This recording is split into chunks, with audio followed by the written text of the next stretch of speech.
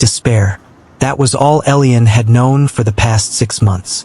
He had been overjoyed when he was accepted to the magical academy on the Flying City. But all his hopes and dreams came crashing down on the very first day, when his talent was graded as the lowest trash in the whole academy. Now that he knew a little more about the academy, it was a mystery how he was even accepted. But that was only the beginning of his hell. The people he thought were his classmates tormented him, mostly the guys. Their jealousy stemmed from how handsome he was compared to them. And so, they made it their daily obsession to make his life a living hell. The worst part? No one intervened. His other classmates, the teachers, all of them turned a blind eye as he was tormented daily. He was spat on, used as a punching bag, an object for magic target practice, and forced to do measly chores. He was called trash and treated like trash. At first, he had endured, but even he had a limit. His eyes became hollow and devoid of life. He thought about just ending his suffering more than once. Today, they had entered a dungeon for a training exercise with the rest of his class, and as usual, he was forced to be the porter for the guys in his class, carrying their equipment and bags. William, the leader of the group who tormented him daily, made sure Elian did not miss his daily dose of torment. He would remind him that he was trash. He would scowl and spit at him, then give him chores to do, and they never got tired of it. If anything, their dedication was quite commendable. There was nothing Elian could do about it. He was weak. He was powerless. Not talent. The helplessness ate away at his psyche daily. But today, William had gone too far. He had accidentally thrown Elian over the edge of a crossing bridge in the lower floors of the dungeon.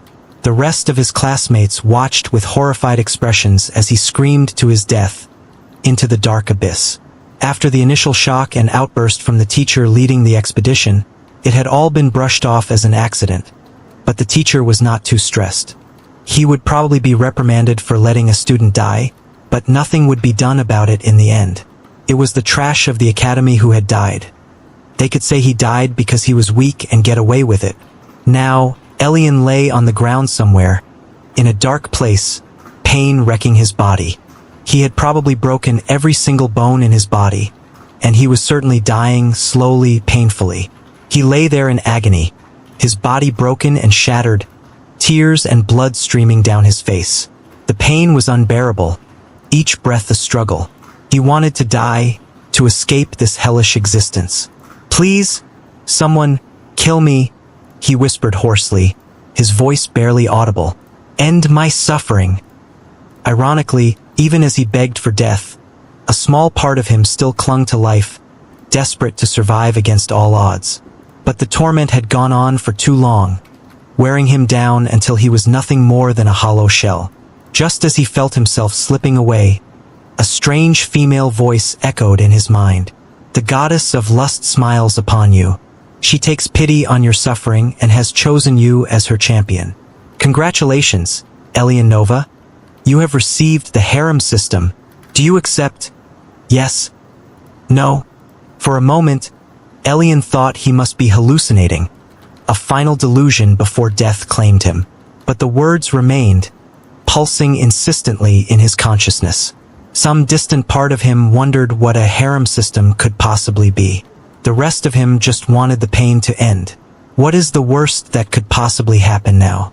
With the last vestiges of his fading strength, he focused on the floating prompt, willing his broken fingers to tap out a response. It took every ounce of willpower he had left, but finally, yes, beginning soul binding process. 1%, 16%, 59%, 99%, 100%. Soul binding complete. The harem system has been bound to the host soul. The goddess sends her blessing. A wave of green soothing light washed over Elian as all the pain left his body instantly. His body was healed to peak condition. In fact, he had never felt better in his whole life. He was overflowing with vitality. He got back up to his feet. "Wow, I feel so much better already. Thank you, goddess." He flexed his arms and legs before turning to look at the interface hovering in front of him. It was the only source of light in this dark place, wherever he was. Opening Harem System Starter Pack. The host can select any 5 ranked skills and 1 divine object of his choice. The window flashed before him again, and a long list appeared before him. Skills: mind control, manipulate and feed people thoughts they would have never imagined themselves having. The effectiveness of the ability is heavily reliant on the target's strength and mental state. If the target is weaker than the user, the effect will be immediate. The reverse is also true. Irresistible charm, your very presence begs attention. Those who look at you will be naturally drawn to you. Sinful touch, when activated, arouses the person the user has touched, making them beg for release and for more of your touch. Golden seed. A single drop of your seed is enough to impregnate even the most barren of women. Women also find your seed delectable and irresistible. Harem seal binds the target to the host, given that they agree to the pact. Once the seal has been placed, it serves multiple functions. If the woman lies with another man, they will die. The user shall be aware of the woman's location at all times. The host can share abilities with the woman, and the host obtains any skills, abilities, and the talent of the woman. Incubus's physique: change the size of your cock and any part of your body at will. Your body is also blessed with godly stamina and flexibility. Spectral perception grants the user the ability to see through physical barriers like walls and clothes. Lust meter, a gauge that indicates arousal on a scale of 1 to 100. Love meter, a gauge that shows the target's affection for the host on a scale of 1 to 100.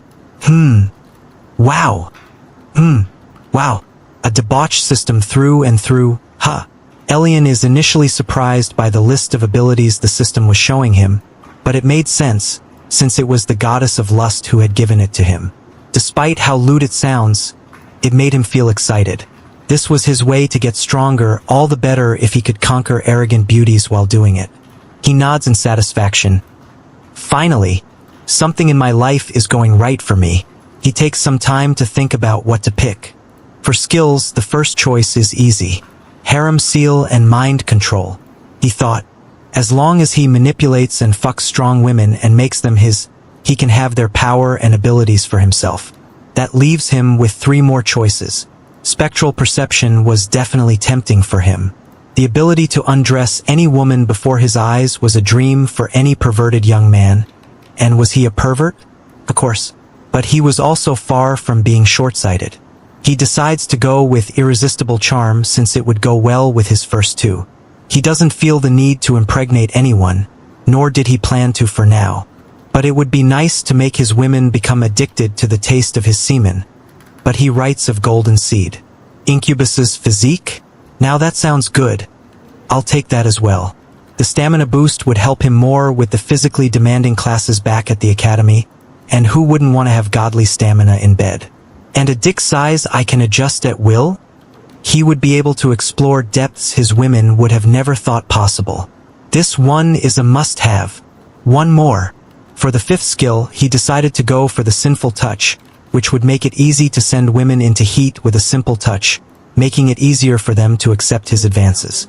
Elian smiled, proud of his selection. This is a kit made to conquer. Satisfied, he finally looks at the object list. This will be difficult. He thinks inwardly as soon as he sees the long list. There were even more objects available to him than abilities. Objects. Love potion. Give it to anyone, and they will fall deeply in love with you.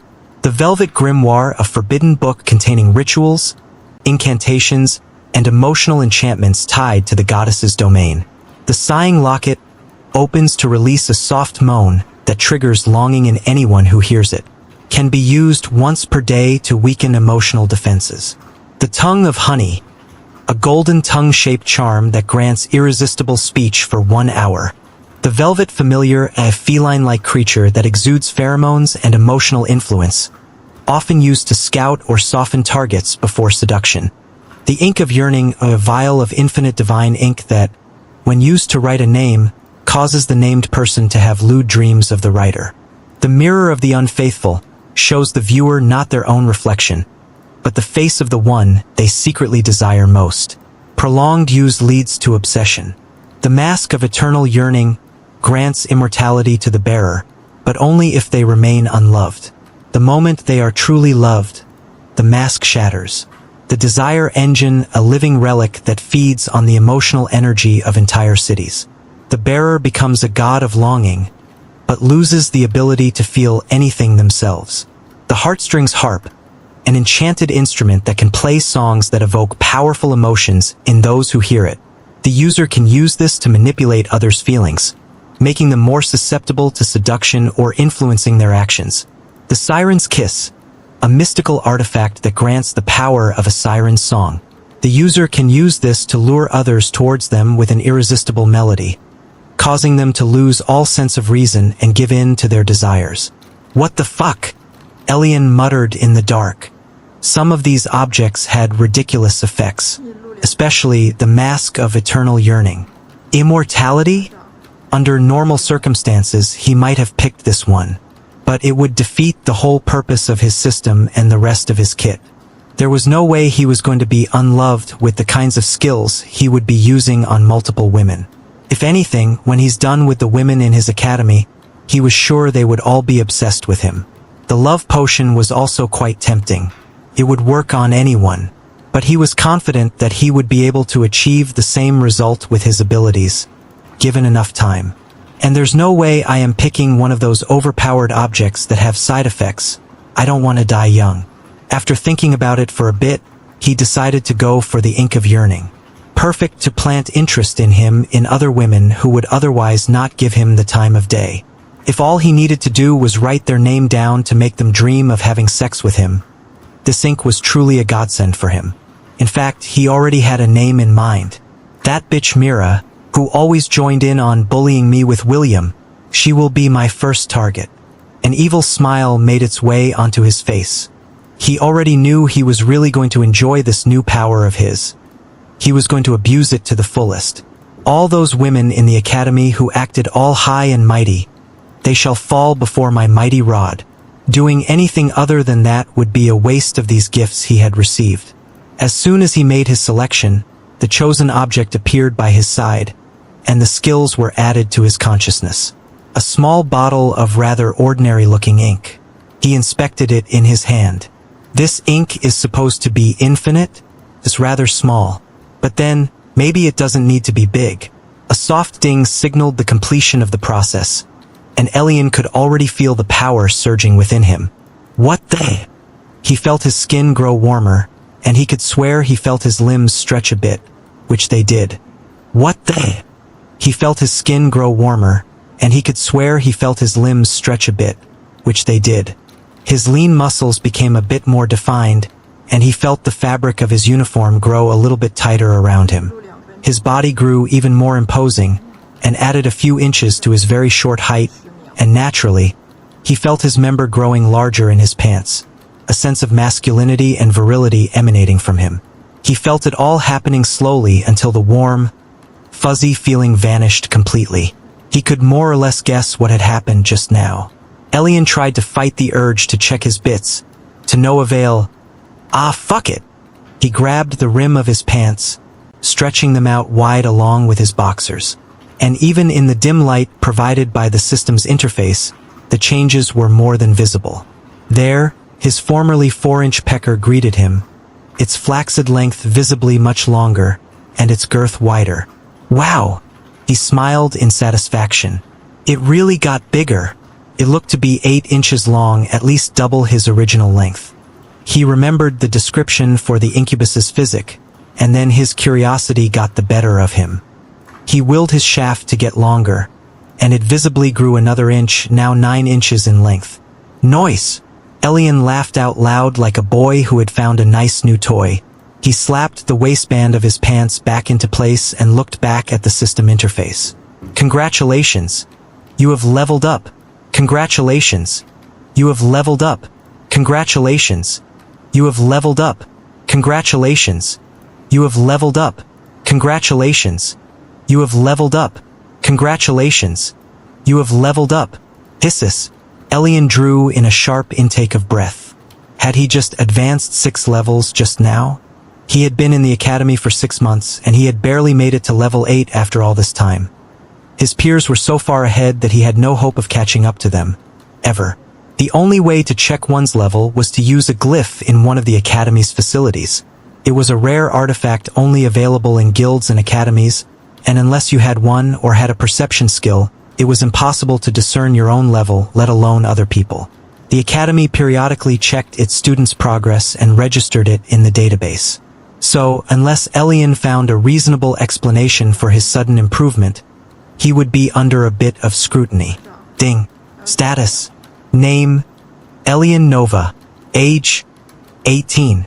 Race. Human/incubus. Class. Water Mage. Apprentice Novice. Talent. Bronze grade. Level. 814. 0/140th XP. Physical. 938. Mental. 2470. Mana. 1654. Skills. Water Bullet. LVL2. Water Blade LVL1.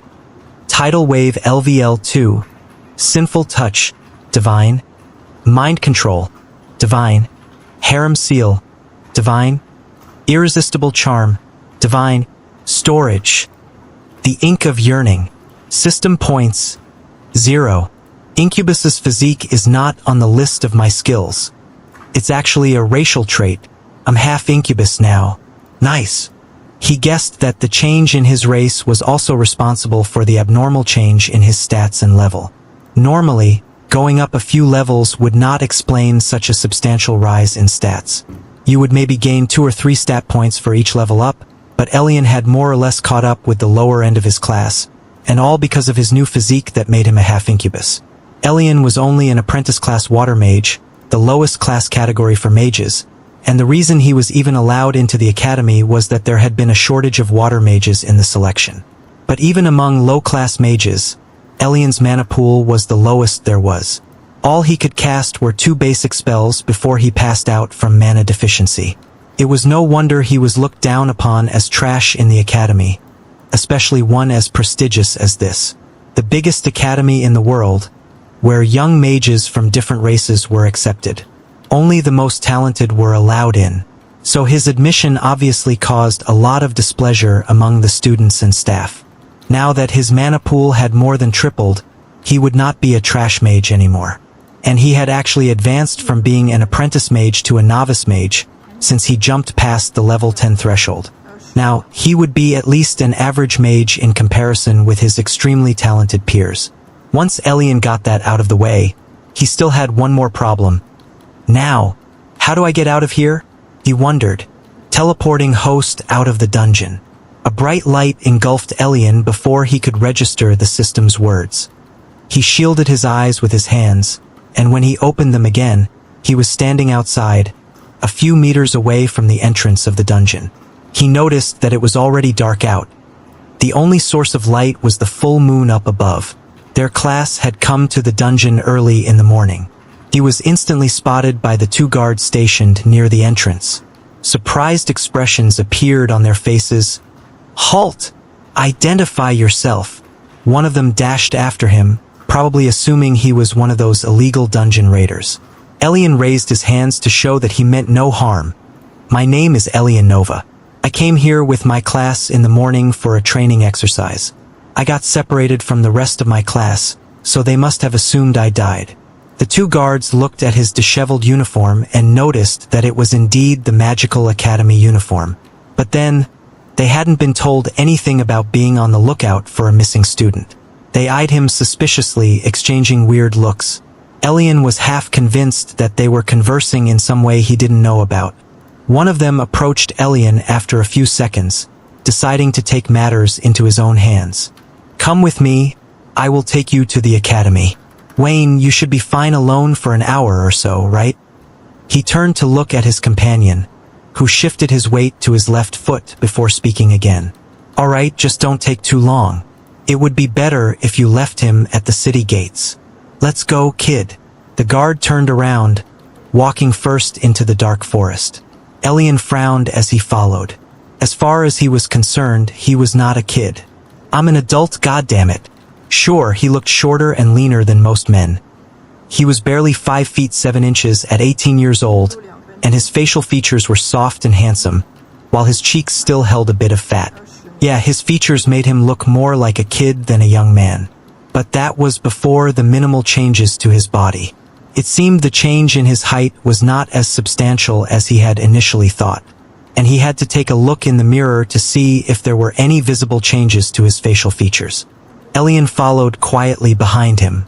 There was a walking pathway that led all the way through the forest and back to the city, so they didn't have to struggle with the underbrush. The geographical location of Grimholt City was quite unconventional. It was a gigantic floating island. Yes, they were up in the air right now. Grimholt was known as the Academy City, built primarily as a hub to support the Magical Academy. The island was located in a neutral location, since all races gathered here for trade and so on. Elian noticed how his escort's eyes occasionally looked back at him curiously, but he paid it no mind. It was not long before the man finally decided to speak whatever was on his mind. "You can call me Draven. You must get all the girls back at the academy with those looks, young man." Elian's eyes widened in surprise. That was when he realized that his assumption must have been true. His racial change had increased the size of his dick and made him gain a few inches in height. What had happened to his face? Not really, he answered, but chose not to say any more. Perhaps sensing that Elian did not want to dwell on the topic, Draven decided to ask him something else. "So, how did you get separated from the rest of your group?" Elian took a moment to answer, recalling how William had shoved him over the edge with an oops kind of look on his face. "That son of a bitch. I swear. I'm going to kill him one day." A glint of rage flashed in his eyes when he thought about how he had nearly died for no reason at all. But despite his rage, he knew there was nothing he could do about William, for now. Never mind him being weaker than William. Even if he did somehow manage to kill him, William was a noble. His whole family would come after him and have him skinned alive if he so much as touched a hair on his head. If William's brother wouldn't kill him, his father would, if not his father, then his mother, if not his mother, then his grandparents, and even then, he knew William must have an extended family. It was like putting himself in an endless cycle of danger. It wasn't worth it. For now, he had to bide his time, build a harem with his system, and get stronger using his new abilities. But he promised himself one thing. One day, he would make William regret ever attempting to end his life. Just when Draven thought that Elian would not answer, he spoke calmly. "I fell over the edge of a cliff onto the lower floors, so the teacher must have assumed I died." Draven's eyes widened in surprise. "How did you manage to survive if you fell down to the lower floors? Even I am not confident in making it out alive if I fall down there." Elian considered his response for a moment, coming up with the perfect answer. "I was lucky enough to find a teleportation circle, and when I activated it, I found myself outside the dungeon entrance." Draven nodded. "Makes sense. It was rare to find teleportation circles in a dungeon, but not so rare that it was impossible. All dungeons had checkpoint areas, and some of these areas had teleportation circles that led out of the dungeon, to save adventurers lots of valuable time instead of trekking back all the way up. They made it back to the edge of the city in no time with no incident. The city itself was large and sprawling, but not much was visible from outside the outer wall. The winding pathway they walked on led to the eastern gates, where plenty of guards were stationed at the gates and on outposts on top of the wall. "Draven!" One of the guards at the gate called out to him before they arrived. A beastkin of the cat tribe. His ears and tail peep out from his armor, though Elian paid the man no mind past that. Other races were a common sight here, unlike the town he had come from before being accepted to the academy. Staring for too long would be considered disrespectful. Elian had learned his lesson after staring at an elf girl's ears for too long one time in the academy. The guy who was with her had beaten him bloody, and he had to walk around with bruises for weeks. "What are you doing here so late, Draven?" The catkin approached them at the gates. "Found this one near the dungeon gates. Says he is a student from the Magical Academy." The Cat King eyed Elian with mild interest. "I did overhear a few of the students say one of them fell to the lower floors in the dungeon. Must be your friend there." Draven nodded. "I should get back to my post now. You guys can handle the rest." Draven turned around, nodding to Elian before he started walking back the way they had come. The catkin nodded for Elian to follow. "Come on, I'll take you to the academy. You can rest easy now, kid." Elian sighed inwardly. Another one calling me kid. He didn't bother correcting and simply trailed behind as they passed through the eastern gates. Grimholt City at night was breathtaking. Lanterns powered by mana crystals floated above cobblestone streets, illuminating the bustling roads with a soft blue glow. Even at night, the streets were bustling with activity. Soon enough, they reached the inner wall that separated the academy from the city. The wall shimmered faintly with layers of protective runes. A pair of knights in better-looking armor than the ones at the outer wall stood at the gate. The catkin presented his badge, gesturing to Elian. "Found him near the dungeon perimeter. Says he's a student who got separated during a training session." One of the guards nodded curtly. "We were informed of a missing student after a head count, but a search team was never dispatched. They said you were dead, kid." Of course they did. His teeth clenched. Wouldn't it have been quite convenient if he had died back there? Elian forced a weary smile as he corrected. "Almost died." The guards eyed him suspiciously, taking note of his disheveled uniform, how it tightened on his body, and, better yet, his complete lack of injuries. For better or worse, it was quite odd to see a student in a tattered uniform and still have no visible wounds. But they didn't think much of it. Considering the status of some of the students who went here, he must have used some kind of expensive treasure or potion to heal himself back to health. After a round of identification checks and mana verification, his uniform's embedded sigil helped confirm his academy status, and they finally allowed him inside. After another round of identification checks and mana verification, his uniform's embedded sigil helped confirm his academy status, and they finally allowed him inside. The main courtyard of the academy was eerily quiet this late at night. Towering spires of multiple buildings pierced the sky. Elian walked quietly, though his mind was already elsewhere. The faculty chamber doors opened to him with a soft hum. 3 instructors sat behind a curved desk, each wearing the silver mantle of the academy's staff. One of them, a tall elven woman with hair like frost, regarded him coldly. "What were you doing outside the academy after curfew, young man?" she asked. He couldn't help but be drawn towards the elf lady.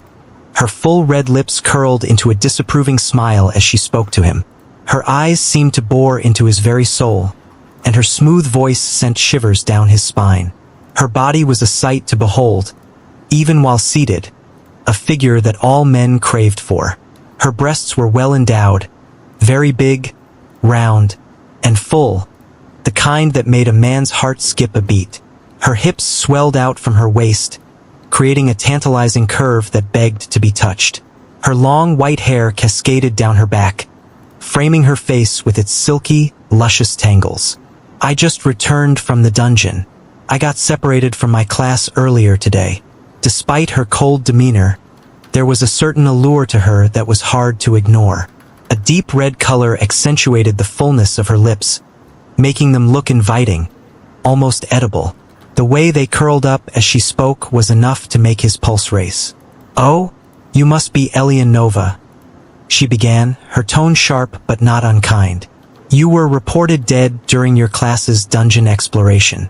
Care to explain what happened?" Elian hesitated. "Should I tell them William pushed me?" The memory flashed in his mind, William's smug face, that false look of surprise as Elian fell. His fists clenched, his knuckles whitening. But reason quickly overrode anger. "They wouldn't believe me.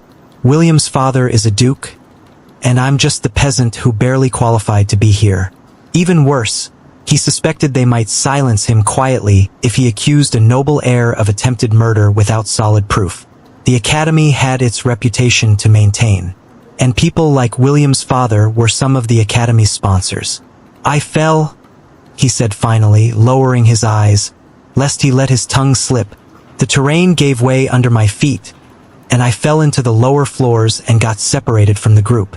The elf's expression softened slightly in understanding, and one of the other instructors, a broad-shouldered dwarf, grunted.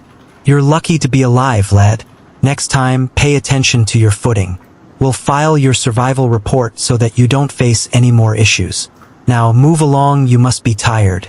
If you are hungry, go to the kitchens. You might find something to eat if you're lucky. He proceeded as instructed, and of course, a few more verification procedures followed: mana testing, injury check, and a brief lecture about student accountability.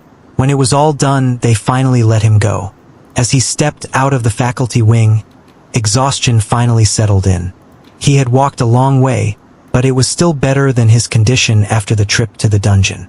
His stamina had improved somewhat, but it had only become that of an average human mage. But the fatigue clawing at him was more mental than it was physical. Back to the dorm, he sighed. At this time of day, they should be having a personal physical training session, but there were no classes for him today. The dungeon exploration had been the main highlight for his class. The other classes were probably still at it, and his classmates were probably already bragging to each other about their performance or doing personal training like the other classes, for those who were truly serious. He doubted anyone would be worried about his untimely death. He didn't care. He just wanted to lie down and think. He walked through the quiet dormitory corridor. Faint voices echoed from nearby rooms. Drifting into his ears, students laughing, mana crackling in the dorm training rooms. He did run into a few students coming from the training facilities, or maybe visiting their boyfriends and girlfriends for some nighttime activities. The academy placed no restrictions on romantic relationships between students. Most of them here were young adults, so they had needs that had to be taken care of, so students were pretty much open about their nighttime activities. The only thing the academy drew the line at was pregnancy. This led to immediate expulsion if found out. Of course, the stronger guys got all the girls. The benefits of being at the top of the food chain.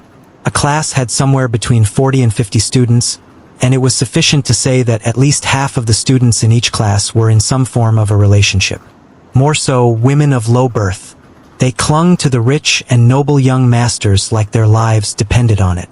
People like William were practically drowning in women, because these ladies knew that if they somehow managed to become his concubine or even a wife, their whole future was set. Elian reached his door, turned the handle, and stepped into the small, dim room that smelled faintly of ink. He dropped onto his queen-size bed, staring up at the ceiling. "System," he whispered. The air shimmered faintly. "Yes, host." A tired smile crept across his face. "How do I get stronger? Fast?" Host needs to build a big harem and farm points. Points can be obtained primarily through intimate contact with women.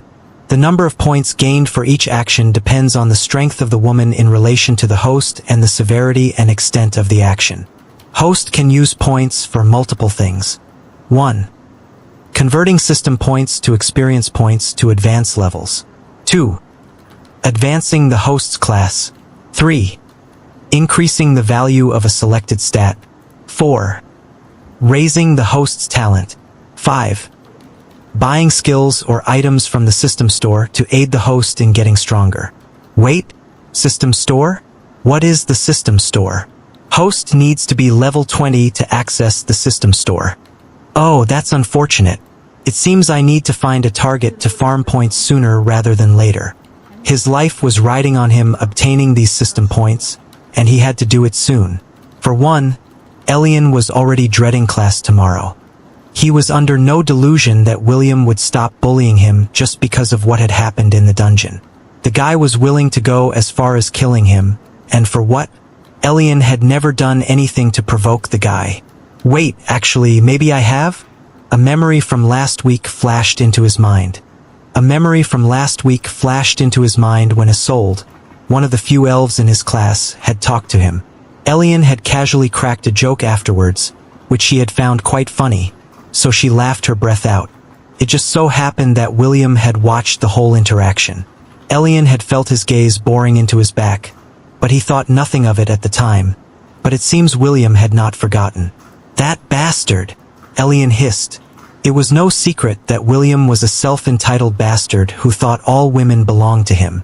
And since he was talented and even had better than average looks, they let him get away with it. Seeing Elian and Isolde, one of the few girls who treated him like air, conversing so naturally must have pissed him off. So he decided to remove Elian from the picture. "Just you wait. Anything else I should know about the system?" No. After that, He slowly dozed off to sleep, not even bothering to take a shower despite how sweaty and grimy he was. Early the next morning, the Academy's automated lights flickered awake just as Elian's own eyes did.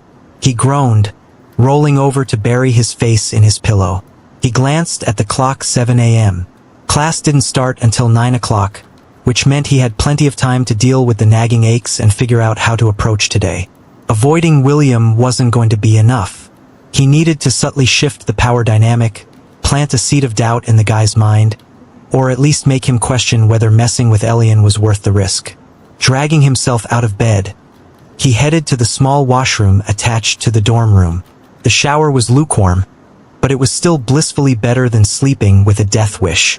As he finished rinsing off, he thought about how he was going to start setting targets. The best place to start was with the girls in his class. But for now, he needed to focus on class itself. It was mandatory to attend all classes, and skipping any without a reason would be a surefire way to get expelled. Once or twice was fine, but any more than that would lead to a disaster. After drying off and getting dressed, he took a deep breath and headed out to the cafeteria. The scent of freshly brewed coffee greeted him as he walked in. Breakfast was already out, and students were already busy with their meals. He grabbed a tray and found a table in the corner, far enough away from the loudmouths and popular mages. The academy was no different from any other school. There were always cliques, and he hadn't exactly endeared himself to many people since joining. His eyes scanned the room, searching for a familiar face among the crowd. Some of his classmates were around, which meant if anyone spotted him, they were sure to be surprised. Not enough time had passed for them to be aware of his return. And no one was close enough to be shaken by his supposed death, so it would be no surprise if they were going about their day as usual. Once he was done eating, he decided to walk to class. The walk was quiet. Elian's classroom was in one of the smaller theaters, with tiered seats rising around a central stage where lectures and demonstrations were often held. When he stepped inside, the murmur of conversation immediately stopped. 6 students were already there, 3 guys and 3 girls. Their laughter cut off mid-breath as their eyes landed on him. Shock flickered across their faces, like they'd just seen a ghost. "Hey, look, Elian's alive," Rachel blurted, her voice rising in disbelief. Her curly auburn hair framed her face as she gawked at him. "What the how? Didn't you fall into the lower floors?" Another guy added. One of the guys shot up straighter, frowning. "You've got to be kidding me," he muttered, glaring at Elian as though expecting him to dissolve into mist. Elian didn't respond. He simply walked past them, his footsteps echoing softly. He climbed up to the back row and sat down, dropping his bag beside him. His gaze slid briefly over the group, but he didn't offer a word. They looked like they wanted to swarm him with questions, but hesitation held them back. He was still Elian, the class outcast, the one nobody wanted to be seen getting too friendly with. At least most of them. One girl let her curiosity get the better of her, Arya. She bounced up from her seat and made her way toward him. Arya was short, lively, with a sharp bob cut that swung with every step. She looked more like a doll than a student because of how short, petite, and cute she was. She leaned over slightly, a playful grin curving her lips. "I see you made it out of the dungeon alive," she said, her tone light but edged with genuine curiosity. "Care to share the deets? Everyone thought you were dead." Elian opened his eyes to meet hers. At this angle, he could see the faint dip of her neckline and a big portion of her upper breasts. Whether intentional or not, it felt almost teasing. If I didn't know better, he thought, I'd say she's trying to seduce me. "Yeah," he said flatly. "I'm alive. There's no big story. I got lucky, found a teleportation circle, and got out." She tilted her head. "Seriously? Just like that? Just like that?" Her smile didn't fade. She leaned in just a bit closer, enough that he caught the sight of her pink bra, more of her creamy chest, and even a faint outline of her areola. The scent of her perfume assaulted his nostrils, sweet, floral, and distracting. "Really? Yeah." Elian's thoughts, however, were elsewhere, even as they conversed. "Okay, fuck it, you will be my first target." He decided there and then, one way or another, I'm going to make this vixen mine. She was just way too provocative and relaxed around him. Maybe she was like this with everyone, but that didn't matter. Maybe she was like this with everyone, but that didn't matter. Elian immediately eased the restrictions on his charm ability, and the effect was immediate. Arya's eyes widened, as if a sudden realization had dawned on her. A deep blush crept its way up her face from her neck, and he could see that she was fighting to restrain the feeling of attraction overwhelming her senses. Then she leaned in, closer and closer. For a split second, Elian thought she was actually going to kiss him. His pulse quickened. He almost panicked. But at the very last moment, she caught herself and pulled away sharply. Still, he didn't miss the flicker of regret that passed across her face before she turned her head. Lucky for him, no one else had noticed.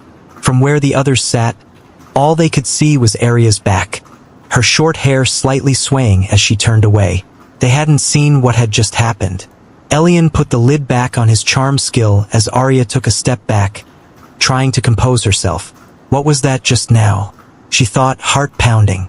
Did he always look that good? For some reason, Elian suddenly seemed exactly her type. And did I almost kiss him? No, that's impossible. Sure, Elian was handsome, in fact, probably the most handsome guy in the class, but he was also the trash of the class. Strength mattered more than looks here, more than anything in this world. As much as she appreciated a handsome face, she'd rather have a strong, average-looking man than a weak, beautiful one. She shouldn't even be entertaining such thoughts for trash like him. She looked at his face again. So why am I even thinking like this? Her eyes drifted to his face again. Oh gods, he's so handsome. And those lips. She shook her head quickly, forcing her thoughts away. Are you all right? Elian asked, feigning concern. His tone just the right mix of polite and innocent. Arya cleared her throat, startled, and turned to glance at her friends, panic flickering for a heartbeat before relief set in. They hadn't seen anything, just a few confused looks from across the room. I'm in the clear. She met Elian's gaze one last time, her expression cooling into a careful smile. I'm perfectly fine, she said, voice steady again, before turning on her heel. As she walked away, Elian's eyes followed her. He couldn't help noticing the way her hips swayed, the bounce of her decently sized, round ass beneath her short skirt, the faint outline of her panties beneath the fabric. She's so hot and cute. He could already hear her whispering what he'd said, her voice bright and animated. The others exchanged looks, clearly skeptical of the explanation they had been given by Arya. Elian leaned back in his seat, letting their murmurs fade into background noise. He'd expected this reaction, curiosity, whispers, disbelief. It didn't matter. Let them talk. The more they underestimated him, the easier it would be to move in the shadows and overtake them. Inwardly, his thoughts were churning over his interaction with Arya. That effect was a bit too strong, he thought, brow furrowing. I only released a little bit of my charm, and she nearly kissed me on her own. He swallowed. What if I'd unleashed it fully? Would she have just pounced on me? Right here, in front of everyone? A grin tugged at the corner of his mouth. This system might be a little too overpowered. It seemed conquering the class's beauties would be a landslide. As the minutes trickled by, more classmates filtered in. Each one stopped short when they noticed him, the same surprise flashing across their faces. Look, it's Elian.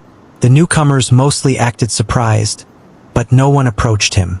Arya and her friends took no time sharing what they had learned from him. He didn't even need to explain anything to anyone himself. Soon, the large theater hall was packed, rows of desks stacked with students, all arranged in a broad semicircle around the stage. Finally, homeroom arrived. Then William walked in. He strode through the entrance with his usual entourage of lackeys, their laughter echoing, until his gaze fell on Elian. His grin froze. For a split second, disbelief and panic flashed across his face. Then, just as quickly, the grin returned wider and sharper. Elian almost felt the urge to applaud. The sheer thickness of this bastard's skin was something to be admired. This bastard doesn't even feel a hint of regret. Oh, look! Trash Elian made it out of the dungeon alive, William announced, his voice brimming with mock cheer. You're one lucky bastard, aren't you? He started up the aisle toward Elian. But then the mood shifted as the rest of his group began taking their seats. Their homeroom teacher had entered. A middle-aged man with a well-groomed beard and an easy smile walked up to the podium. His blue and silver robes shimmered faintly under the magical lights. Professor George, the same pretentious bastard who had led them into the dungeon. Elian had learned the hard way not to trust that smile. William clicked his tongue in irritation and dropped into his seat. Of course, George noticed Elian almost immediately. His warm smile widened. Young Elian, I'm so glad to see you alive and well. You can't imagine our relief when word came that you'd been found and brought back safely. We were all devastated when you slipped and fell from that bridge. Truly, it warms my heart to have you with us again. Elian simply nodded. This bastard. The shamelessness was unbelievable. He almost wanted to applaud again. Once the pleasantries were over, homeroom began in earnest. Attendance was taken, and the usual morning theory classes followed. The hours blurred together as they sat through all three classes. Mana theory, wilderness survival, and history. Elian tried to focus, but his thoughts kept drifting. He absorbed what he could while keeping one wary eye on William, who occasionally turned his head just to sneer at him. By midday, the lectures were done. That's all for today, Professor George said, closing his book. If you have any questions, you may visit my office. And with that, he left, his robes fluttering behind him. The classroom immediately filled with chatter. Afternoon sessions would be devoted to combat training, but there were still 2 hours of free time, lunch, and rest. The perfect time for gossip and boasting. Afternoon sessions would be devoted to combat training, but there were still 2 hours of free time, lunch, and rest. The perfect time for gossip and boasting. Elian spotted William talking animatedly with a group of girls, his usual followers hanging on his every word. It was obvious that he was telling them some story about his exploits in the dungeon. Elian snorted in disgust. It was probably all lies, but the girls seemed to be eating it up. Every fiber of his being wanted to stand and smash that smug smile off William's face. This bastard had tried to kill him for no reason, pushed him off a bridge into the dark lower floors, and yet here he was, preening like a rooster. Elian ground his teeth and forced himself to breathe slowly. Relax, he told himself. His time will come. He looked at William with a cold and patient gaze. Your death won't be painless. I'll make it slow, agonizingly slow. William's laughter died mid-sentence. He stiffened as if a cold hand had passed over him, then turned, confused. Ha! I could have sworn I felt someone's killing intent just now, he muttered to himself, scanning the room. Weird. I must have imagined it. Elian had shifted his gaze elsewhere just as William had turned around. He caught a glimpse of the beautiful Isolde, the clueless cause of his near demise, standing slightly apart from the rest, listening with a skeptical expression on her face. Her long, pointed ears twitched faintly, a telltale sign of her elven heritage. Even among elves, she stood out. Her silver blonde hair cascaded down her back like liquid light, glinting under the soft illumination. Her pale violet eyes, sharp and thoughtful, were fixed on William as if dissecting every word that fell from his lips. Unlike the others, she didn't seem entirely convinced by his stories. As Elian watched, another student, a Kakin girl, Lyra, approached Isolde and whispered something in her ear. Isolde brushed a strand of hair behind her ear, unaware of his gaze. For a fleeting moment, her eyes drifted across the room and locked onto his. For a heartbeat, neither of them looked away. Then, to his surprise, she smiled at him. A small, warm, reassuring smile, gentle in a way that almost disarmed him. It wasn't mocking, nor pitying. It was kind. Elian blinked, caught off guard. No one in the class ever looked at him like that. Her smile lingered for a moment longer before her cheeks turned a faint shade of pink. She quickly averted her gaze, tucking a strand of hair behind her ear as if embarrassed by her own reaction. Elian stared at her for a few seconds more, feeling something strange stir in his chest. He wasn't sure what to make of it. Then, as if to shatter the fragile moment, William's voice cut through the air. He seized the moment like the coward he was. "Hey, trash!" he called, loud enough for the room to turn. His cronies snapped their heads to glare at Elian, faces twisting with the practiced disgust they wore like armor. Elian's eyes flickered to William's table, where the boy was now staring at him with a violent expression. "I need a target for practice later," William called on, the cruelty curling into a grin. "Make sure you don't run off." The gaggle of boys snickered as they swept out of the room, triumphant in their small theater of cruelty. As always, the rest of the class pretended nothing was happening, and chatter resumed. Elian said nothing. Silence was his habit, and William took that silence for acceptance. Little did he know, this Elian had no intention of playing the obedient fool anymore. "I'm not the same helpless guy I was, William. By the time you realize that, it will be too late." Elian noticed Mira clinging to William's arm, as possessive as ever, pressing herself against him as usual. It was no secret that that bitch had given herself completely to William. She even made a point to make sure that it was known. Elian's eyes flashed with a hint of rage. "I'm going to enjoy slowly breaking that bitch." During the first few months at the academy, back when William still played at being the model student, and Mira wasn't yet draped around his arm, things had been different. Back then, she'd been just another ambitious girl, beautiful, cunning, and determined to climb the academy's social ladder by any means necessary. And she had set her sights squarely on William. He was the golden boy of their class, talented, confident, and surrounded by the kind of reputation that drew attention wherever he went. Mira wanted that. She wanted the eyes, the whispers, the envy that came from standing beside someone like him.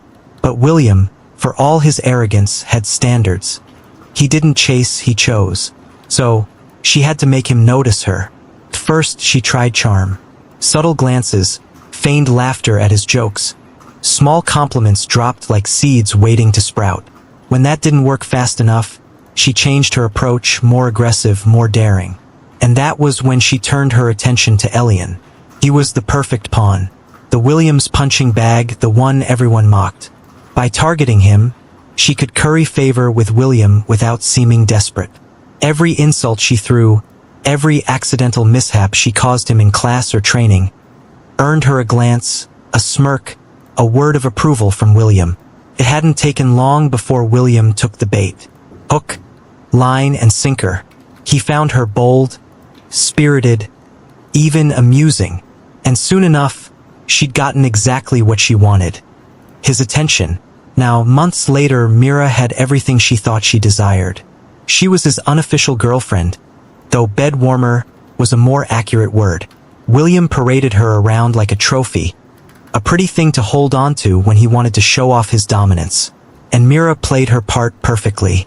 She laughed at his jokes, flattered his ego, and let him drape his arm possessively over her shoulders while the rest of the girls glared in envy. But behind that perfect smile was something else. Behind Myra's perfect smile, there was something else. Mira wasn't in love.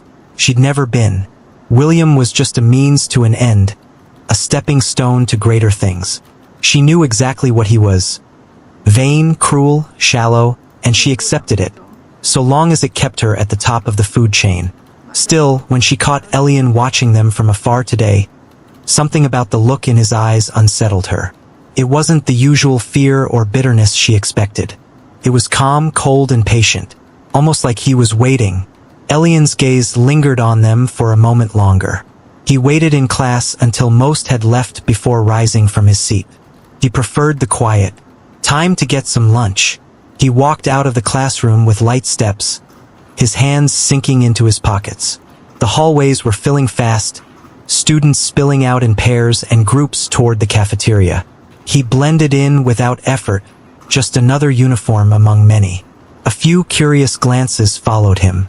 The cafeteria occupied an entire wing of the academy, its vaulted ceiling lined with floating lights that cast a warm, golden hue over the rows of long tables. The smell of cooked meat, herbs, and baked bread filled the air, rich enough to make even the most distracted student hungry. Elian took his place in the short line, moving with practiced patience. When his turn came, he chose the simplest meal. A bowl of meat stew, a side of salad, a chunk of crusty bread, and a glass of ginger ale. Nothing fancy, just warm, filling food. He carried his tray to an empty table in the far corner, away from the noise. The chatter of other students faded to a distant hum as he sat down. The first spoonful of stew was rich and savory, the flavor grounding him more than he expected. Peace. It was a small thing, but it felt strange after months of torment. Now that he had a way to get stronger, he didn't feel like he had a guillotine hanging over his head anymore. Still, I really need some system points soon. No system points meant no sudden power-up. Still, he found it quite surprising how calm he felt despite that. Is this what they say about power? It corrupts and blinds you? I must make sure not to ever get complacent then. Elian took slow bites, listening idly to the murmurs drifting from nearby tables. Most conversations weren't really worth listening to. He heard rumors of the next field assignment, gossip about the upper year duels, and speculation about who was dating whom. Elian broke off a piece of bread and dipped it into the stew, eyes half-lidded, thoughts turning inward.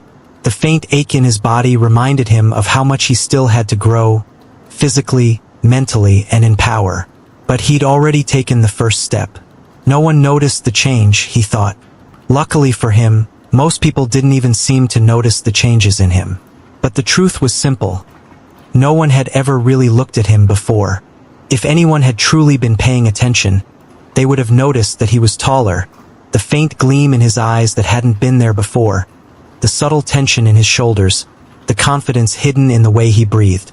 But they didn't. Their minds dismissed the details before they could register. And that suited Elian just fine. He finished his meal quietly, draining the last of the ginger ale. Then he stood, cleaned his tray, and left without a sound. He still had to deal with William. Was he confident enough to deal with William? No, but he was no longer so weak that he wouldn't be able to do anything like before. Fights were not permitted on the academy grounds unless you filed a duel, but there were many other ways for William to make his life hell. They could still beat him up without using mana. Of course, Elian was now confident enough not to be pushed around like before. Once he was done eating, he made his way back to his dorm. I should put my plan into action soon. His plan was simple. Arya would be his first target. The little minx had dared to be provocative around him. His charm had set things into motion, and the next thing.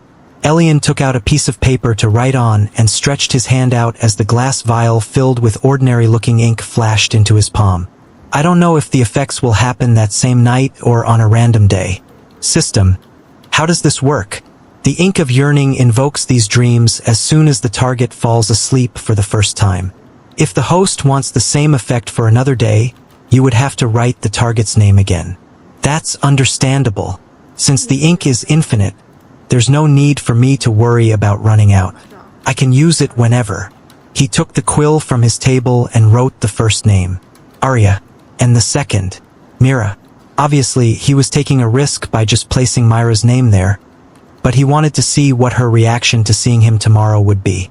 The idea was to see how the effect would differ if he used it on a random person or a person who hated him. Would it change how they saw him? And then with Arya, he would get an idea of the effect on someone he had had an interaction with before. In Arya's case, she would probably come to the conclusion that her dream was due to the interaction in the morning. And if things went as he hoped, she would approach him the next day. I don't know if the effects will happen that same night or on a random day. System. How does this work? The ink of yearning invokes these dreams as soon as the target falls asleep for the first time. If the host wants the same effect for another day, you would have to write the target's name again. That's understandable. Since the ink is infinite, there's no need for me to worry about running out. I can just use it whenever. He took the quill from his table and wrote the first name, Arya, and the second, Mira. Obviously, he was taking a risk by just placing Myra's name there, but he wanted to see what her reaction to seeing him tomorrow would be. The idea was to see how the effect would differ if he used it on a random person, or a person who hated him. Would it change how they saw him? Or would Mira become even more violent toward him? And then with Arya, he would get an idea of the ink's effect on someone he had had an interaction with before. In Arya's case, she would probably come to the conclusion that her dream was due to the interaction in the morning. And if things went as he hoped, she would approach him the next day. Once he was done, Elian sighed softly, got changed into his gym clothes, and walked out of his room. It was the time of day that every student in his class dreaded. Time for combat training class. The moment lunch ended, dread crept into the hearts of every first-year student like an unwelcome chill. Combat training. The corridors buzzed with groans and complaints as they trudged toward the gymnasium. The smell of oil and sweat hit before the heavy double doors even opened. "Why does she always make us run first thing?" groaned Nathan, a broad-shouldered boy with his hair tied in a messy knot. "We just ate." "Because she's evil," muttered Lyra beside him, tightening her shoelaces with a grimace. "Pure, unadulterated evil." "Hey, you think she hears us?" someone whispered. "I hope not. I like my legs attached to my body." The students filed into the vast gymnasium, its walls lined with glowing sigils that shimmered faintly like veins of gold. The floor gleamed, smooth stone enchanted to absorb impact. And standing in the middle of the hall, arms crossed and tail flicking impatiently, was their instructor, Celine. She was a towering beastkin woman, wolf ears twitching atop her silver hair, her athletic build straining against her sleeveless black training top. Her muscles looked sculpted from stone, every movement radiating strength and authority. Her yellow eyes swept across the class like a predator scanning for weakness. "Move it, maggots!" she barked, her voice a whip crack of dominance. "Get your lazy hides into formation. Do you think the world waits for those who crawl?" Half the class flinched. The other half sighed in resignation. Celine's grin was wolfish. "That's what I thought. Stretch now. We start in 30 seconds. Elian stood near the back, adjusting his gym shirt and rolling his shoulders. The fabric clung tight, too tight to his body now. He'd grown leaner, sharper, though few had noticed. As the others stretched and complained, he focused on steady breathing. His heart was already racing, anticipation coiling through him like a drawn bowstring. However, he was excited for much more than testing out the limits of his body with the increase in his physical activity. His eyes wandered around eyeing the stretching girls calmly, though his thoughts were anything but decent. He eyed the way the shorts tightened and clung to their thighs. Lots of thick asses all around, begging to be slapped. Lots of thick, exposed thighs, smooth legs. Breasts, lots of breasts pressing together as they stretched. It was like a haven. He spotted Isolde, the elf girl, leaning forward, her shorts tightened, and moved up her creamy legs. The black fabric tightened around her. The outline of her underwear was printed on it, and an imprint of what he could only imagine was her little sister from behind. It was at that moment that he decided on his third target, Isolde. But he still had to take care of Arya and Mira first, to test out the extent of his set of abilities before spreading the scale of his reach. But damn, was I always so perverted? Is the system affecting my personality? Or because I'm now half incubus? That was the only explanation he could think of. He was never this horny before, to be so brazen as to leer at women in public. He almost thought he felt his system judge him. Hopefully, no one notices. Everywhere he looked, as soon as he spotted a woman, his gaze would naturally drift to their shapely parts and linger for moments longer than necessary. Surrounded by so many women, exposed, stretching their flesh was like a constant attack on his psyche. "What a sight!" he murmured under his breath. "I really need to learn to reel in these urges." It was only getting harder and harder to control his urges. His imagination ran wild, and in no time at all, his little brother threatened to harden in his shorts. "Calm down, lil bro, not the time." He took deep breaths and, with great effort, forced himself to look elsewhere. Otherwise, he might be forced to call in sick to take care of his hardwood. Fortunately for him, before long, the 30-minute mark was up. Celine clapped her hands once, the sound echoing like thunder. All right, 2-hour endurance run. Clock starts now. As usual, no buffs. And oh mana. Move. The class groaned collectively. 2 hours? Someone yelled. That's inhuman. Celine's tail lashed once. Then maybe you'll learn to become more than human. Run. The floor vibrated as 50 pairs of feet began pounding the gym's perimeter track. The first 15 minutes were manageable. The air filled with the rhythm of footsteps, the faint squeak of saws, and the chorus of labored breathing. Celine strode alongside them, barking orders like a drill sergeant. Faster, Marcus. You call that running? My grandmother could outpace you. Posture, Lyra. Keep that back straight, or I'll make you crawl the next lap. A few students shot her death glares when she wasn't looking.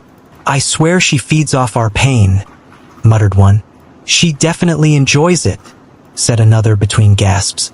I saw her smile when Farron collapsed last week. She did. I saw her smile when Farron collapsed last week. She did. I heard she once ran with the Silverfang Legion for 3 days straight without stopping. That explains everything. Elian barely listened. His lungs burned, his legs trembled, but he kept going. His pace was steady, not fast, not slow, just enough to survive. Sweat dripped down his face. His shirt clung to him. Every breath scraped his throat raw, but there was something fierce behind his exhaustion. A quiet flame that refused to go out. I used to stop here, he thought, passing the half-hour mark. Right about now I'd get a cramp, hide my weakness behind a limp. But not today. He pushed harder. The changes in him were like a blessing. Before, he would feel like his body had been injected with liquid metal at this point, but now, even though he definitely felt tired already, Elian also felt that he would be able to go on for much longer. Of course, Celine noticed. Her sharp eyes narrowed as he passed her station again. The boy who used to shuffle like a ghost now ran with something different, something alive. His form wasn't perfect, far from it, but his determination was unmistakable. He didn't look like he was about to die at any moment, which was surprising, considering that only 2 days had passed since their last session. How can a person change this much in 48 hours? As a physical training expert and a beastman who spent the majority of her life doing physical training, she was well informed about the limits and growth curves of a mortal body, and the rate at which Elian's body had changed was not normal. Still, it's not like I know everything there is to know about this world. She crossed her arms, lips twitching into a rare, approving grin. That's more like it, she muttered. An hour in, the gym reeked of sweat and fatigue. Students were dropping like flies, collapsing against the wall, or slowing to desperate jogs. Celine's voice cut through the chaos like steel. Don't you dare stop. This is where strength is forged. Not in your comfort, but in your pain. Groans answered her. Someone tell her pain doesn't make you stronger. It just makes you hurt. Lyra gasped. Even though she was a catkin, Lyra was one of the many who specialized solely in being a mage and took pride in it. It was obvious she never took physical training seriously. Keep talking, and I'll make sure you hurt. Celine shot back, sharp ears twitching. That shut everyone up. Elian's breath came ragged now, his vision tunneling. His legs felt heavy as stone. But every time he thought of slowing, he remembered the dungeon, William, the fall, the darkness pressing in, the helplessness, the laughter of those who'd called him weak. He thought back to the many moments when he was tormented by William, the rage he felt, the weakness when he realized there was nothing he could do, the times when he felt like maybe it would be better to end it all, the hollow emptiness in his heart, the agony. Not again. He forced one foot ahead of the other, teeth clenched, jaw tight. He never wanted to feel like that again. Move. Just move. 2 hours. By the time Celine finally shouted, "Stop!" most of the students collapsed instantly. The air was thick with panting and the sound of bodies hitting the floor. Elian stumbled to a halt, bending over and bracing his knees. Sweat streamed down his face, his entire body trembling. But he didn't fall. Celine stalked across the gym like a beast surveying her prey. Pathetic. If you were out in the wild, being chased by wild beasts. Half of you would have been eaten alive before the first lap ended. The rest, well, at least you're breathing. She stopped in front of Elian. He looked up at her, his eyes blazing through exhaustion. A slow smile curved her lips. I like that fire in your eyes. You're doing great, Elian Nova. Keep going. The words were simple, but they hit him harder than any blow. Celine wasn't known for praise, not ever.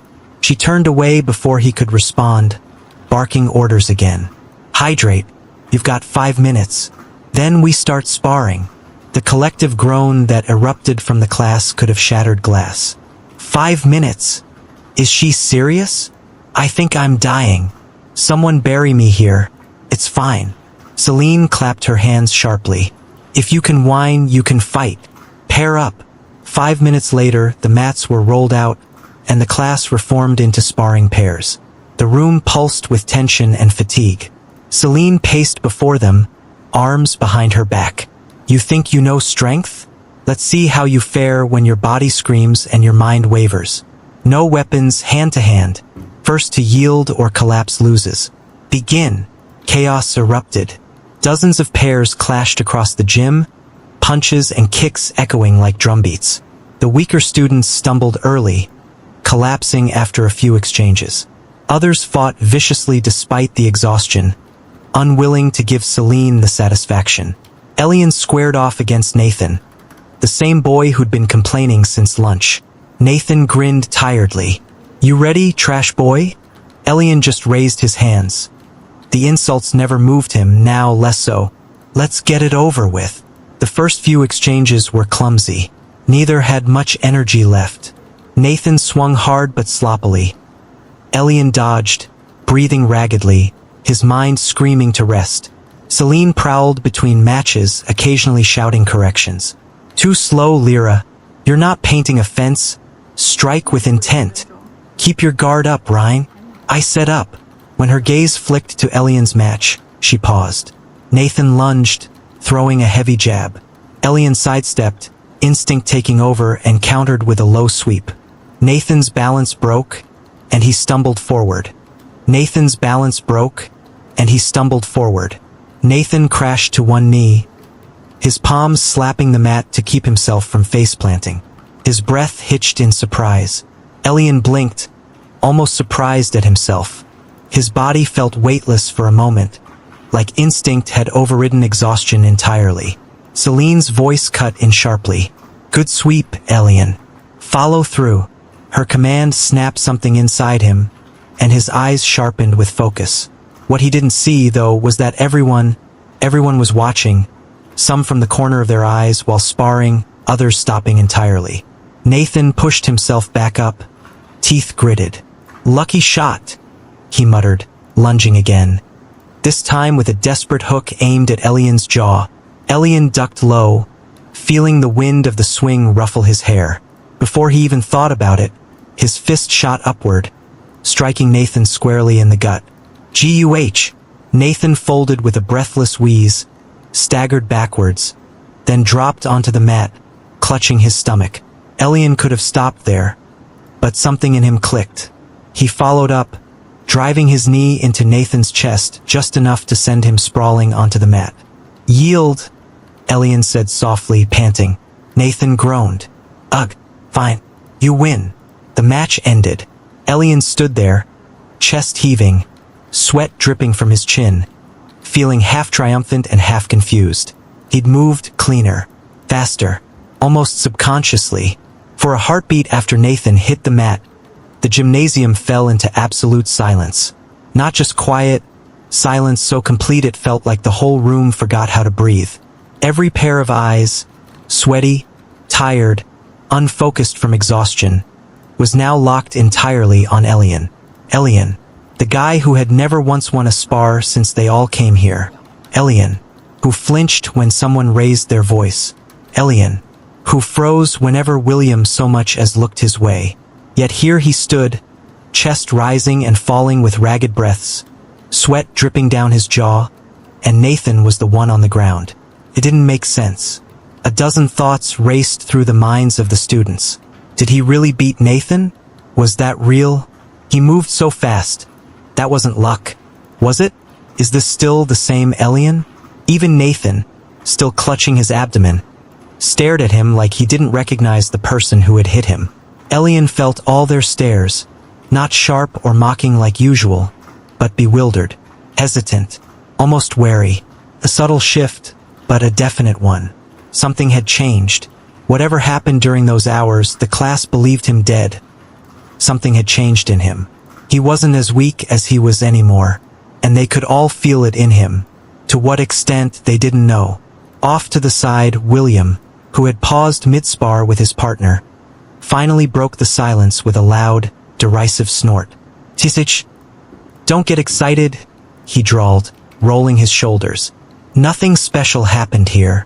He jabbed a thumb toward Nathan. "Nathan's weak," then pointed directly at Elian, the contempt in his voice dripping like venom. "And that trash over there is also weak. The outcome of a fight between weaklings isn't worth celebrating." A murmur flared, some uncomfortable, some unconvinced. William spread his arms wide, arrogance radiating off him. "If you want to see a real fight, watch me." "Enough!" Celine snapped before he could continue. Her tone sliced clean through his rant, and he stiffened, visibly annoyed but not daring to talk back. Celine looked toward Elian, her tail flicking once with amusement, and offered him a small, genuine smile. "Don't listen to him," she said, voice warm but firm. "You've improved, far more than anyone thought possible." Her eyes sharpened slightly, as if she were trying to peer through his skin. "I don't know how long you've been training on your own, or if you were hiding your strength. But keep this up, and you'll catch up to the rest of the class soon." The students reacted again, this time with hushed whispers, surprise, even a hint of respect.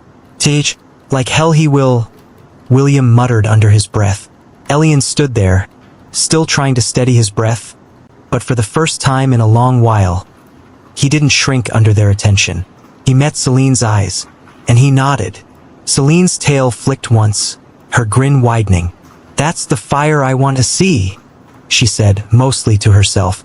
Then, as if forgetting everything she had said just now, her tone shifted to something more serious. "However, she approached Elian and Nathan, hands clasped behind her back. Assessing him like a blade she was considering sharpening further. "Your endurance is all over the place, but your reflexes," her eyes narrowed thoughtfully. "Your reflexes are interesting." Elian swallowed, unsure what to say. His pulse thundered in his ears. "And you?" Her eyes snapped toward Nathan. "You lost to someone a whole stage below you? But we were not even using mana." Nathan tried to justify himself, but he was only met with a sharp, disapproving look. "Is that supposed to make you feel better? Get up, boy!" She screamed at him, causing him to flinch. "Another hour! Get up and run!" Nathan grit his teeth and scurried off his feet. Celine straightened and turned to the room. Everyone else. Switch partners. A wave of groans echoed, but no one dared linger. Elian barely had time to breathe before another student, Tessa, a beautiful girl with tan skin, notorious for having more brawn than brains, stepped in front of him. She was as clueless as they came, wearing skimpy clothes with no regard for decency. Even now, no matter where Elian looked, her tan skin met his eyes. She was as clueless as they came, wearing skimpy clothes with no regard for decency. Even now, no matter where Elian looked, her tan skin met his eyes. The other girls had tried speaking to her many times, but she brushed them off, saying it was practical and easy to move in. They had no choice but to give up. She did not wear shorts like everyone else, settling instead for black tights that hugged her curvy ass very tightly and barely left her thighs. For a top, she also wore a tight tan top vest that looked more like an extended bra than a piece of clothing. Elian could even see the faint outline of her nipples imprinted on the surface of the sleek fabric.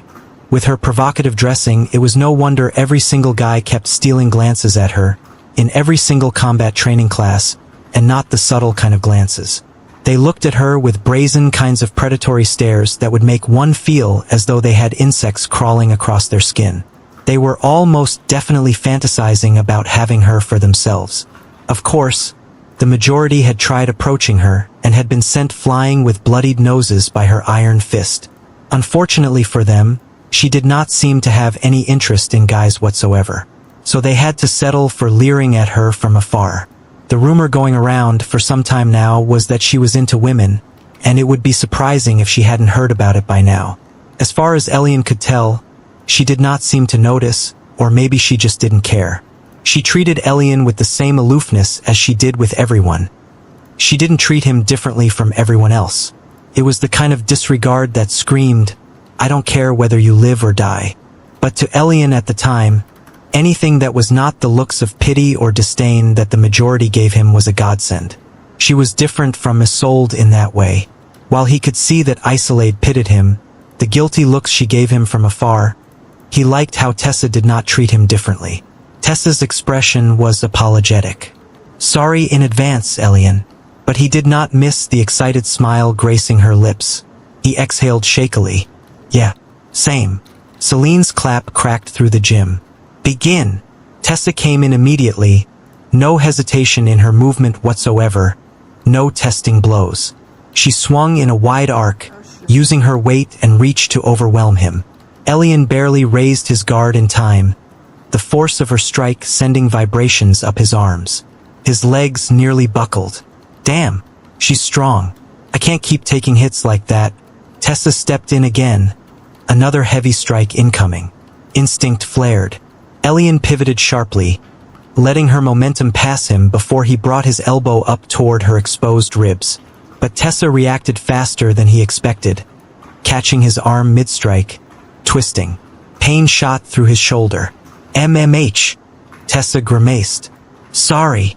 She swept his leg, and Elian went down hard. The mat thudded beneath him, breath exploding from his lungs. Celine didn't blow the whistle. "Elian, get up," she said evenly. Not yelling, not mocking, just commanding. He rolled, planting a hand on the mat, shaking.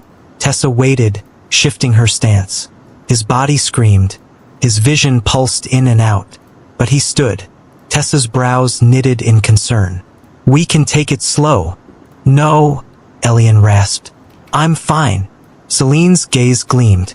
"Continue." Without a beat, she moved. Tessa flew over Elian, her thick thighs coiling around his neck like a vice grip. She brought him crashing down onto the floor with a resounding thud, pinning him beneath her weight.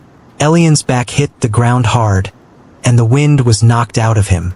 But as Tessa settled on top of him, Elian's mind couldn't help but wander to more perverted thoughts. He focused all his attention on the feeling of her soft thighs wrapped around him, reveling in the sensation. The warmth radiating from her wrapped around him, sending tingles up his spine. Feigning to try and dislodge her grip, Elian's hands found their way under Tessa's thighs, groping and squeezing the supple flesh. His fingers sank into her thick thighs, digging in almost painfully as he massaged the firm muscle. Tessa must have sensed Elian's intentions because she tightened her grip on him, this time wrapping her arms around his neck. He could feel her nails digging into his skin, and he shivered at the sensation.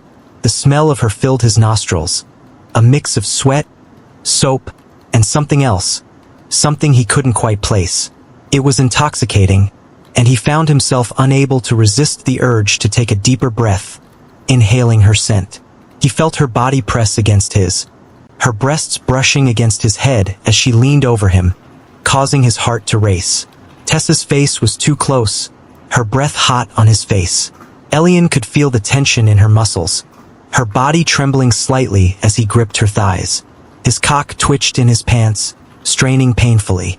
He couldn't help but imagine what it would be like to touch her, to taste her. He felt a momentary surge of courage. He activated his sinful touch skill. And what he could only describe as a delightful moan escaped from Tessa's lips. Elian felt her grip on him tighten, and she even ground her waist into the back of his head. She leaned her head over the top of him, clearly about to do something she might regret. But before she could react, Celine's voice rang out again. "Break it up!" Tessa and Elian pulled away from each other, panting hard. They disentangled themselves, their faces flushed with embarrassment. Celine glared at them both, her voice laced with disappointment. What was that? You both need to get yourselves together. I can't have either of you acting like dogs in heat during sparring. She gave them a sharp reprimand before going off to tend to another pair. Elian nodded, his mind reeling from what had just happened. Elian nodded, his mind reeling from what had just happened. Tessa's face was flushed as she met Elian's gaze, her eyes wide and apologetic. I don't know what came over me, she stammered, her voice barely above a whisper. That was inappropriate.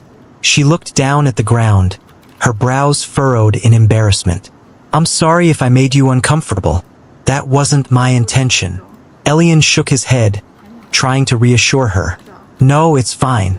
I mean, you didn't do anything wrong. We both got carried away. Actually, it wasn't bad, though. If anything, it was quite a pleasant experience for me.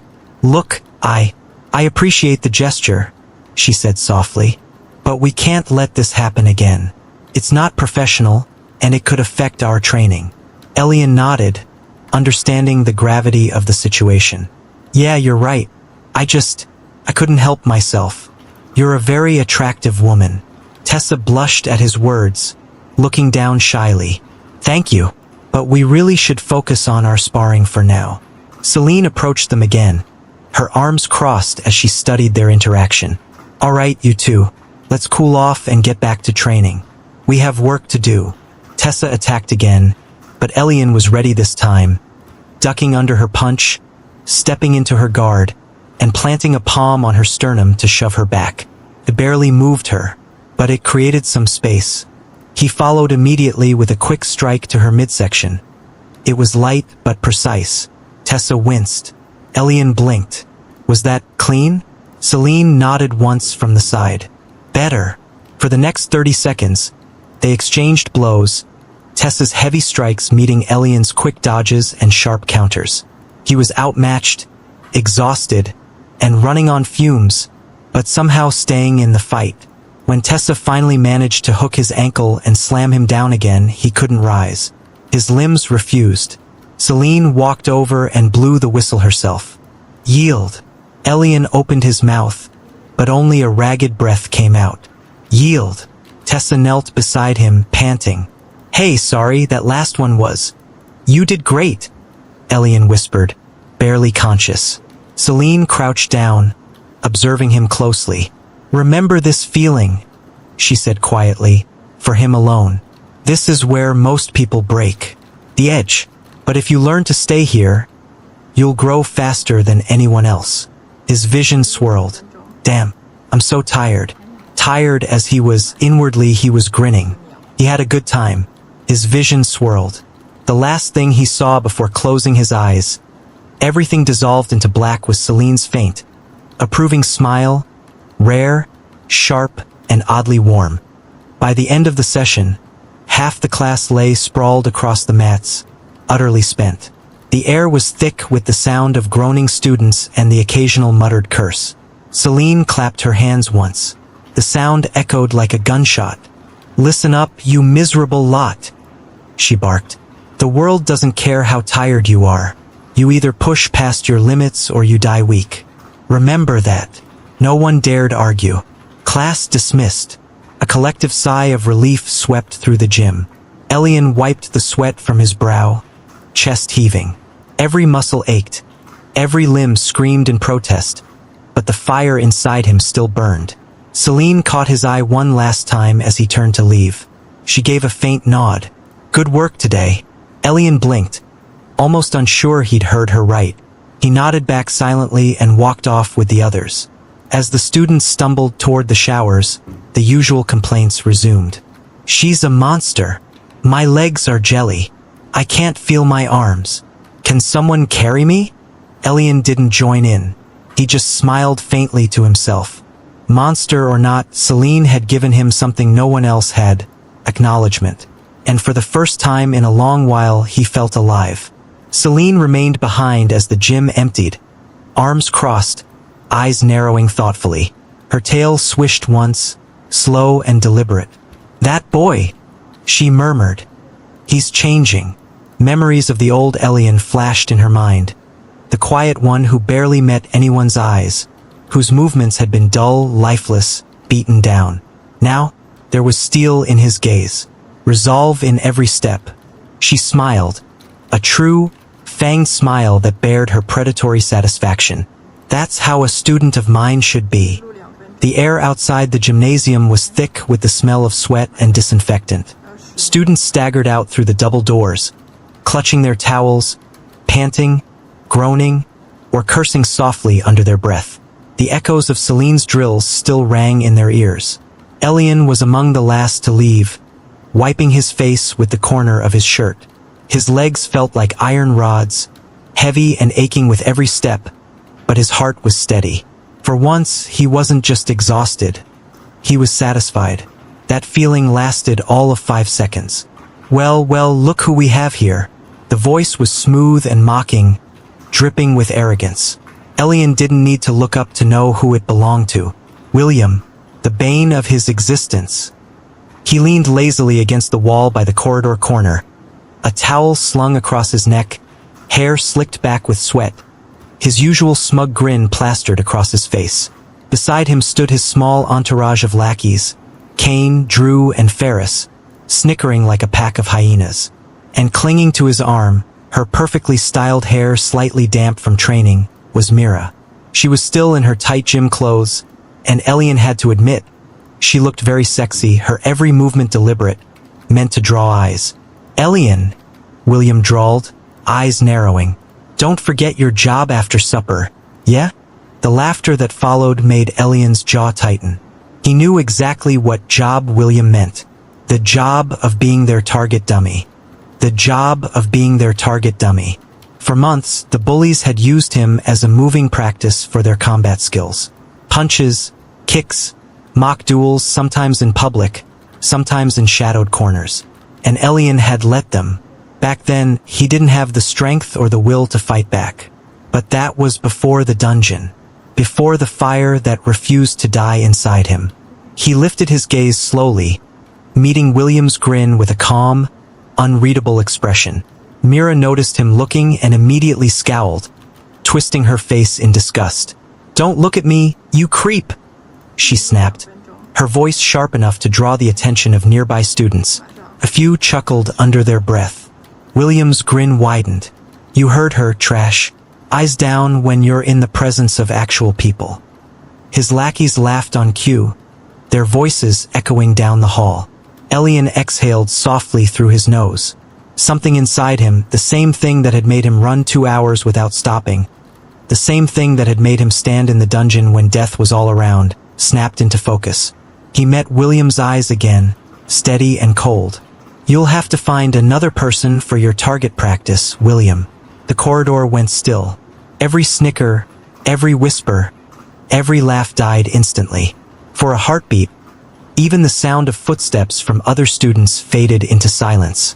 William's grin froze in place.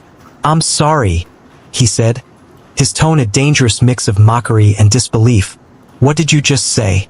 I think I misheard you." Elian's voice didn't waver. "I said, find someone else." The words weren't loud, but they cut through the hallway like a blade. Kane blinked, confused. Drew's laughter faltered. Even Mira turned her head, eyes narrowing in disbelief. Elian stood there, his face calm but his eyes burning with something none of them had seen before. Resolve. William pushed off the wall slowly, his grin fading into a sneer. "You've got some nerve, gutter rat. Think because Celine said a nice word to you, you're suddenly worth something?" He took a step closer, his lackeys following suit. "You don't get to say no to me. You never have." Elian's gaze didn't waver. "Then maybe you should learn to live with disappointment." A sharp intake of breath swept through the bystanders gathering at the edge of the hall. William's hand twitched at his side. His face darkened, veins bulging along his neck. "You!" But before he could finish, Elian turned his back on him and walked away, just like that. William's words choked off in his throat, replaced by sputtering rage. "Hey, don't you walk away from me." Elian kept moving, his footsteps echoing calmly down the corridor. "You think this is over? You think you can just... H-A-Y. I'm talking to you." He didn't look back. Profanities followed him like stones thrown at his back. But Elian didn't flinch. His shoulders stayed square, his head high. The crowd watched, wide-eyed, some whispering among themselves. Did he just... He told William to shove it? Holy crap. Myra's lip curled, her voice sharp as she snapped at William. Are you just going to let him walk away like that? William slammed his fist against the wall, cracking the plaster slightly. Shut up. But his voice was shaking. Whether from anger or disbelief, no one could tell.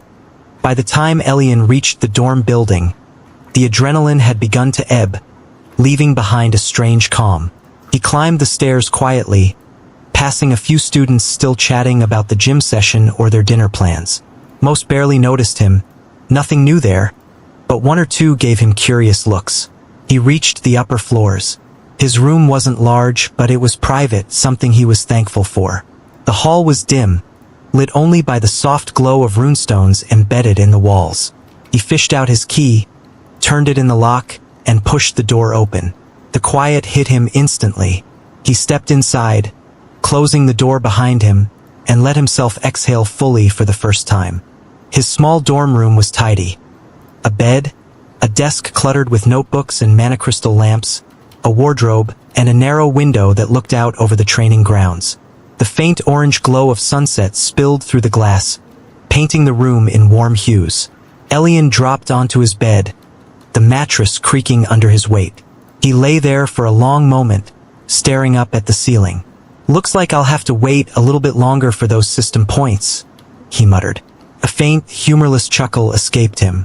He just remembered the little spectacle he had had with Tessa. Not part of his plans, but not unwelcome either. If I can make her mine, she will be another system point farm. On another note, the system hadn't rewarded him for standing up to William. Not that he expected it to, but part of him had hoped. Maybe courage counted for something. Maybe the system did more than just function as a harem system. After all, it is supposed to have a store. Maybe it had more functions, but he was just not aware of them. I don't know what I was expecting, but it would have been a nice addition. Still, the satisfaction of defiance was its own kind of reward. He hadn't realized how heavy the chains of silence had become until he'd broken them. You'll have to find another person for your target practice. The words echoed in his head, clear and sharp. He hadn't planned to say them. They'd just come out. Most likely, it wouldn't be long before the backlash hit him. William was not the type to sit around. It is most likely to get worse from now on. He sighed, but he didn't regret it. Not one bit. A faint, humorless chuckle escaped him. He just remembered the little spectacle he had had with Tessa. Not part of his plans, but not unwelcome either. If I can make her mine, she will be another system point farm. Now he had 3 ongoing targets, and after only a day. He smiled. I must say, I work fast. Speak for yourself. The goddess is bored. You have been taking your sweet time putting the gifts you were given to good use. Elian blinked. What? The abrupt declaration from the system hit him like a slap. So the goddess of lust was watching him? He shouldn't have been surprised, but still. I mean, what am I supposed to do about her boredom? I didn't think there were any strings attached to these gifts. There aren't. Do not worry. She does not wish to inconvenience you. Instead, she proposes a deal. Elian's brow arched. A deal? What kind of deal are we talking about here? You will begin receiving random quests. Complete them, and the host will be rewarded accordingly. Oh, a spark of anticipation flickered in his chest. Now that sounds interesting. Maybe more overpowered abilities. Possibly another divine artifact. That will depend greatly on the difficulty of the task. He huffed a small laugh. Risk for reward. Fair enough. All right, I accept. Deal accepted. The goddess is pleased. A soft, unseen warmth brushed across his skin, like a playful fingertip trailing along his spine. He shivered. First quest received. Already, a translucent panel materialized in front of him, text forming in glowing, seductive crimson. Quest: lose your virginity. Objective: get laid within the next 7 days. Reward: plus 5 stat points to all attributes. A 100 system points. Hidden bonus: failure penalty, none. Lose my virginity, huh? Will she be spectating by debauched activities the whole time? Obviously. The reward isn't much compared to the gifts I received last time, Elian muttered, rubbing his chin. But it's definitely something significant for someone like me.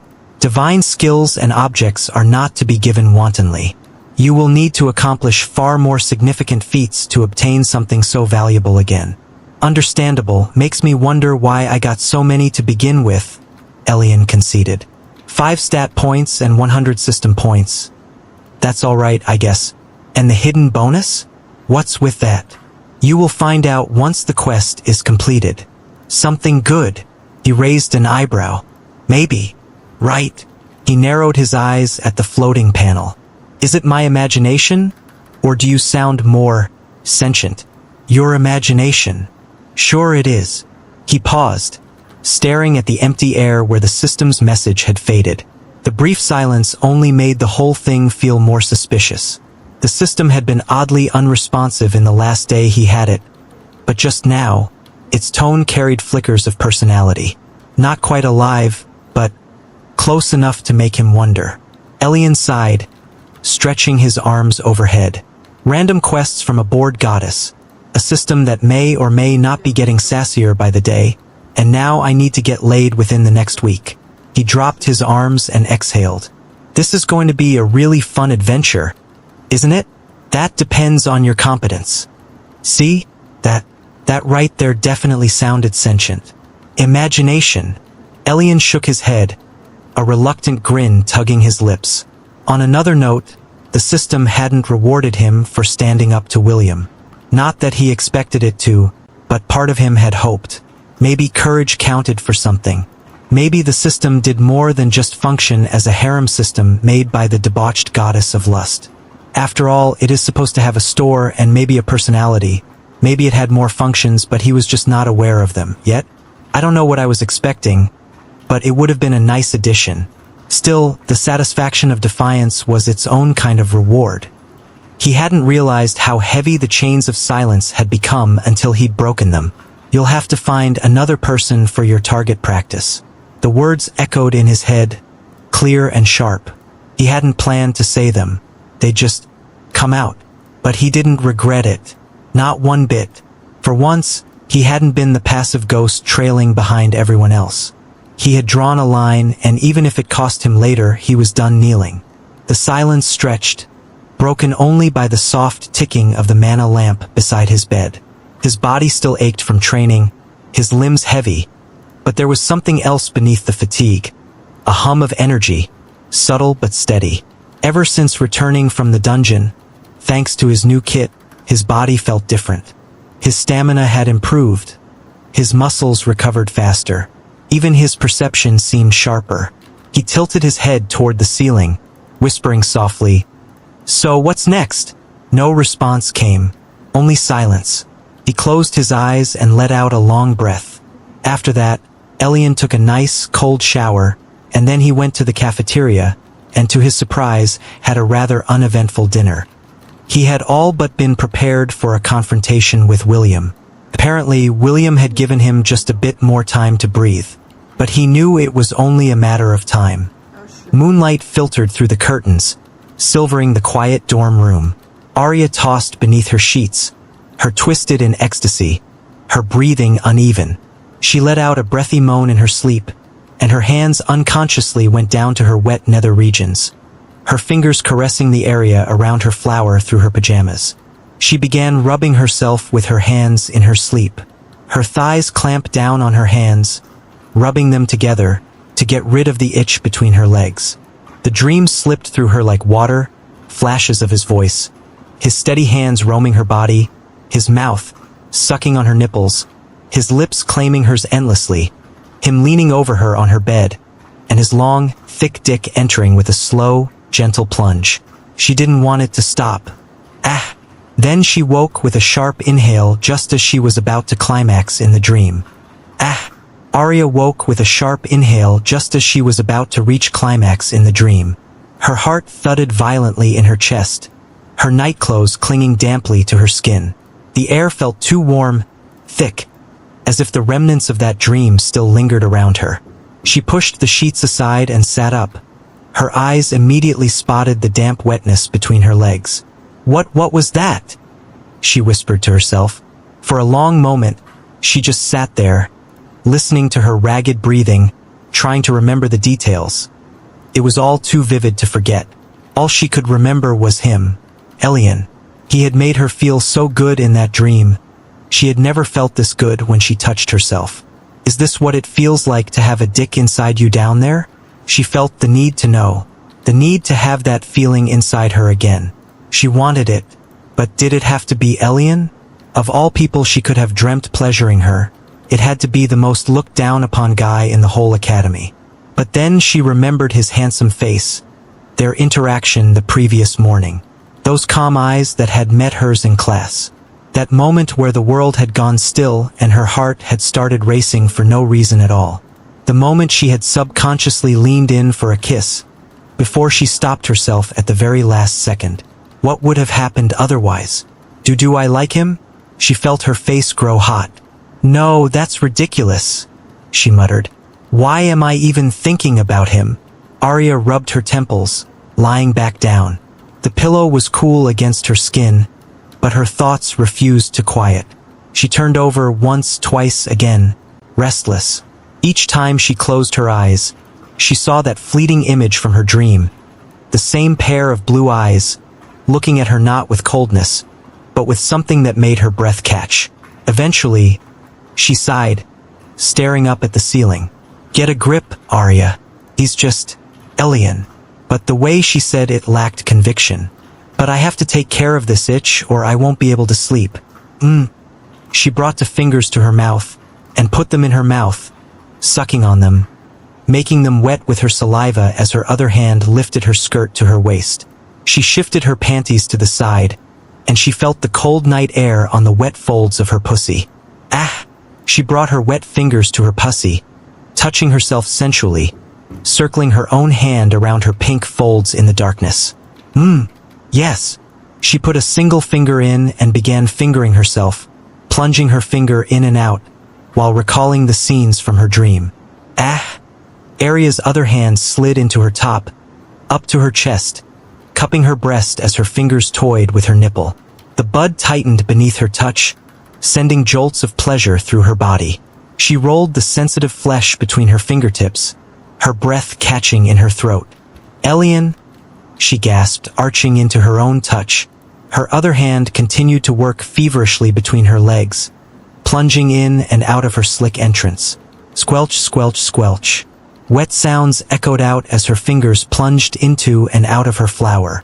Her nipples grew harder, aching for more as she pinched and tugged at them. The scenes from her dream flashed into her head.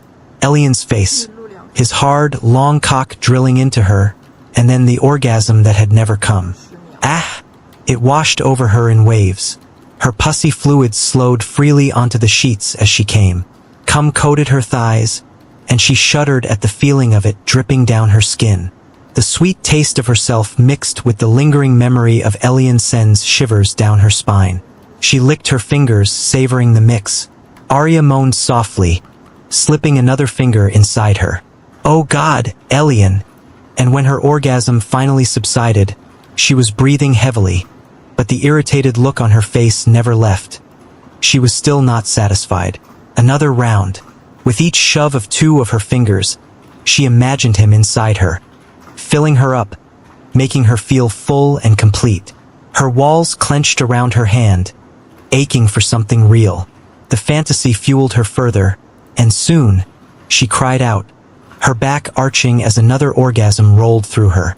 Cum coated her fingers, and without a thought, she brought them to her mouth again, licking her own fluids sensually. But the need was still there. It was like there was an itch in her belly that needed to be scratched. Fuck! She had never been this horny before, and masturbating like usual was not helping. With a groan, she continued to masturbate, this time sticking 3 fingers instead of 2. Ah! Her hands moving faster and faster, her breath coming in short gasps. Elian, she moaned, her hips bucking with each thrust. Her cries echoed through the darkness, her body trembling with each orgasm. She lost track of time, her mind consumed by the fantasy of Elian. The sounds of her pleasure echoed in her room, the wet slurping noises punctuating her desperate grunts. She fucked her hand, her cries growing louder, losing herself in the fantasy. Arya spent most of the night trying to pleasure herself, and when she eventually fell asleep due to exhaustion, it was in sheets soaking wet with her own release. And still, in her deep sleep, her dreams were filled with him, literally. The morning bell hadn't even rung yet when Arya stepped into the lecture theater. The air inside was still and cool, the floating lights overhead casting a pale glow across the empty seats. She stifled a yawn, brushing her bob-cut hair back into place. I'm so sleepy. She hadn't been able to sleep after last night. Her mind was always half awake, so when morning came, she had just decided to get up. Good. I'm early for once, she thought, stretching her arms. I can review some notes before class starts. Then she froze. Her eyes went wide. There was already someone inside. A figure sat near the back, the faint rustle of paper breaking the silence. Elian. Her stomach did a nervous flip. Why him of all people? And why now of all times? She shouted inwardly, gripping her bag a little too tightly. The scenes from her dream flashed into her mind, her multiple orgasms when she masturbated while thinking about him. Arif! What was I thinking? Of all mornings for him and her to be early. At the same time, alone, together, it had to be today, when her head still hadn't cleared from that lewd dream about him. He looked up as she stood there frozen by the doorway, his expression calm but slightly puzzled. Oh, morning, he said simply. And why is he suddenly greeting me? Arya blinked, startled by how casual he sounded. What are you doing here so early? She asked before she could stop herself. He tilted his head, as if she'd just asked the most obvious question in the world. This is also my class, he said, his tone light but faintly amused. Then, without another word, his head turned back to his book. Arya's face heated up immediately. I knew that, she mumbled under her breath, quickly scurrying to her spot near the middle row. She pulled out her notebook, flipping through it at random, pretending to read, but focusing was impossible. Her mind kept drifting, flashes of her dreams slipping into her thoughts before she could push them away. The memory of his voice, the way those blue eyes had looked at her. It made her heartbeat quicken all over again. It was just a dream, she told herself. Just a stupid dream. Still, she found her gaze wandering back toward the back row. Just a glance, she told herself, only to see what he was doing. Elian sat quietly, reading through a textbook, completely at ease. The sunlight from the windows brushed across his face, catching the sharper lines of his jaw, the faint shadow under his eyes. He looked different, more handsome. Arya felt her throat tighten, heat threatening to pool between her legs. She quickly turned back to her desk, pretending to adjust her notes. A few moments passed before curiosity betrayed her again. She risked another glance and nearly jumped when she realized Elian was looking right back at her. Their eyes met. He didn't say a word, but the faintest ghost of a smile tugged at the corner of his lips before he looked away. Her heart skipped a beat. Why is he looking at me like that? She whispered under her breath, pressing her hands to her face. Her cheeks were burning now, and she silently prayed no one else would walk in yet to see her flustered state.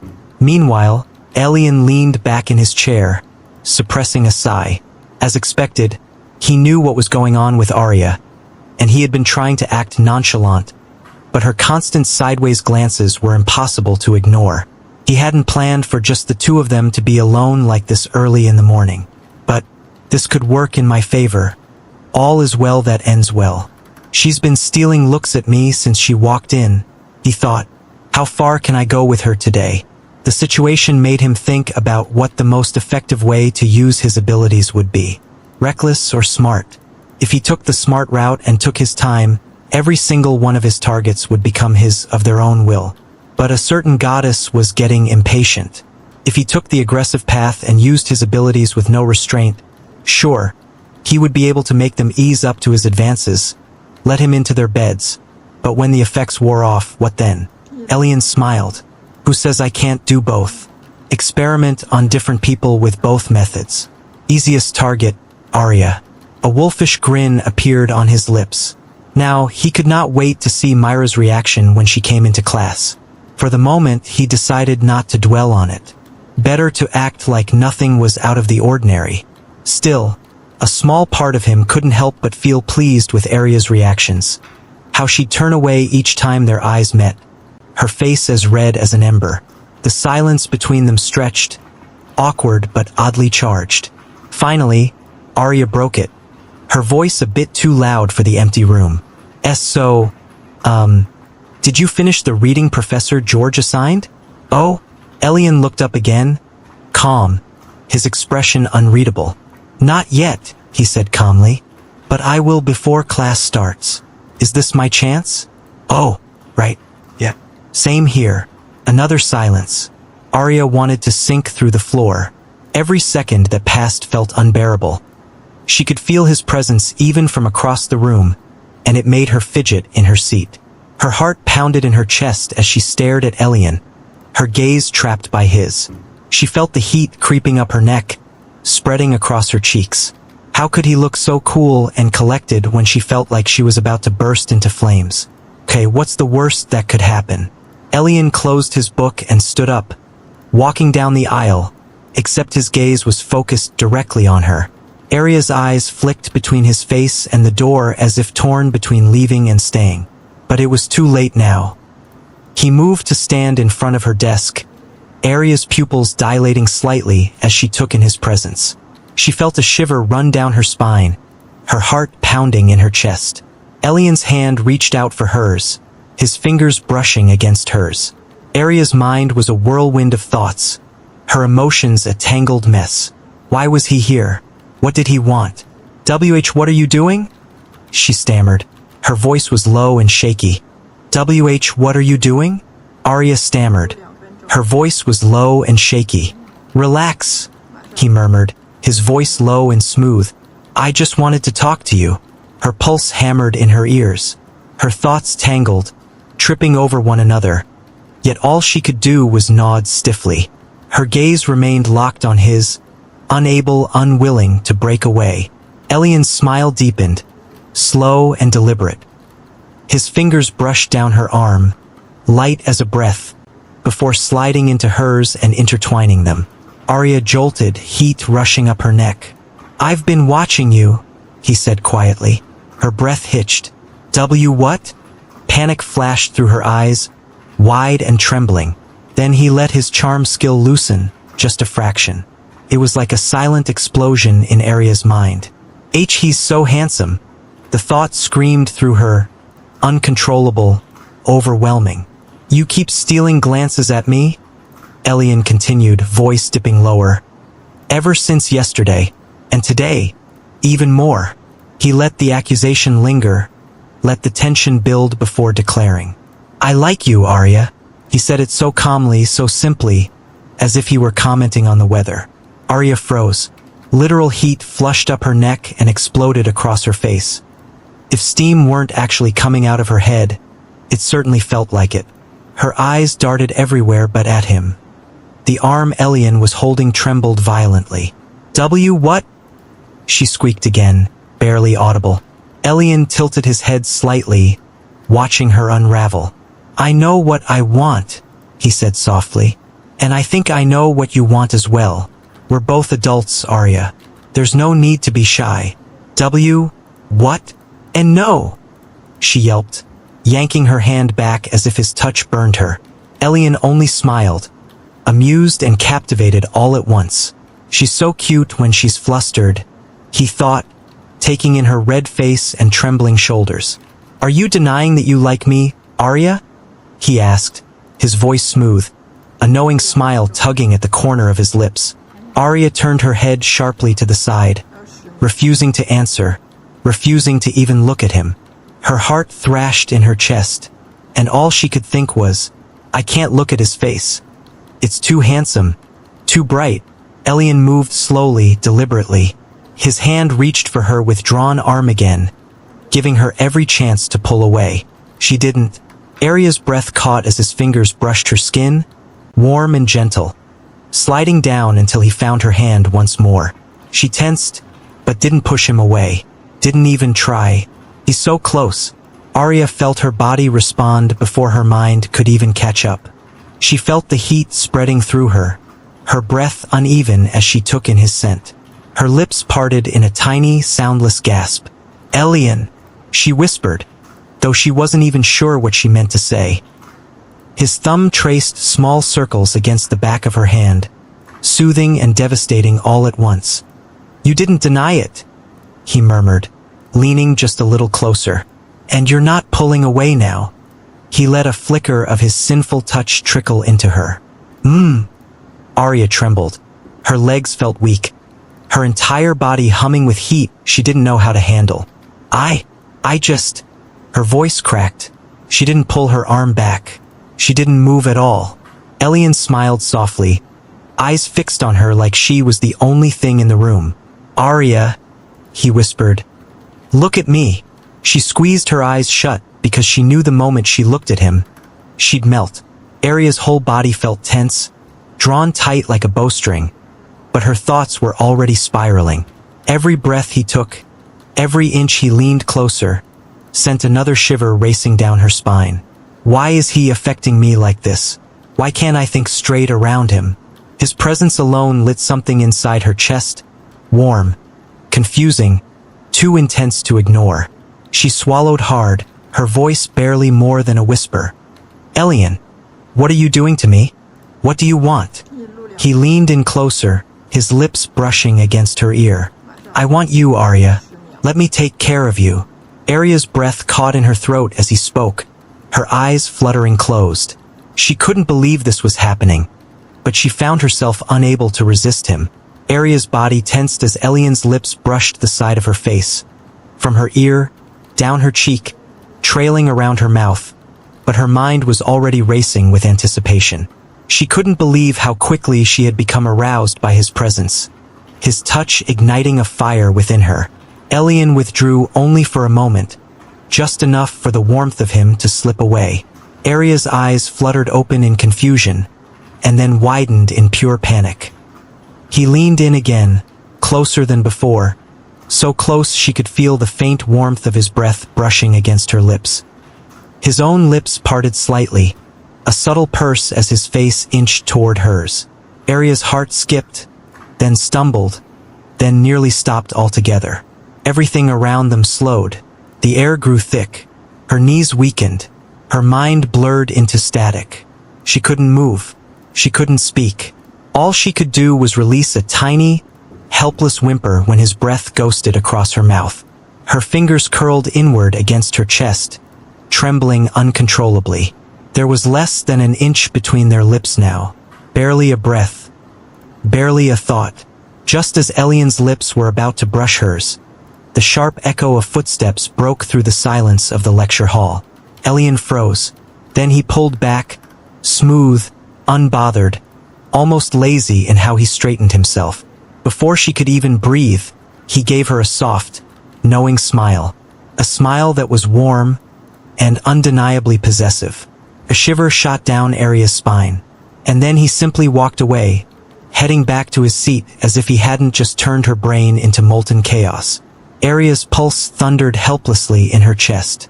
Her fingers trembled on her lap. Her lips were tingling from a kiss that didn't even happen. What was that? Arya's pulse thundered helplessly in her chest. Her fingers trembled on her lap. Her lips were tingling from a kiss that didn't even happen. What was that? What was he going to do? Why did I almost let him? Her thoughts tripped over themselves, tumbling uncontrollably until, "Hey, Arya," she jolted. Two classmates, girls, had approached her desk, their eyes sharp with interest. "What was that about with Elian?" one of them asked, trying to sound casual and failing miserably. Aria's face went scarlet. She gripped the edge of her desk so hard her knuckles whitened. "Oh, nothing," she stammered, the words falling apart in her mouth. "He just wanted to talk about something for class." The second girl raised a brow, crossing her arms. "For class? Really?" she pressed, leaning in. "Then why were you looking like you were about to faint? And why did he look like he owned the place?" Aria's throat tightened. She shook her head quickly. "No, seriously. It was nothing. Just a misunderstanding." The two girls exchanged looks, the kind that said, "We know you're lying." Aria's cheeks burned even hotter, and she quickly changed the subject. "So, did you guys finish the reading assignment?" she asked, her voice slightly too high-pitched. The girls exchanged a glance, but let it drop. "Yeah, we did," one of them said. "It was pretty interesting, actually." As they discussed the assignment, Aria's mind kept drifting back to Elian. His touch, his scent, the way he had looked at her. It all sent waves of desire crashing through her body. She tried to focus on the conversation, but it was no use. All she could think about was him and what he had whispered in her ear. Aria shivered at the memory, her body aching with need. She couldn't believe how much she wanted him, how much she craved his touch. By the time the door opened and the next group of students shuffled in, Aria had already buried her face deep into her notes, hoping desperately that no one would notice the way her ears were still pink and how flustered she looked. Elian, meanwhile, exhaled quietly through his nose and turned another page in his book. His expression didn't shift, calm, unreadable, almost bored, as if he hadn't nearly kissed someone moments earlier. Then William entered. As always, his crew of lackeys trailed behind him like shadows. But something immediately caught Elian's attention. Mira. She stuck close to William's side, walking naturally, smiling faintly, looking perfectly normal. Did it not work? Elian wondered, eyes narrowing slightly. When William stepped inside, his gaze drifted across the room, then locked onto Elian. For a heartbeat, a violent, simmering look flashed in his eyes. Elian met it head-on. He didn't flinch. He didn't look away. He simply held William's stare, calm and unmovable, almost daring him to try something. A quiet ripple of curiosity went through the room as a few students watched the silent confrontation unfold. The tension spiked instantly. Everyone more or less knew what had happened yesterday. Everyone was waiting, excited, anxious, hungry, to see how things would escalate. But William only snorted, lips pulling into a smug smirk, before turning away and taking his seat. He's planning something, Elian thought. I have to be careful. Moments later, the homeroom teacher, George, stepped in, greeting the class with his usual polite smile. The students snapped into routine as he began announcements, and soon enough, the day's classes rolled on. Elian listened quietly, as he always did. He was diligent, almost alarmingly so, but he still knew he was behind compared to the others. He hadn't grown up surrounded by wealth, noble tutors, or libraries filled with information. Before coming here, he'd been a nobody. He'd only begun truly learning about the world after arriving at the academy. His foundation was thin, and he knew it, so he absorbed every word, every lesson, every detail like a sponge. When the clock struck 12, George dismissed them and stepped out, leaving the students to chatter before lunch and their afternoon classes. The room erupted into life almost instantly. Elian glanced around. There, near the window, Isolde sat in her usual place, calm, composed, elegant. Her eyes were closed, one hand supporting her head as she rested her chin lightly against her palm. The sunlight framed her face, highlighting the soft, serene lines of her expression. She is so beautiful. Isolde had a petite frame, though tall for a girl, but her presence was something else entirely. Her chest might not have drawn attention like other girls. It was almost non-existent. A tiny swell on her uniform was the only indication that she even had tits. But everything else about her face did. Her long silver blonde hair framed her pale cheeks perfectly. Her lips were naturally plump and red, always carrying a serene softness. Thin brows arched above her pearly green eyes, giving her a quiet, mysterious composure. Her jawline was delicate, her nose small and neat. In terms of beauty, she had no competition. But beauty alone wasn't what made her untouchable. Isolde was the class's distant star, admired, respected, and impossible to approach. There was an air around her, something calm yet unyielding, that made everyone tread carefully. Looking at her made something warm unfurl inside Elian's chest, and it awakened a heat between his legs. It stirred him, and yet, his eyes drifted, almost involuntarily, back to Arya across the room. And the heat inside him shifted, sharper, brighter, dangerously alive. A completely different kind of warmth. This is dangerous. Students trickled out for lunch in small groups, the room gradually emptying. "I'm so glad we don't have combat training today," Lyra groaned loudly enough for half the class to hear. "We won't have to see that demon instructor." A wave of relieved agreement swept through the room. Everyone felt the same. Afternoon classes alternated between combat and spellcasting, and today was spellcasting day. Their instructor for that class was gentle, patient, and encouraging. Nothing like Celine. William got up. Before leaving, he shot Elian a smug, knowing smile, one that clearly said, "Watch your back." Elian didn't respond. He didn't need to. He simply watched William leave with narrowed eyes. By the 10th minute, the classroom had nearly emptied. Benches scraped, voices faded into the hallway. But to Elian's barely concealed satisfaction, Arya was still sitting there, alone. A faint smile tugged at his lips. He waited patiently, casually, until he saw her begin to pack her things. Then he rose from his seat, moving down the aisle with calculated timing so that their paths would meet perfectly. Arya noticed him, unfortunately for her heart. Her pulse spiked instantly, panic flaring for reasons she absolutely refused to admit. Why now? Why again? He was definitely doing it on purpose. There was no way he wasn't. The soft smile on his face, too warm, too inviting, only confirmed it. That handsome face. Why is he allowed to look like that? Her chest warmed, the same fuzzy feeling from before spreading through her body. She blinked, dazed, and before she realized it, he was standing right in front of her. Startled, she fumbled her notebook. It slipped from her grip and fell to the floor with a quiet thud. "Ah!" Arya gasped, reaching down quickly. But Elian knelt at the same time. It slipped from her grip and fell to the floor with a quiet thud. "Ah!" Arya gasped, reaching down quickly. But Elian knelt at the same time. Now, Elian let the faint, familiar pulse travel from his fingertips, soft but powerful, like static dancing across his skin. Their hands brushed, and that was all it took. For a moment, everything stilled. A jolt shot through Arya, like someone had reached into her chest and flipped every switch at once. A rush of heat, pressure, and something she couldn't name burst through her body. Her breath hitched sharply. Why did touching him feel like this? Why did it feel like she had just opened a door she wasn't ready to walk through? Why was her heart pounding like it had lost its mind the moment his skin grazed hers? Elian paused, his fingers still touching the back of her hand.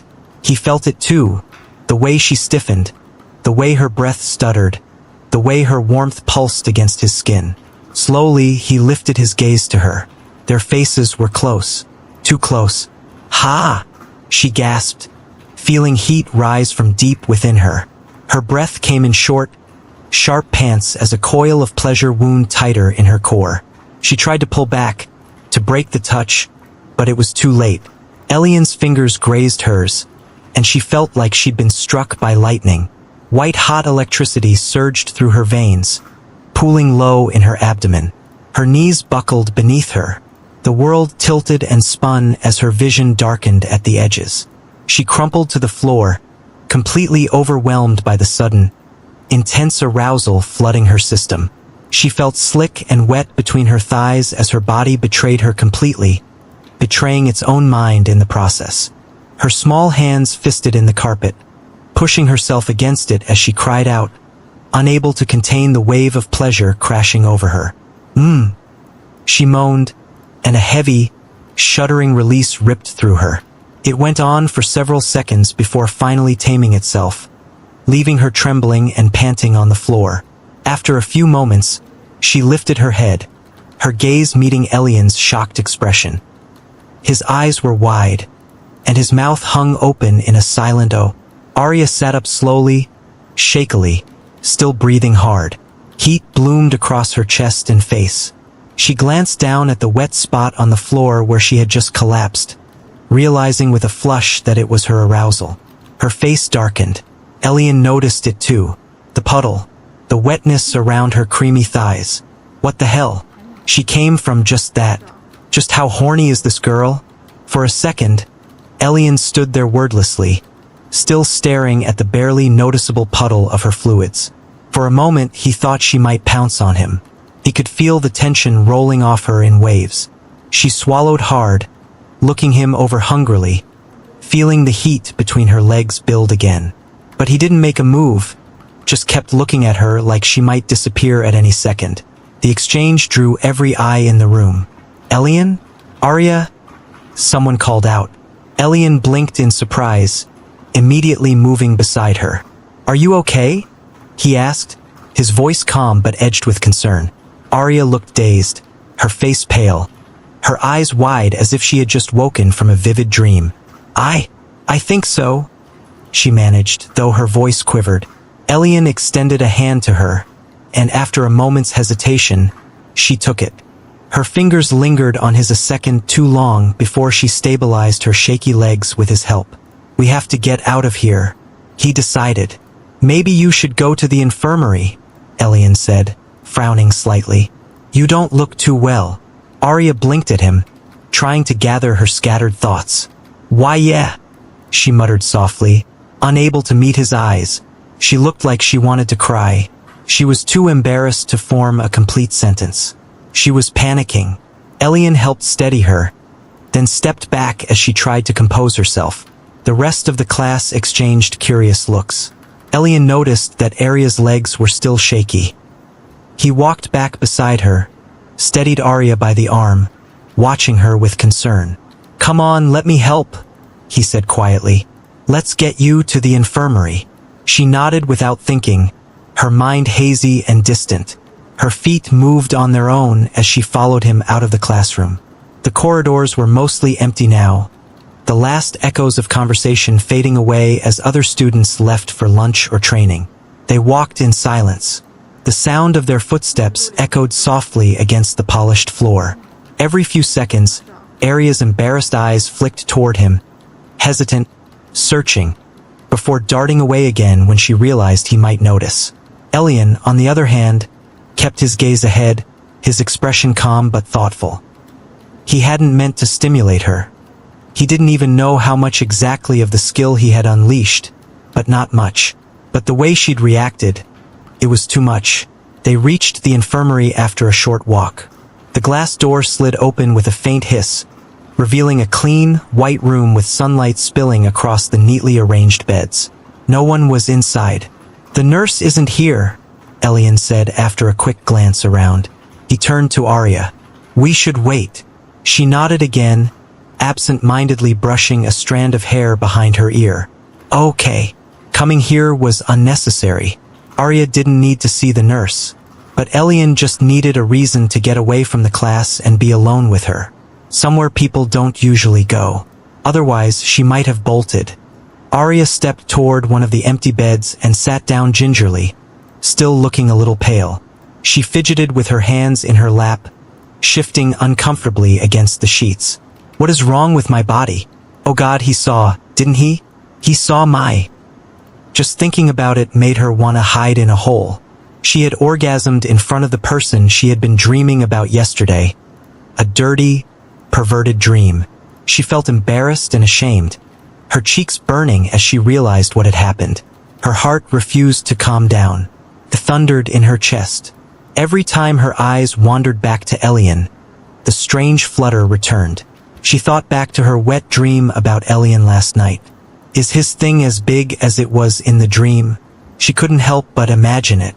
She eyed his crotch from the corner of her eye, and indeed, there was quite a significant bulge there. Her blush deepened. God, what am I doing? She didn't understand why she was so attracted to him, or why her body reacted so strongly to his touch. She had never experienced anything like this before. She hugged her arms close to her body, trying to hide the tremor in her shoulders.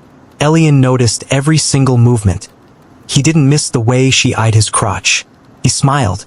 This one's done for, he thought triumphantly. Arya had been successfully corrupted.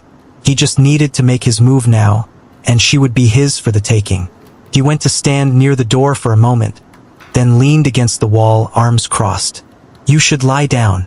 You look like you're about to pass out, he said, trying to sound casual. Arya blinked, then smiled faintly. I'm fine. Just lightheaded, maybe.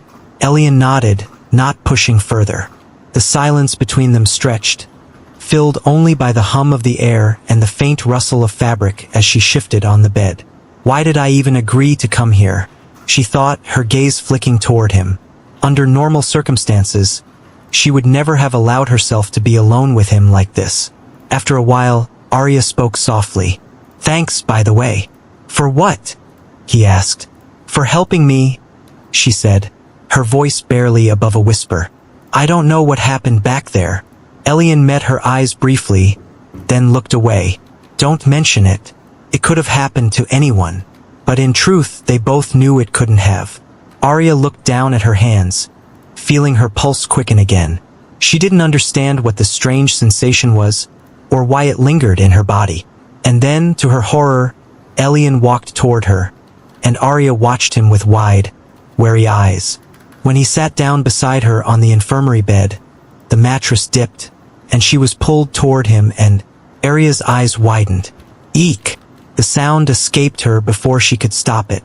She flinched, her shoulders jumping, her hands flying to her chest as if to physically contain her embarrassment. Her face went crimson instantly. She scrambled a few inches away, pressing her back against the headboard as if the extra distance might somehow restore her dignity.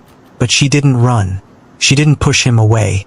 She stayed right there beside him, trembling just slightly. Elian blinked, taken aback.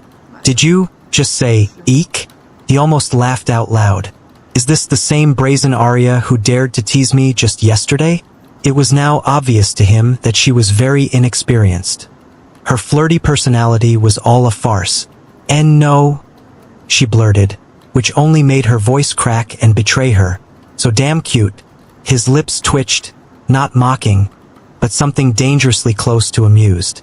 A warmth flickered behind his eyes, the kind that made Arya's stomach flip in on itself. He felt himself getting aroused just from watching her reactions. She tore her gaze away, staring stubbornly at the sheets. Don't look at me, she muttered, mortified. Elian tilted his head, studying her. She closed her eyes for a moment. What is wrong with me? Why does being near him feel like this? But no matter how tightly she tried to shut the thoughts out, they came rushing back. The memory of last night's dream, the way his hand had brushed hers earlier, the near kiss before they were interrupted, the inexplicable heat pooling in her belly and under her skin whenever he looked at her. She felt vulnerable, exposed, yet also oddly safe. Elian exhaled softly, running a hand through his hair as he leaned forward a little. You don't look okay, he said quietly. Did something happen? Elian tried his best to act oblivious, lest she run away from him. Arya opened her eyes. His brows were drawn slightly, concern flickering behind them. Why is he looking at me like that? I'm fine, she murmured, though she wasn't sure if she believed it herself. The silence stretched again. Then, without thinking, Arya whispered, Stop sitting so close. Elian blinked. Should I move? No. The answer came too quickly, too earnestly, and her cheeks flared red. Elian froze, surprised. His lips parted as if he wanted to say something, then closed again. A faint smile tugged at the corner of his mouth. The air between them thickened, heat settling low in Arya's little cave. Her pulse hammered. She didn't know what this emotion was. Fear? Attraction? Both? But it pulled her toward him like gravity. Elian swallowed. Arya! Her name sounded different in his voice, gentler, warmer. Arya felt her breath hitch. She turned her head slowly, her eyes lifting to his, and instantly regretted it. His gaze was too close, too intense, too aware. Should we finish what we started in the morning? He leaned in toward her, slowly. For a moment, the world shrank to just the space between them. Neither moved. Neither spoke. Arya's heart thudded painfully in her chest. If he leans in even a little more, her fingers twitched against the sheets. Arya's fingers twitched against the sheets. She turned away from him, leaning back against the headboard. She needed some time to think, to try and make sense of what was happening to her. So she closed her eyes, trying to block out the world around her, hoping for some answers. But as she lay there, all she could think about was Elian and the way he made her feel. Something about Elian brought out a different side of her. She found herself craving his touch, needing him in ways she couldn't explain. It was like a fire burning deep within her, consuming her thoughts and emotions. But now, she was in the infirmary, lying on a bed with Elian sitting beside her. She felt exposed and vulnerable, but also strangely safe. She didn't know what was happening to her, but she knew she needed answers. Elian smiled, his eyes gleaming with a sense of victory. He knew he had her exactly where he wanted her. Arya felt a strange sensation wash over her, like a wave of heat spreading through her body. She blinked, feeling disoriented, her mind foggy. Arya! Elian's hand moved across the bed, touching her knee gently over her black knee-length socks, then up to her thick thigh, squeezing it tightly. His fingers sank into her smooth, white flesh. What? Arya gasped, startled by the sudden intimate touch. She looked up at him, her eyes wide and confused. Relax. Don't fight it. Before she could even process what was happening, Elian had activated his irresistible charm ability. Oh God! She felt herself being pulled toward him, her mind going blank as her body moved on its own accord. She leaned in, closing her eyes, her plump, red lips pursing for a kiss. Easy. Elian grinned, feeling a sense of triumph. He dove right in for the meal. Their lips met. He pressed his lips to hers, savoring the taste of her soft, sweet lips. Arya felt a jolt go up her spine. She melted into him, her body molding to his as they kissed. The kiss started off awkwardly, neither of them knowing quite how to proceed. Elian grabbed her shoulders on either side, holding her in place, and she just sat there stiffly. Her lips tasted of sweet strawberries. They were soft, softer than he had expected. He bit gently on Arya's lower lip, savoring her sweet taste. Then he sucked on it. Mmm. She moaned, leaning closer, seeking more of his warmth. His lips weren't enough for her. Elian switched to her upper lip, causing her to moan softly, her body pressing against his eagerly. He went in for more, his tongue prying her mouth open, delving inside, and immediately, he was assaulted by the warm wetness of her mouth. Ah! Arya moaned, her hands reaching for the back of his head, pulling him closer. He obliged, deepening the kiss, his tongue twirling in her mouth as they fought for control. It was a battle like they were in a rush. Arya's tongue met his, and they tangled together, their mouths dancing in sync. It was messy. They could hardly breathe now, but it was perfect. They were lost in each other, their tongues moving in harmony. Arya's hands got busy. They explored his neck, her fingers trailing down to his shoulders. She could feel his heart racing beneath her touch, and she knew he felt the same way. They were both inexperienced, but they were learning quickly. Moi! Elian pulled away, breathing heavily. Wow! He said, looking at her with a mixture of shock and excitement. You taste so good. And you are quite needy. Arya panicked, realizing what she had done. But the yearning she was feeling overtook whatever string of reason she still held on to. She looked at the pair of lips she had just claimed. For some reason, Elian's lips looked especially juicy. She smiled, feeling an unexpected sense of satisfaction. "I'm glad you like it," she said, her voice soft and breathy. They stared at each other for a moment. But then, Elian leaned in again, pressing his lips to hers in a gentle, lingering kiss. And Arya knew that whatever was happening between them, she didn't want it to end. Fuck whatever everyone else might think. She wanted to feel good. She wanted him for herself. She wanted his touch. She wanted his kisses. She wanted him inside her. She wanted Elian. As they continued kissing, Elian suddenly jumped over onto Arya on the bed, his legs shifting over on either side, still keeping his lips locked with hers in a hungry kiss. Mmm. She let out a surprised gasp when she felt him on top of her, her hands coming up to rest on his shoulders. He held her cheek gently, his other hand shifting over to caress the soft, round flesh of her breasts through the fabric of her uniform. MMMM. She moaned softly when his hand caressed her sensitive breast, her nipples hardening beneath the thin fabric of her uniform. Her breath hitched when his fingers found her thighs again, sinking into her flesh.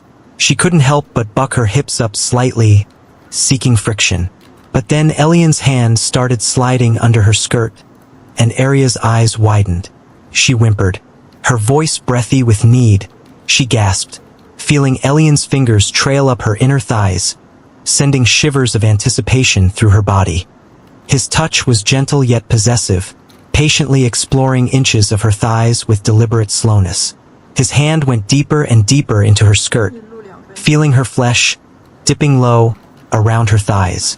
"Ah!" They broke the kiss, panting heavily as they stared at each other with desire burning in their eyes. "You're so soft," Elian murmured, leaning down to capture her lips once more as his hand continued to explore Arya's inner and outer thighs, drawing circles around them, going higher and higher. When his hand finally reached the squishy, elastic swell of her ass, she let out a soft whimper into his mouth, her hips arching up instinctively. When his hand finally reached the swell of her ass, she let out a soft whimper into his mouth, her hips arching up instinctively. The feeling of his fingers caressing her curvy ass was intoxicating, each movement stoking the fire burning within her. She could feel the wetness seeping through the fabric of her panties, and her body throbbed with desire. She moaned into his mouth, her hands gripping his shoulders tightly as his fingers dug into the flesh of her round ass through her panties. Then his fingers went higher, catching the strap of her underwear that went around her small waist.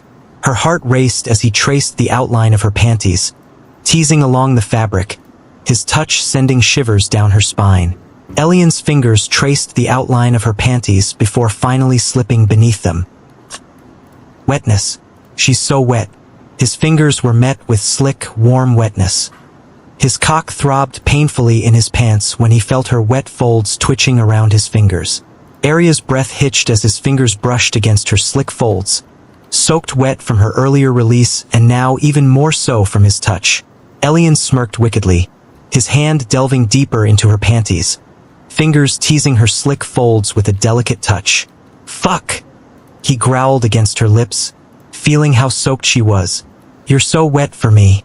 You are such a perverted girl, aren't you?" Yes," she moaned into his mouth, her lips parting eagerly for his tongue as they deepened their kiss. Elian's cock was throbbing in his pants, begging to be freed from its confines. Arya could feel his arousal pressing against her raised knee, hard and insistent, and the heat radiating from his groin only made her more desperate for him. "I want to fuck her so bad." His index finger found her stiff pearl and flicked it, causing a jolt of electricity through her body. Red heart. Arya couldn't speak, couldn't think. All she could do was moan as his fingers circled her clit, sending jolts of pleasure coursing through her body. And then he finally pushed 2 fingers inside her soaked little sister. Her walls clenched, tightening around his fingers, holding him in place. Wow, so tight. Elian couldn't help but marvel at how tight Arya's little cunt was. If he were to try to fit his entire cock inside, he worried he might tear her in half. But the thought alone sent a thrill through him. He pumped his fingers in and out of her, feeling her slick walls clench and release around him with each stroke. "Ah, yes," Arya gasped, her body arching up as Elian's index and middle fingers delved deep into her wet folds. She felt like she was going to lose it completely. Her body trembled with desire. The sensation of his fingers moving into her was almost too much to bear. It was intense, overwhelming, and it made her want to scream with pleasure. She lifted her hips, seeking more of his touch, and Elian obliged, sinking his fingers even further into her slick flesh. "Ah!" Arya let out a keening cry, her nails digging into his shoulders as she came, her body convulsing wildly. Elian grunted, his own arousal spiking at the sound of her moans. "Oh my!" Arya's erotic moans were abruptly interrupted by a surprised voice and the creaking sound of the door suddenly opening. She froze, her heart pounding in her chest as she looked up at Elian with wide, terrified eyes. Elian cursed under his breath, scrambling to get up from the bed along with Arya and straighten out their disheveled uniforms. A young woman walked in, giggling as she closed the door behind her. It was the school's healer/nurse, and Elian couldn't help noticing, even in his panic, that she was strikingly attractive. She has a perfect hourglass figure, a large curvy ass, a nice swell of hips on her sides, and voluptuous melons that threatened to spill out of her blouse. The nurse's gaze flickered between Elian's wet hand and Arya's flushed face, taking in the disheveled state of the students. Her eyes lingered on Arya's rumpled blouse, which had ridden up to reveal her bra, and hints of the soft, creamy skin of her chest. "Youngsters are so feisty these days," she teased, settling into her chair and crossing one leg over the other with deliberate grace.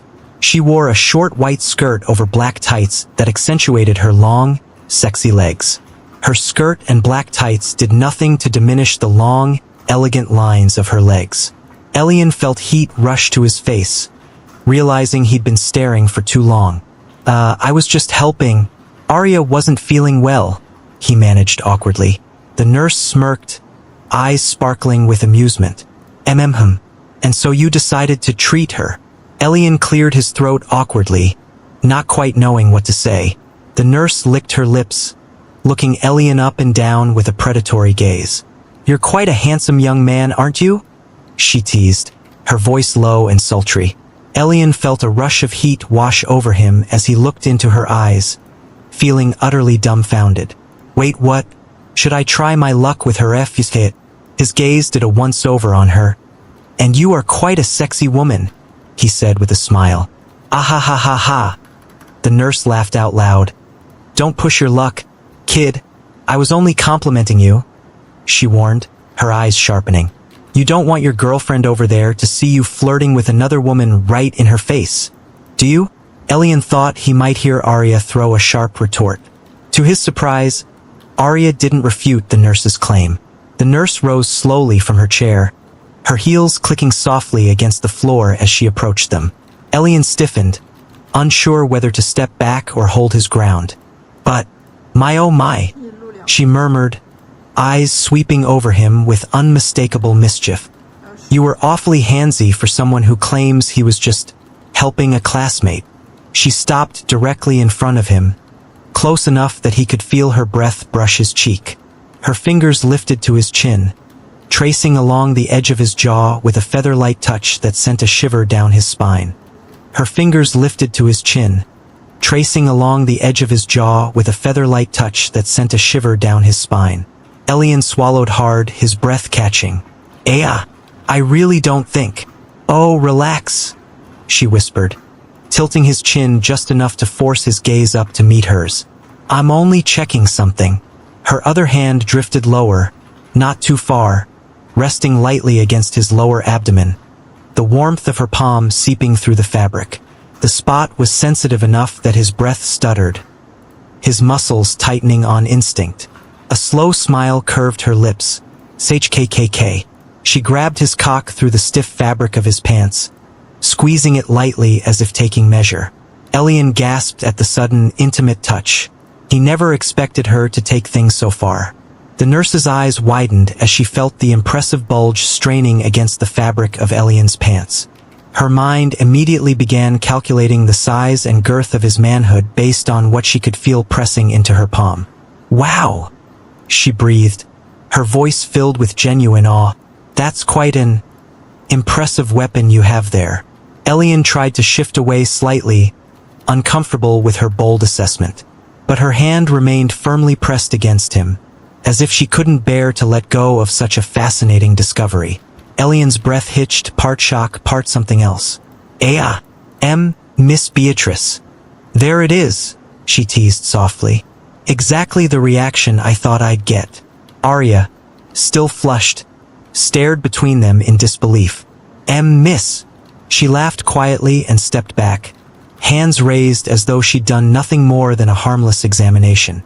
"Don't worry," she said, playful as ever. "Just needed to confirm he's responsive." Elian nearly choked on air. To his surprise, she didn't retreat. Instead, she touched him again slowly, her fingers brushing along the curve of his thigh in a light, gliding touch that made his muscles tense. Then her hand slid upward, tracing over the firm line of his bicep as if appraising him like a sculpture. "My, oh my," she murmured, her voice warm and velvety. "You really are a strong, handsome young man. In fact, I'd say you're the most handsome man I've ever had walk through this door. If I were the young lady over there," she continued, nodding toward Arya with a teasing smile, "I wouldn't be able to resist you either. Honestly." Her voice dropped to a conspiratorial whisper. "Even now, it's taking quite a bit of willpower not to just pounce on you." What? Arya's reaction was far louder. "Miss Beatrice!" she shrieked, cheeks exploding red at the blatant flirting. Beatrice laughed softly as though their panic were the most delightful thing she'd seen all week. "Oh, relax, dear. Sharing won't hurt." Arya's jaw dropped so far it nearly hit the floor. Sharing?" Beatrice giggled again, waving a hand dismissively. "I'm only joking," she said, though her eyes still sparkled wickedly. Finally, she pulled her hands away from Elian, though not completely. Her fingertips lingered along the curve of his cheek, a slow, deliberate caress before she stepped back at last. "There. Much better?" she murmured, clearing her throat as if remembering, belatedly, that she was technically still on duty. Even so, that hungry glint in her eyes didn't fade. If anything, it sharpened every time her gaze drifted over him. "Well," she said lightly, folding her arms beneath her chest. "Since we've established a few things, let's get down to business." Arya straightened, still flustered, still pink. "Why yes, ma'am." Beatrice tapped her pen against her clipboard, eyes flicking meaningfully between them. "So, I'm assuming there's absolutely nothing wrong with your girlfriend." Both Elian and Arya froze. "She's not. We're not." They stumbled over each other's words, but their frantic denial only fed Beatrice's smirk. Sure." She waved her pen dismissively. "In any case, you're both breathing, standing, and in one piece. So," she pointed toward the door, "out you go. Just don't be in such a hurry to fuck next time. Do it in your rooms or something, not my office." Arya blushed deeply, clutching the hem of her short skirt. Elian and Arya exchanged one last mortified glance before shuffling toward the exit. As Elian opened the door, he felt Beatrice's stare on his back. Hot, lingering, shameless. "Come back any time," she called sweetly. "You especially." Elian nearly tripped. Arya grabbed his sleeve and dragged him out into the corridor, slamming the door shut behind them. As Arya and Elian stepped out of the infirmary, silence settled as they walked in the hallway. Neither of them spoke. Their thoughts were tangled, their hearts still racing for entirely different reasons than before. Arya felt strange, embarrassed, flustered, warm, confused, yet happy. Too happy. While Elian was having trouble processing Beatrice's flirtatious personality. He couldn't help but think about whether she did that to every single guy she met. They eventually slowed to a stop, standing a few feet apart, but their eyes found each other almost immediately. For a long, breathless second, they simply stared. Then Elian inhaled deeply, stepped forward, and gently pressed his lips to hers. The kiss was soft, barely a moment, barely pressure, but Arya melted all the same, her chest filling with a warmth so fierce and tender she thought it might burst through her ribs. She rose onto her toes without thinking, kissing him back with the same quiet, trembling honesty. When they parted, Arya exhaled shakily, the tension leaving her shoulders. "I think we need to talk," she murmured. Elian nodded, heart still thudding. "I agree." But then Arya's stomach growled loudly. She turned crimson. Later. "Right now, I'm really hungry," she whispered, pressing both hands to her cheeks. "I should go to the cafeteria before lunch ends." In truth, she just needed to escape. Her heart was still hammering uncontrollably, and if she stayed near Elian any longer, she felt like she might collapse from sheer fluster. "I understand." Elian smiled softly. "But I'll be waiting for you." Before she could respond, he leaned in and gave her another small, gentle peck on the lips. Her breath caught. Her knees almost buckled. A blushing smile bloomed across her face, shy, bright, and completely unguarded. "Okay," she whispered, turning away fast to hide her expression. She hurried down the hallway, her short silver hair reflecting the light, and her shapely-ass cheeks bouncing with each step. Elian stood still for a second, then he clenched his fist and nearly punched the air, barely holding back a triumphant shout. He turned and headed toward his dorms, walking through corridor after corridor, still replaying her smile in his mind, until, wham, a hand clamped over his mouth. Another hand grabbed the back of his head. "What the?" He couldn't shout. He was yanked sideways, hard, into an open doorway. An ambush? An ambush? William? Already? Elian's heart spiked. He braced himself for a fight. But then, he noticed something. The hands weren't strong. They weren't rough. They were small, smooth, delicate, and unmistakably feminine. A slender leg, wrapped in black tights, snapped out and kicked the door shut behind them. Elian froze. Wait, a woman? The attacker tried to push him back, but he was done holding back. Elian used his full strength for a moment, twisting free. She lost her grip, stumbling backward with a soft yelp as she fell onto the floor. He stepped forward, looming over her, breathing hard, and then his eyes widened. Mira? There she was. Mira, William's girlfriend. The bitch who was always at William's side like a shadow. Only now her usual calm, emotionless demeanor was nowhere to be seen. Her chest rose and fell quickly. Her gaze was intense, heated, almost wild. She looked at him like she was starving. Elian's shock gave way to a cold, sharp frown. "What do you want?" His voice hardened. He wasn't in the mood for games. Mira didn't answer immediately. She just stared at him, breathing unevenly, her eyes running over him like she was trying to commit every inch of him to memory. She swallowed. Then, in a low, trembling voice, she said, "Elian, I." Mira pushed herself up from the floor, legs unsteady, cheeks flushed with something Elian couldn't quite read. Before he could fully step back, her hand slid into his, snaking around as if to make sure he didn't run, her fingers intertwining with his in a way that made every instinct in him scream danger. His breath caught. "Mira?" She stepped closer, too close, pressing her body to his, her eyes half-lidded, voice low and velvety. "Elian," she murmured. "You really didn't notice? Even now? The signs I was trying to give you." Her right hand abruptly dipped low, grabbing his dick through his pants, and her fingers felt his balls. Hisses. His breath caught. He stiffened. "Mira, what are you doing?" She gave a soft, breathy laugh, leaning in until he could feel her scent, velvety, the warmth of her breath against his jaw. "Oh, please, you're not that dense. You felt it the moment I grabbed your balls." Elian's pulse hammered. His thoughts raced. She was acting way too loose, despite the circumstances and the fact that he was very much aware of. Is this my ability? Did it affect her this strongly? Or was she always like this when no one was watching?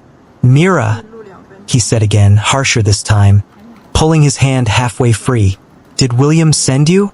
Is this some kind of trap? Her smile dropped, replaced by a flash of irritation, almost annoyance that he wasn't playing along. William? She repeated, scoffing. That idiot couldn't send me anywhere, and he certainly couldn't make me feel like this. Elian? She whispered, voice trembling with something both heated and desperate. I didn't come here because of William. I came because of you. Elian stared at Mira in shock, his mind racing as she lifted her skirt up and brought his hand into her skirt, placing it on her little cunt. He expected to feel an obstruction, but the fabric that was meant to be there wasn't there. This girl is unhinged. She was dripping wet, and she had no underwear on. Her tights had been ripped apart around her pink flower. His fingers felt her pink folds as her thighs trembled around his wrist. They felt sleek and wet, begging to be filled. What the fuck? He could feel the warmth radiating from her, and he couldn't believe what he was feeling. Feel that? She breathed seductively, pushing his fingers deeper inside her little sister. You made me like this. You have to take responsibility. Her gaze swept over him, openly, boldly, hungry in a way that made him shudder with anticipation. He slipped a finger inside her, feeling the warmth of her wetness enveloping him. She moaned softly, pressing herself against his hand, her hips grinding against him. Yes, she murmured, her voice barely above a whisper. That feels so good. Mira continued to press herself against him, her body moving in rhythm with his hand as it slid in and out of her cunt. She ground her tits on his chest, creating friction, and Elian could feel her stiff nipples through their clothes. But then, a hint of clarity flashed through him. Memories slammed into him one after another. Mira laughing with William while Elian's books were thrown into puddles. Mira accidentally spilling her drink on him in front of a crowd. Mira whispering lies to professors, turning them against him. Mira smirking while William shoved him into the walls, because she liked the attention. All the little cruelties she'd stacked on top of each other just to polish her image in William's eyes. Elian's pulse slowed, then steadied. His mind sharpened. The heat he'd felt moments ago ebbed, replaced by something colder, heavier, infinitely more dangerous. He exhaled a steamy breath through his nose. I needed to break her, not make her feel good. His posture shifted. He withdrew his soaked hand from her pink flower. Without thinking, Elian moved. He caught both of her wrists in one hand, firm. Mira froze, eyes widening, the seductive confidence flickering into surprise. Elian? She breathed. What? Before she could finish, he yanked her forward and threw her with all his strength. Ah! Ah! Her body hit the bed with a dull thump, bouncing once before she steadied herself on her elbows. For a heartbeat, the room fell into stunned silence. She looked at him, absolutely shocked. Then, Elian! Mira snapped, fury flooding her voice. What are you doing? She pushed herself upright, hair falling wildly around her face, her breath sharp and uneven. Shock and wounded pride tangled in her expression as she stared at him, like she couldn't fathom that someone had dared to throw her like that. Elian stood planted where he was, chest rising and falling, his pulse still racing from the sudden movement. His eyes hardened. What am I doing? He shot back, stifling a mocking snicker. Don't tell me you have forgotten. His voice cut off, jaw tightening. He stood straighter, his expression dropping into something unreadable, something Mira had never seen on him before. Mira noticed the change instantly. Her breath hitched. Elian? She said softly, uncertainty creeping into her tone for the first time. He stepped closer, slow, controlled, deliberate. Do you think I forgot? His voice was low, too calm.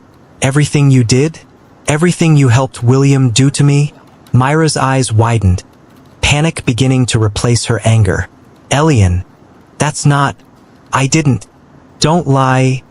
He cut her off, his voice sharp enough to make her flinch. She swallowed, eyes darting toward the door, but her body stayed frozen on the bed as if something primal warned her not to move. Elian stared down at her, jaw clenched, his gaze like pressure on her chest. He wasn't the flustered, timid boy she remembered. He wasn't the toy she could mess with to gain William's approval. He wasn't someone she could push around anymore. And Mira realized it. Her voice trembled. "Elian, what are you going to do?" He didn't respond. Myra's breath trembled as Elian stepped closer, each slow, deliberate footfall tightening the knot of panic in her chest. "Elian," she whispered, "you're scaring me." "Good," he said softly. Her breath hitched. He stopped at the edge of the bed, towering over her. Mira shrank back instinctively, her hands reflexively pressing into the mattress as if she needed something, anything, to anchor herself. Elian's eyes were cold, focused, merciless. His tone was flat, undeniable. "You wanted William's attention, and hurting me was the easiest way to get it." Her lips parted, but no sound came out. "Tell me I'm wrong," Elian said, but she couldn't. Her silence was admission enough. He let out a slow exhale, and Mira flinched as if the air itself had weight. "You're so bold, Mira," he said, eyes narrowing. "Grabbing me, trying to use me the same way you used William. Thinking you can snap your fingers and I'll just melt because you suddenly decided to act interested." Myra's cheeks flushed, but her eyes were wide with fear. I wasn't thinking. That's the problem," Elian cut in, leaning down slightly. "You never think. Not about consequences. Not about who you hurt. You are a selfish, manipulative bitch." Mira opened her mouth again, but he moved in one fluid motion. Before she could process it, Elian seized both of her wrists, snapping them together. Her breath exploded in a startled gasp. "Elian!" He pushed her arms down onto the bed, firmly, easily, pinning both of her wrists with just one hand. Her eyes went huge. She tugged. She struggled, but she couldn't move. "How is he so strong?" "Elian, please." Her voice cracked, more from shock than fear now. "Let go. I didn't mean, I just—" "No, shut up," he said quietly. "Now you're going to listen." His face was inches from hers, his expression unreadable but heavy with the weight of every memory she'd hoped he'd forgotten. "You spent months making me feel small," he said. "Weak. Worthless." Myra's breath shook violently. I know, I'm sorry, but look at us now." He tightened his grip slightly, not enough to hurt, but enough to remind her she was completely overpowered. Mira froze, trembling, her chest rising and falling quickly. "You don't get to touch me," he said softly. "You don't get to want me. You don't get to use me." Her lips parted, tears gathering at the edges of her lashes. "Elian," she whispered, voice breaking. "I'm sorry. I really am." Myra's breath came out shaky as Elian slowly loosened his hold on her wrists. For half a second, she thought he was going to step back. He didn't, and in that moment of hesitation, fear, confusion, adrenaline, Mira acted on instinct. Her hands shot up, grabbing fistfuls of his shirt, pulling him down toward her with a desperate, trembling strength. "Elian!" Her voice cracked. "Wait, just listen to me." He reacted instantly. His hand slid down, gripping her thigh with sudden, brutal force. Mira gasped, a sharp, pained inhale, as his fingers dug in deep. His nails pressed into her skin hard enough to make her flinch, her eyebrows pinching together. "Elian," she choked out, her back arching slightly from the shock of his grip. "You're hurting me." "Good," he said, his voice low, the word cutting like a blade. Mira froze again.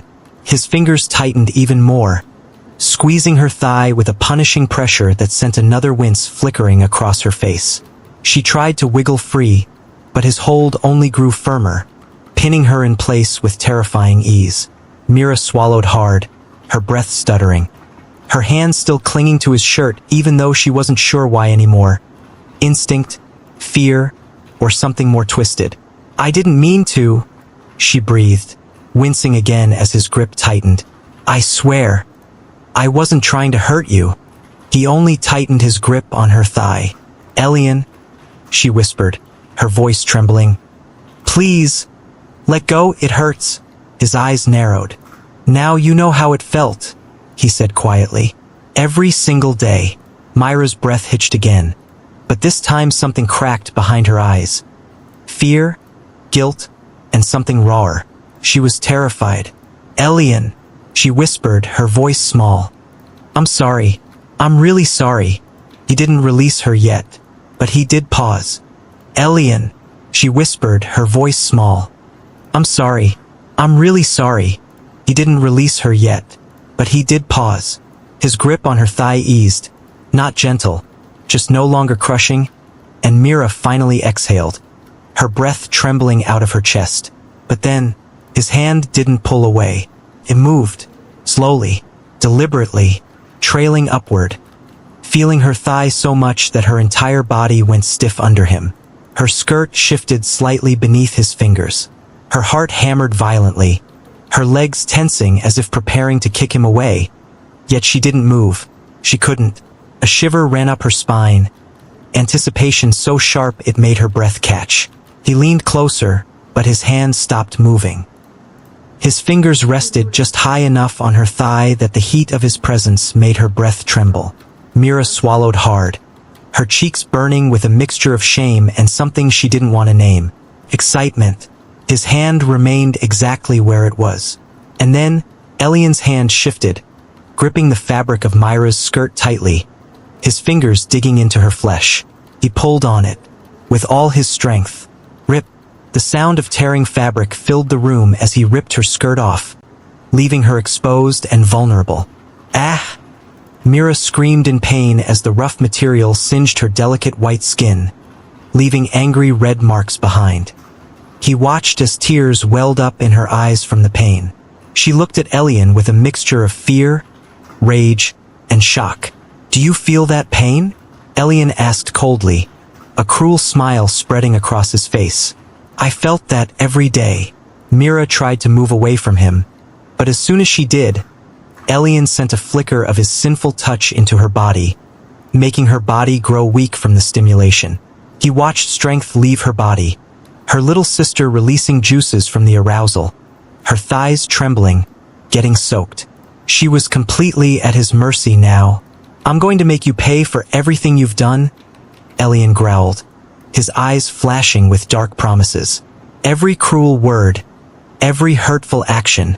He grabbed her wrists again roughly and slammed her against the bed, got on the bed, over on top of her, pinning her there with his body.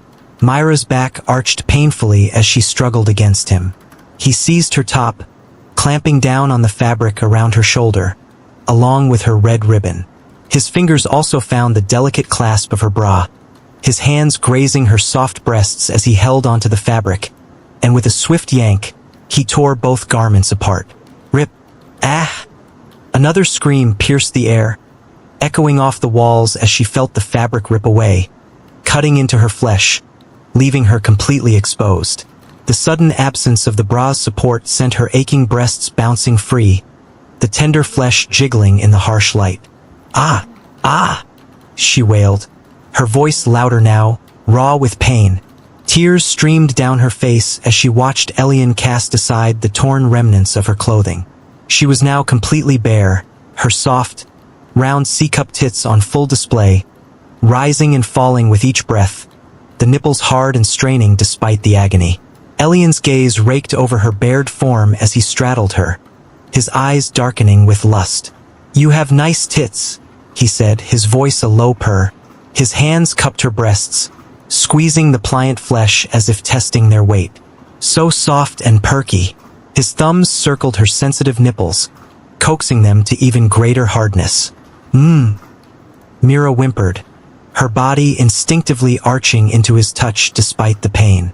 Her areola was a lovely contrast to the rest of her skin, a darker shade that seemed to beckon his fingers. Elian pinched her left nipple, pulling it taut until Myra's face contorted in agony. Oh, he murmured, his tone mocking. Are you actually feeling good from that? Maybe I need to teach you more of a lesson. Mira glared up at Elian, her eyes flashing with defiance even as tears streamed down her face. I don't need your lessons, she spat, her voice trembling with barely contained rage. "I can handle anything you throw at me, dash." Her words were immediately cut off by a harsh tug on her nipple, sending shockwaves of pain through her body. She bit back a scream, her jaw clenching as she fought against the sensation. "You're so defiant, aren't you?" Elian purred, his tone dripping with malice. "It's almost admirable." His fingers tightened their grip on her breasts, rolling and pinching the tender flesh mercilessly. Myra's body trembled with the effort of not crying out, her mind racing with ways to escape his grasp. But every time she moved, Elian seemed to anticipate her, arousing her with his touch and then effortlessly holding her in place. "You think you're strong enough to withstand me?" he asked, his lips brushing against her ear. "To take everything I have to offer?" The hand not gripping her breast slid down her body, coming to rest on her hip with bruising force. "I'll make you beg for mercy," Elian growled, his grip on her hair suddenly tight enough to cause pain. "I'll make you scream my name until your throat is raw." He leaned in close, his lips hovering over hers in a blatant challenge. Myra's breath came in ragged pants, her body trembling with anticipation and fear. "Now, are you ready for your lesson?" Elian asked, his voice low and rough with promise.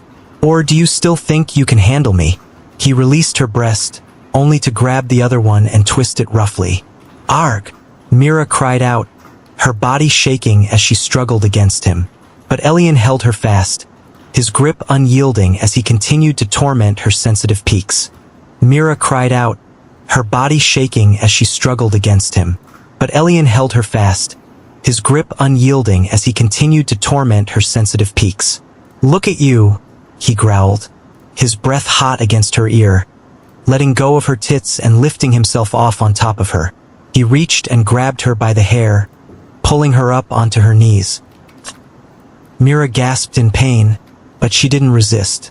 Elian unzipped his pants and pulled out his cock.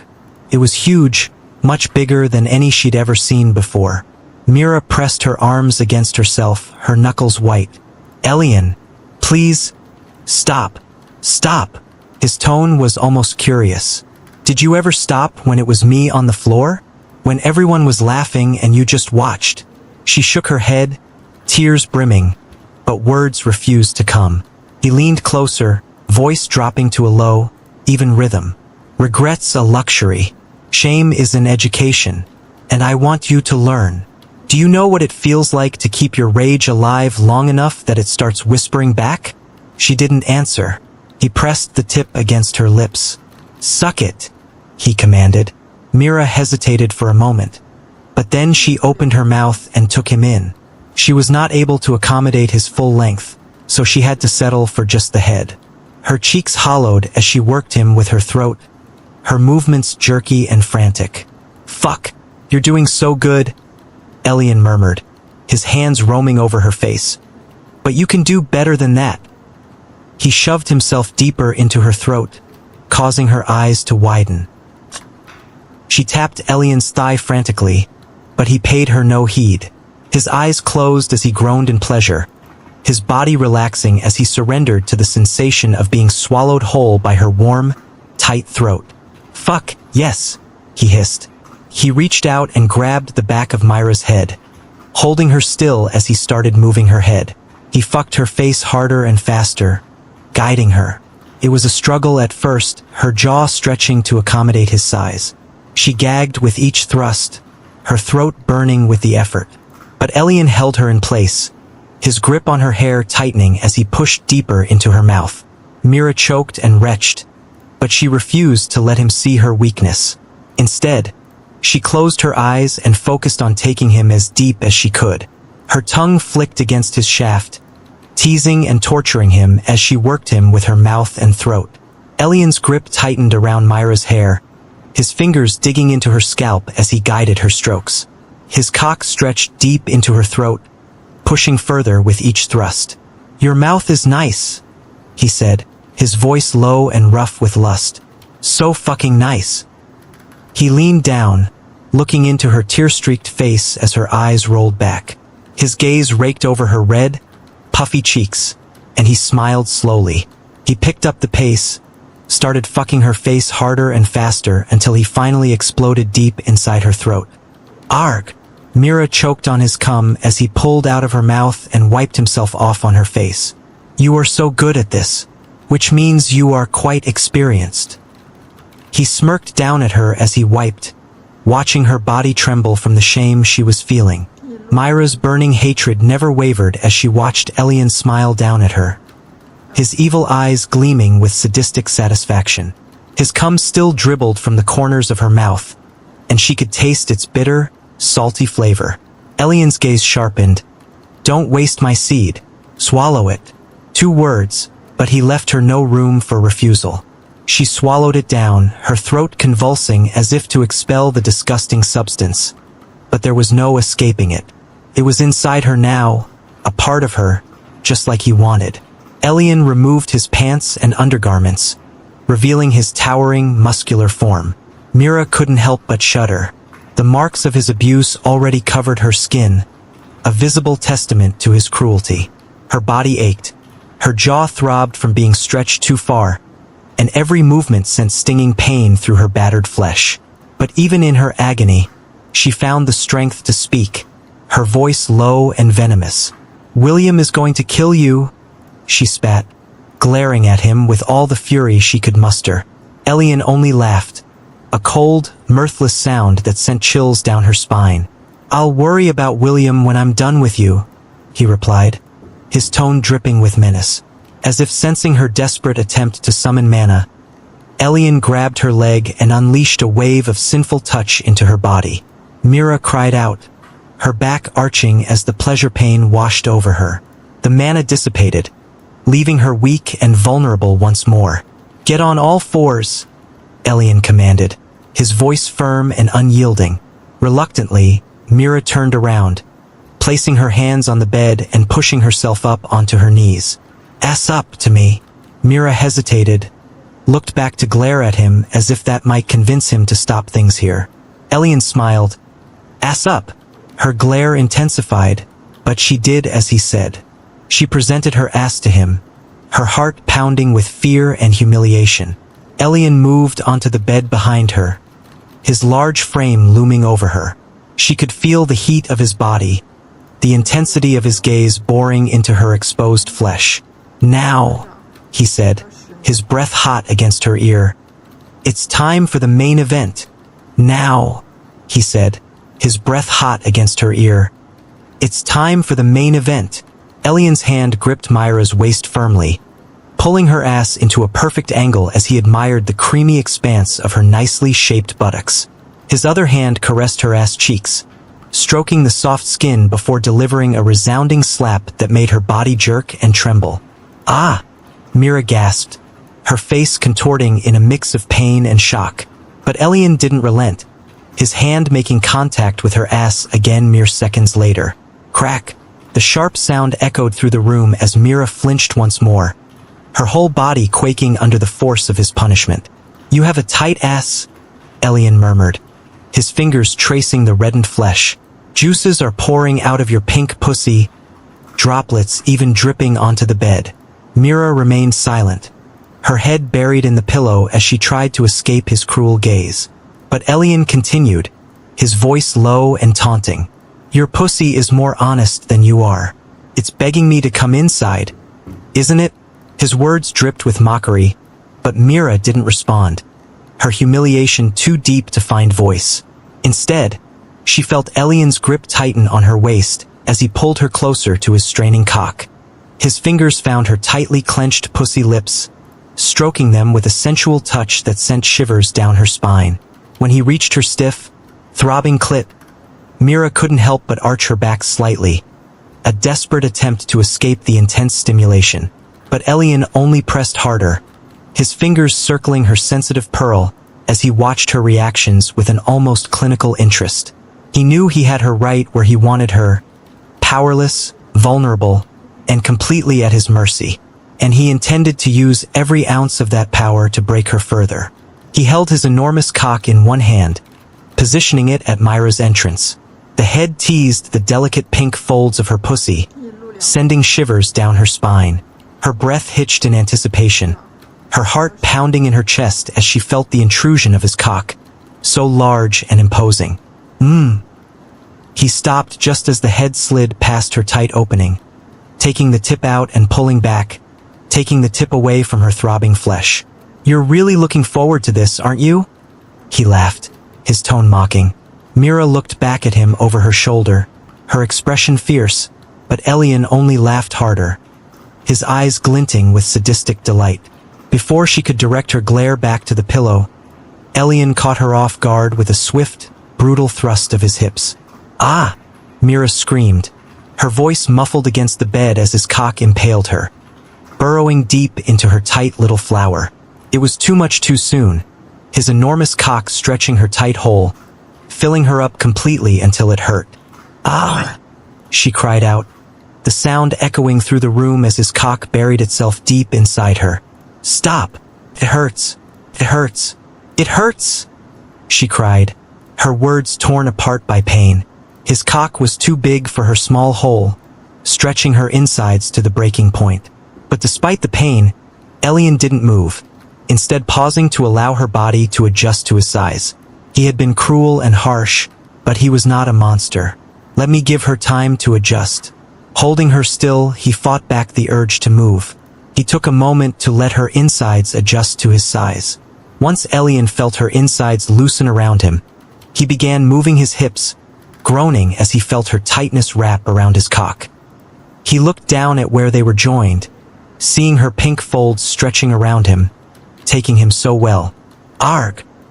He began to thrust in and out, his groin slapping against her tight ass, which bore the red marks from his earlier slaps. "So tight!" he groaned, amazed by how snugly her pussy hugged his cock. "I feel like I'm going to come just from this." Her tightness was incredible, making him think she might be a virgin, despite there being no barrier or blood when he first entered her. "Pa! Pa! Pa!" The lewd sound of flesh hitting flesh filled the room. "NGHHHH! Oh! Oh! Oh!" His grunts of pleasure echoed as he continued to thrust, Mira crying out in pain with each impact of their bodies. He held her waist tighter, his fingers digging into her pelvis as he tried to push deeper inside her. "Fuck, you're so tight!" Elian exclaimed, his voice strained with pleasure. After a few minutes, Myra's groans of pain turned into moans of pleasure. Elian couldn't help but feel a sense of satisfaction as he felt her insides loosen around him. He could tell she was starting to enjoy it. "Let's turn it up a notch." He sent a flickering of sinful touch that sent waves of delightful pleasure through her body. "Ah, yes!" she cried out, her head whipping back in ecstasy. "Feeling good now, you little slut?" Elian smirked, his free hand reaching around to squeeze her breast. "Pa!" His other one moved to deliver another hard slap to her ass, and he made her back arch and scream in blissful agony. "Ah, yes, Her walls tightened even more around his cock, and she came, shouting loudly as her body trembled from the intense orgasm. But Elian didn't stop, continuing to pound into her even as she came. He was also close, her clenching pussy bringing him closer to the edge. "Pa! Pa! Pa! Pa! Pa! Pa!" The heat building in his balls was almost unbearable. He knew he wouldn't last much longer at this rate, but he didn't care. All that mattered was the exquisite sensation of being buried deep inside Myra's welcoming body. He continued delivering a series of loud, stinging slaps to her sensitive skin. The sounds echoed through the room, each smack leaving a bright red mark on her pale flesh. "Ah, fuck!" Mira cried out, her body jolting with each blow. "You're going to leave marks, you bastard." He leaned into her, over her back, his groin hitting her ass faster and faster. "That's right," he growled, his voice rough with lust. "I'm going to mark this ass as mine. You're going to remember who fucked you like this when you sit down in class tomorrow." His hips moved faster and faster, driving into her with a ferocity that surprised even him. Mira whimpered, her hips pushing back against him instinctively. "Pa! Pa! Pa! Oh! Oh! Oh!" Her unrestrained moans grow louder and more desperate with each passing second. "Ah!" she cried out, her fingers clutching at the sheets beneath them as she arched her back to meet his thrusts. "Yes, right there. Don't stop." His hands groped her tits, squeezing them tightly and aggressively. His index fingers pinched her nipples as his head nuzzled into her neck, using it as support. The increased pace caused Mira to moan out louder and louder, her head whipping back. "Ah!" she screamed, her entire body convulsing as the waves of pleasure crashed over her. "I'm coming! I'm coming!" She came again, shouting even louder. At the same time, Elian grunted, plunging deep into her womb with a thrust. He spilled his seed deep inside her, filling her up completely with his sticky, white cum. Her belly felt hot from being filled to the brim. He stayed on top of her, continuing to grope her tits in each hand as spurts of his cum rolled inside her. "Coming!" Myra's voice was barely audible as she came, her body twitching from the intense orgasm as she took in all of Elian's thick, creamy cum for a cream pie. Her tongue stuck out, and her eyes rolled to the top of her head. Elian got off of her, carefully taking his flaccid dick out of her twitching little sister. The sleek white semen from his release spilled out of her insides. "Oh shit," he realized. "I came inside of her in the heat of the moment. She was just too tight," he thought. He was worried that if she got pregnant from that, they would both be in trouble. He shook his head, thinking that he would deal with it later. For now, he admired the sight of Mira lying there limply, still twitching with her eyes rolled back, her ass cheeks crimson red, sweaty body, and twitching pussy spewing his cum. "That felt so good," he said. But Mira was barely able to hear him as she basked in the afterglow of their intense session. The sight made Elian's dick twitch back up into stiffness. Ready for round 2. Elian smiled proudly at his own stamina, pleased with how his half-incubus body was performing. "Are you ready for round 2? He asked, his voice laced with mischief. Mira finally came to, her tired but satisfied eyes meeting his. Her ass was still angled up as she looked back at him over her shoulder, with Elian's cum dripping out of her onto the sheets.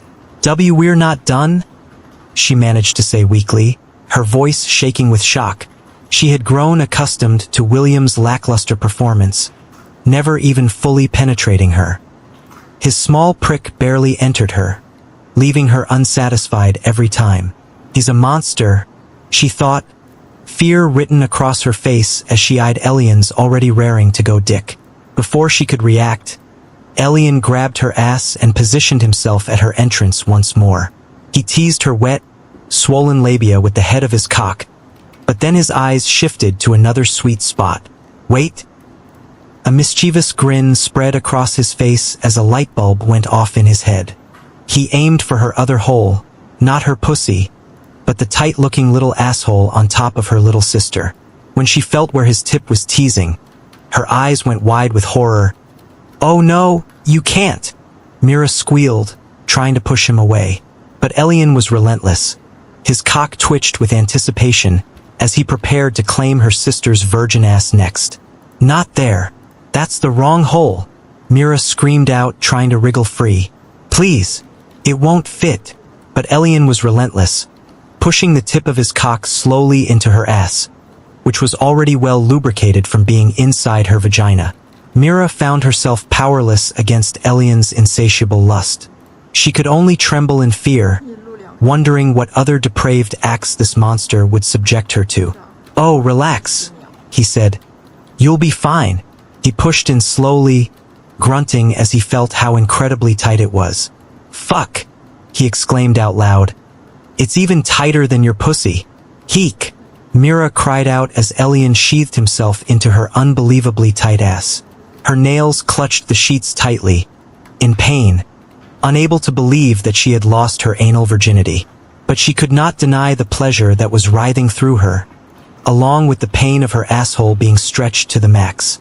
It was a strange sensation, unlike anything she had ever experienced before. She was terrified, but also curious, wondering what it would be like to have Elian's cock deep inside her in this way. Elian groaned deeply as he slowly sank into Myra's tight asshole, feeling the walls clamp down around his throbbing cock. The sensation was unlike anything he had ever experienced before, intense, almost overwhelming in its pleasure. "Phew-uck," he moaned, his hips twitching involuntarily as he fought the urge to start thrusting immediately. "You're so fucking tight, Mira. I can barely move." Mira whimpered beneath him, her body tensing as she tried to adjust to the foreign intrusion. It felt like she was being split open, stretched beyond her limits, and yet there was an undercurrent of pleasure beneath the pain that made her ache for more. "Please," she gasped out, her voice trembling. "Please go slow. It hurts." "Please," she gasped out, her voice trembling. "Please go slow. It hurts." With excruciating slowness, Elian began to rock his hips, inch by inch sinking deeper into Myra's welcoming heat. The tightness was almost unbearable, but he refused to rush it, wanting to savor every second of this incredible sensation. Pa. She shut her eyes, trying to focus on the pleasure, but the pain was too much.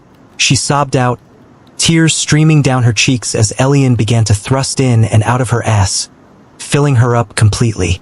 "Ah!" she cried out, her voice echoing off the walls as Elian finally bottomed out inside her ass. "You're so deep. Oh God. I can feel you in my stomach." It was more intense than she had ever imagined, and she found herself moaning and gasping as waves of pleasure washed over her. She was powerless against Elian, who seemed determined to conquer every inch of her body, both physically and mentally. She wondered if this was what it felt like to be dominated by a man, to be used and abused, to have no control over her own body. But despite the fear and pain, Mira couldn't deny the exhilaration that came with being taken like this. She felt like a wild animal, submitting to her captor's every whim, and she was oddly grateful for it. The rhythmic pa, of flesh slapping against flesh echoed through the room, a raw and primal soundtrack to their debauched act. Elian fucked her tight ass relentlessly, his powerful thrusts forcing Myra's moans to join the symphony of sound. The air grew thick with the musky scent of sweat, sex, and pure, unadulterated arousal. A wicked grin spread across Elian's face as an idea struck him. "I have skills I need to try out." With a smirk, he employed his incubus skills, and with a subtle shift, his cock elongated by another solid inch. "Bah! 9 inches! Ha! Wah!" Mira gasped in shock, feeling the sudden, intense pressure of him filling her up even more. Her walls stretched, and Elian could see the entrance to her ass stretch by a minuscule margin. For Mira, the sensation was overwhelming, a perfect blend of pain and pleasure that she couldn't quite comprehend. Her body reacted instinctively, and she squirted, a powerful jet stream of her juices washing over the bed and soaking the sheets. Her violent twitching almost caused Elian's dick to slip out. He held her in place firmly, his grip like iron, and increased the speed of his thrusts into her tight asshole. Pa. Each pump intensified her squirt, the jet stream growing stronger and more forceful. Arg! Then, with a final, deep plunge, Elian grunted, coming hard into her tight ass. "Fuck!" he roared, his cum rippling into her, marking her as his completely. After a few seconds, Myra's tremors subsided, but when Elian slipped his dick out of her ass with a wet pop and let go of her waist, she collapsed weakly to the side, still twitching. Elian grinned wickedly as he watched Mira squirm, her body trembling with pleasure and pain. He loved seeing her like this, helpless, vulnerable, completely at his mercy. "You liked that, don't you?" he taunted. "You're such a little slut." Ha! Something was wrong. He flipped her over, moving her gently onto her back. Her breasts jiggled from the motion, and he saw that she had passed out from the sheer intensity of her orgasm. "She's out," he chuckled, shaking his head. "It was that good for you, huh?" The stimulation had been too much for her delicate frame. Her chest rose and fell with each breath, her legs spread wide beneath him, allowing his cum to spill out of her ass and pussy simultaneously. The look on her face was one of utter debauchery, raw pleasure etched across every feature. She was absolutely broken, and Elian couldn't help but laugh at the sight, feeling a surge of pride at his handiwork. He looked down at his little brother with a resigned expression on his face. How am I still hard after all that? Yeah, he was still hard even after coming inside her twice. He stared down at Myra's limp form, a twisted sense of satisfaction swirling within him. He had taken her, used her, and left her utterly spent. She lay there like a discarded doll, her hair splayed across the sweat-soaked sheets, her body glistening with perspiration and his seed. A small part of him was tempted to plug himself inside her hole again while she was unconscious. But he shook his head, a small smile playing on his lips. He sighed. He couldn't believe he had actually stopped himself from going another round. His cock was still rock hard, throbbing with unspent need. He knew he could take her again and again, push her to the brink of madness and back. But something held him back. Maybe it was the fact that he had been harsh to her, or maybe it was the knowledge that he had already pushed Mira to her absolute limit. Either way, he stepped back from the bed, his mind racing with thoughts of what he had done and what he could still do. Am I forgetting something? Elian remembered suddenly that they still had spellcasting class, and that they had been in this room for at least an hour. Oh shit, he muttered, glancing at the clock on the wall. 1,412 hours. He stumbled into the bathroom, opening the shower and quickly washing himself off. He dried off in mere seconds, rushing back into the bedroom to get dressed. He put his pants on, slipping his stiff hardness in with a rueful look, followed by his shoes, shirt, and jacket, checking his reflection in the mirror afterwards. It wasn't perfect, but it would have to do. He glanced at Myra's naked, unconscious form, still sprawled on the bed, debating whether or not to wake her. No way she's waking up after that, he muttered. She wouldn't be getting up for hours. And honestly, it wasn't his problem. Drawing in a slow breath, Elian turned toward the door. With a final smirk directed at her abused body, Elian walked out, closing the door behind him. Elian walked out, closing the door behind him. The moment the latch clicked shut, his stomach gave a low, demanding rumble. He paused, blinking. Right, he hadn't had lunch. He stood outside for a moment, taking a deep breath to compose himself before striding away down the hall. The wide hallways were completely empty. As he was walking, a familiar window flashed into his vision. Elian blinked at the glowing panel, momentarily stunned. Mission completed. Oh yeah, I had a mission. Huh. You say that only now? System has been online this whole time, but the host kept tuning me out. Then a memory flickered. Now that I think about it, I did hear something like a system notification in my head at some point. He realized, eyes widening slightly. Some faint chime. But I was so wrapped up in everything, Arya, Mira, that I just ignored it, or didn't even register it. The system hadn't just slipped to the back of his mind. It had disappeared, evaporated, as if the world had shrunk to nothing but their breaths, their hands, their emotions pressed so close to his that it felt like thinking itself had melted. I didn't feel the chime, didn't see the pop-up, didn't even have a flicker of awareness that there was something running in the background. He let out a slow breath. They completely pulled me out of my own head, out of everything except them. Just remembering made heat crawl up his neck. Hells, he whispered under his breath. I really had no idea you'd even reacted to any of that. The system hovered in front of him, smugly bright, as if pleased to be acknowledged again. He straightened, exhaled, and refocused on the panel. Quest: lose your virginity. Objective: get laid within the next 7 days. Status: completed. Rewards: plus 5 stat points to all attributes. A 100 system points. Skill: discerning eye, hidden bonus. Plus 590 system points. Elian frowned. 590? Is that little or a lot? How does the point distribution work? 490 plus 100 mission bonus. Points are distributed for each intimate act. Multipliers are applied based on multiple factors, like the level of the host's partner. An expanded window appeared. Harem system point distribution. Kissing 10 points. capped at 50 for each person per day. Groping, 10 points, capped at 50.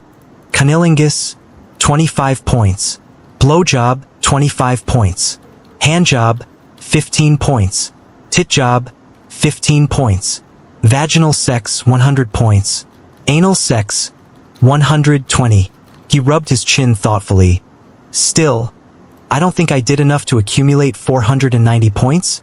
The answer chimed immediately. Hidden multiplier applied. First sexual experience triggers emotional impact bonus. He stared at it, stunned. Emotional impact? Is that what you're calling all that? He wasn't sure whether to laugh, hide his face, or argue with the wording. Instead, he rubbed the back of his neck and tried to gather himself. Hidden multiplier, huh? What other hidden multipliers are there? Hidden multipliers. X. Level difference multiplier. Virgin sex multiplier. Technique sex multiplier. Race multiplier. Etc. Etc.? So there's more. No answer. He sighed, resigned. All right, show me my updated status. The panel shifted. Status. Name. Elian Nova. Age. 18. Race. Human/incubus. Class. Water Mage Novice. Talent. Bronze grade. Level. 14. 0 140th XP. Physical. 3843. Mental. 7075. Mana. 5459. System points. 590. Skills. Water Bullet. LVL2. Water Blade LVL1. Tidal Wave LVL2. Sinful Touch. Divine. Mind Control. Divine. Harem Seal. Divine. Irresistible Charm. Divine. Asterisk. New skill unlocked. Discerning Eye Divine. Enhances perception and insight. Grants the ability to assess the target's level, skills, intentions, and emotions with high accuracy. Makes the user impervious to all forms of concealment skills, illusions, and deception. Elian blinked, stopping to read the description under the skill again. Yet another divine skill. That's actually incredibly useful. Next time, he told himself, I should probably remember to check the system first. But with Arya and Mira, a helpless, rueful smile tugged at the corner of his mouth. I doubt I'll have much of a chance to. He thought back to the moments when he had ripped Myra's uniform off her body, the fabric lacerating her skin, smacking her ass with brutal slaps, playing with her tits, fucking her little cunt and ass with his large dick, filling her up with his white semen. He smirked, felt so good and satisfying. The same proud and scheming Mira who had targeted him, he had cruelly brutalized her body. Hiss! He took in a sharp inhale. His softening boner hardened again. Just the memory of it was exhilarating. But I'm only getting started. His eyes sharpened. If she thinks I'm done with her, she has another thing coming. He thought of the possibility of her telling William, but it was very unlikely. Just in case she has such thoughts, he decided to visit her again at night. Playing with Mira had only given him a bunch of system points, but he still had to place the harem seal on her to get the most out of her. His talent hadn't changed, and as far as he was aware, Mira had a gold grade talent. It was not that great in front of the true talents in the Great Academy, just enough to place you above average in terms of potential. But for Elian, who had a bronze grade talent, it was like hitting a gold mine. He wondered if she would resist if he asked to place the seal on her. Hey system, how do I get someone to agree to have the harem seal placed on them? Host needs to pose the question to the target. Should they agree, the seal will be automatically placed. For instance, if the host asks, do you agree to become mine, and mine alone? And the target's answer is yes. So it depends on how I phrase it? Yes, Elian smiled. This gave him a lot of leeway. He could ask her in the heat of sex, and he was sure Mira wouldn't even think much of it. He would tell her about the seal and its consequences afterwards, and whatever grievances she had would be hers to deal with. Okay, I'll decide how to spend my points later. He dismissed the system panel with a flick of his fingers just as he reached the large double doors leading into the spellcasting class. Lucky for him, his boner had receded, saving him the embarrassment it might have caused. The muffled hum of mana leaked through the cracks, pulsing, sharp, alive. When he pushed the doors open, the room was already in full motion. Mana flared across the spacious hall in rippling colors. Students shaped spells mid-air, glowing sigils, swirling elements, condensed spheres of light, or earthen shards. A few classmates glanced his way, expressions a mix of curiosity and barely hidden amusement. Miss Evelyn, who had been standing beside a young dwarf girl, adjusting her hand posture for better mana flow, immediately straightened at the sight of him. "Elian Nova," she called, her voice carrying like a whip crack. "Good of you to finally join us." She crossed the room with measured steps, hands folded neatly behind her back. Elian kept his expression neutral, but inside, he sighed. He had never truly looked at Miss Evelyn. How blind he had been. "Here we go. Here we go." His focus wavered. Vision snagged on Miss Evelyn, catching him off guard.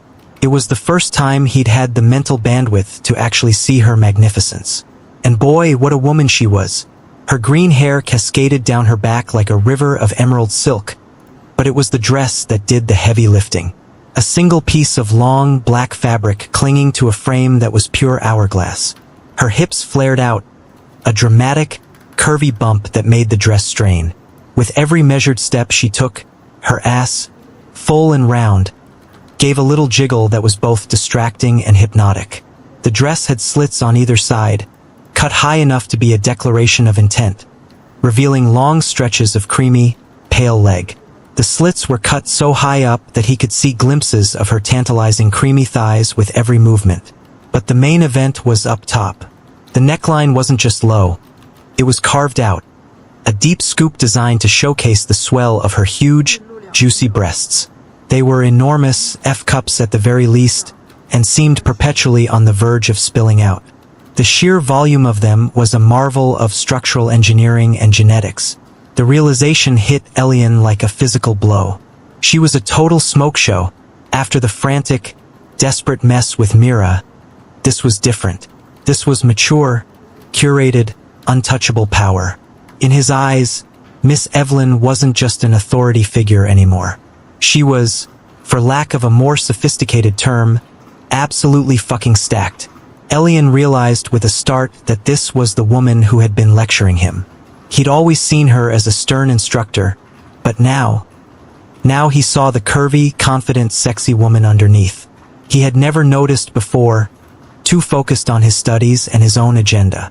But right now, with her standing so close, her scent, a mix of old parchment, lavender, and something uniquely feminine, wafting around him, he couldn't deny it. She was absolutely hot. Hot didn't even begin to cover it. As he stood there, frozen in place, he couldn't help but stare. It was as if he had never really seen her before, never noticed the way she moved, the way she carried herself with confidence and poise.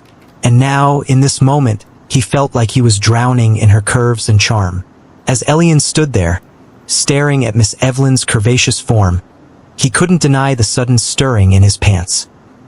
His dick began to throb with an undeniable urge, as if demanding attention. He let out a deep breath, trying to calm himself down. "Calm down, little bro," he muttered under his breath. The primal desire to rip off Miss Evelyn's dress and explore every inch of her tantalizing curves was overwhelming. But right now, he had something else to worry about. Evelyn despised tardiness. Fortunately, Elian was almost never late, so he expected a quick comment, maybe a raised eyebrow. Boy, how wrong he was. For the next 5 minutes, she unleashed a thorough, merciless lecture. His work ethic, his sense of responsibility, his future, the importance of discipline, and how even promising students fall behind if they let small habits slide. Elian stood there and took it with quiet resignation, mentally counting the seconds, and ogling. He took another steadying breath, willing his erection to subside. Despite his best efforts, his eyes kept drifting back to her ample breasts. He wanted nothing more than to see them in all their glory, to feel their softness against his face. "Are you listening to me, young man?" Elian turned his full attention back to Miss Evelyn, hoping she hadn't noticed his blatant ogling. Yes, well," he stammered, trying to regain his train of thought. "Let's move on to the lesson, shall we?" He gave her a bright, overly cheerful smile, hoping to deflect any suspicion of his wandering thoughts. "I'm not done with you." But damn, she just went on. By the time she finally paused to breathe, he gave her an apologetic look, genuine enough to satisfy her. She sighed, tension easing from her shoulders. "See that it doesn't happen again. Go on, join the class." He nodded and moved past her. Across the room, he immediately spotted William and a handful of other guys snickering behind their spellbooks, doing a terrible job of hiding their amusement. Elian pretended not to see them. Then he walked past Arya. She was mid-incantation, wind swirling around her hands in a tight spiral, until she noticed him. Her eyes widened, the spell sputtered, and she snapped her gaze away, cheeks flushing pink. Elian couldn't help the small smile tugging at his lips. He decided to leave her alone, not wanting to make things awkward for her. What he didn't notice, however, was Isolde. From her place near one of the training pillars, she had seen everything. Arya losing focus the instant he appeared, the sudden flush, the awkward glance away. Her brows furrowed. What's up with those two? She had also been one of those who watched them leave class together earlier to go to the infirmary. And ever since, she'd been quietly observing every little detail. And the pieces were starting to look very suspicious. Miss Evelyn returned to the center of the room, clapping her hands sharply. "All right, everyone, minor spells only. Focus on stability, not force." At once, the room flickered to life. The room flickered to life. Small flames danced unsteadily in some palms. Wisps of wind sputtered. A few students produced shaky motes of light. Most of them stumbled, their mana wavering as they tried to maintain control. Only a handful stood out with steady, composed spellwork. Isolde's water sphere spun smoothly in her hand. William shaped a clean arc of wind, and Lyra summoned a solid, unwavering flame that glowed a deep orange. Evelyn watched them all, a slow smile forming. "All right, let's get to work." Elian raised his hand, inhaling slowly as he prepared his own spell. His mana felt fuller, smoother, sharper than before, but also a lit bit chaotic, no doubt from the sudden spike in levels. He whispered the incantation under his breath. Tidal wave. A broad wall of water surged into existence in front of him, rippling with a deep, rolling momentum. It curved high, shimmering faintly with light blue threads of mana. For a moment he blinked, surprised. It was good, better than he'd ever cast it. The edges were crisp, the density strong, and the mana flow steady. But only for a moment. A wobble rippled across the top. Then another. Then the entire wall collapsed inward with a splash, breaking apart into glowing motes of mana that floated up and vanished. Elian exhaled sharply through his nose, still unstable. His improvement, though real, wasn't enough to hide the truth. His mana control was mediocre at best. He frowned at the space where the spell had been. Going up 6 levels helped, but I still can't control the damn thing for long. The power is there. The mana is there. But the precision? No. A quiet thought slipped in. I wonder if the system has something that can improve my mana control. A skill? A technique? Anything. Before he could pursue that, Evelyn's voice cut through the room. Good. Very good. Now stop. All spells winked out at once. She raised one finger. Let's talk about why half of you nearly blew yourselves up just now. A few groans rose, but everyone leaned in when she began speaking. Evelyn had that effect. She knew how to make even theory sound dramatic. There is a principle in mana control most apprentices never grasp. Mana does not respond to strength. It responds to clarity. The clearer your intent, the cleaner your control. You do not force mana. You guide it. Murmurs followed. Even Elian found himself listening more intently. Evelyn paced slowly in front of them, her heels clicking on the polished floor. Now, this brings us to spell limits. I've noticed several of you trying to push mana beyond your body's current capacity. She narrowed her eyes. Which is idiotic. Everyone straightened immediately. She continued. Each rank of mage determines the highest spell level you can cast safely. The system enforces this. Not me. Not the academy. The world itself. She raised her hand, conjuring a light blue diagram in the air. Listen carefully. These numbers matter. Disregarding these constraints might cost you your capabilities as a mage. Worst case scenario, your life. Apprentice mages, like 90% of you here, she began. Level 1 to 20. You are only capable of casting up to level 1 and level 2 spells. Going higher will rupture your mana core. A few of them swallowed hard. Novice mages, level 21 to 30, can cast up to level 3 spells. Adept mages, level 31 to 40, up to level 4 spells. Advanced mages, level 41 to 50, up to level 5 spells. She looked around, making sure they were following. Then her smile sharpened. High mages. Now that is where things become interesting. She tapped the air. The diagram flared brighter. Level 51 to 60, capable of up to level 6 spells. These individuals are considered strategic class mages in the military. One high mage can reshape a battlefield. Several students stared at her in awe. And yes, she added smugly, most of the faculty, myself included, are strategic class mages. A chorus of woe swept the room. Evelyn preened for a moment, then continued. Next, archmages. Level 61 to 70. Access to level 7 spells. These mages are classified as disaster class assets. Their spell output can wipe an entire city off the map. The room went dead silent. Elian felt a chill crawl down his spine. Archmages can do that? And then, Evelyn said softly, reverently, we have grand mages, level 71 to 80, able to cast level 8 spells. She paused, letting the weight of that settle. They are known as catastrophe class assets. Their mere presence can warp mana in an entire region. If you are unfortunate enough to fight one, she lifted a shoulder. They can rob you of control of your own mana. A few students gasped aloud. Only then did she continue. And finally, sages. Everyone held their breath. Sages level 81 to 90 classified as king class. Their strength does not fit onto our scale. You cannot fathom it. Her voice lowered. Every ruler of every kingdom, human, elven, dwarven, beastkin, is required to be at this rank. Without exception. The class was stunned. Elian found himself wondering, will I ever reach that? Even a fraction of that? With the system? Easy. Evelyn clasped her hands behind her back and began pacing again. Now, you must understand something important.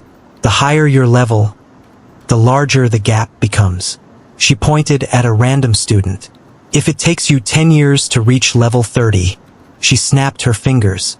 It may take you another 10 years to reach level 31. What? Gasps rippled across the room. Most of them had never even heard this. Apprentice mages made up the majority of the population. Few ever reached higher ranks. And the reason, Evelyn continued, is simple. Your body undergoes a qualitative transformation every time you cross into a new rank. Your mana capacity increases. Your soul strengthens.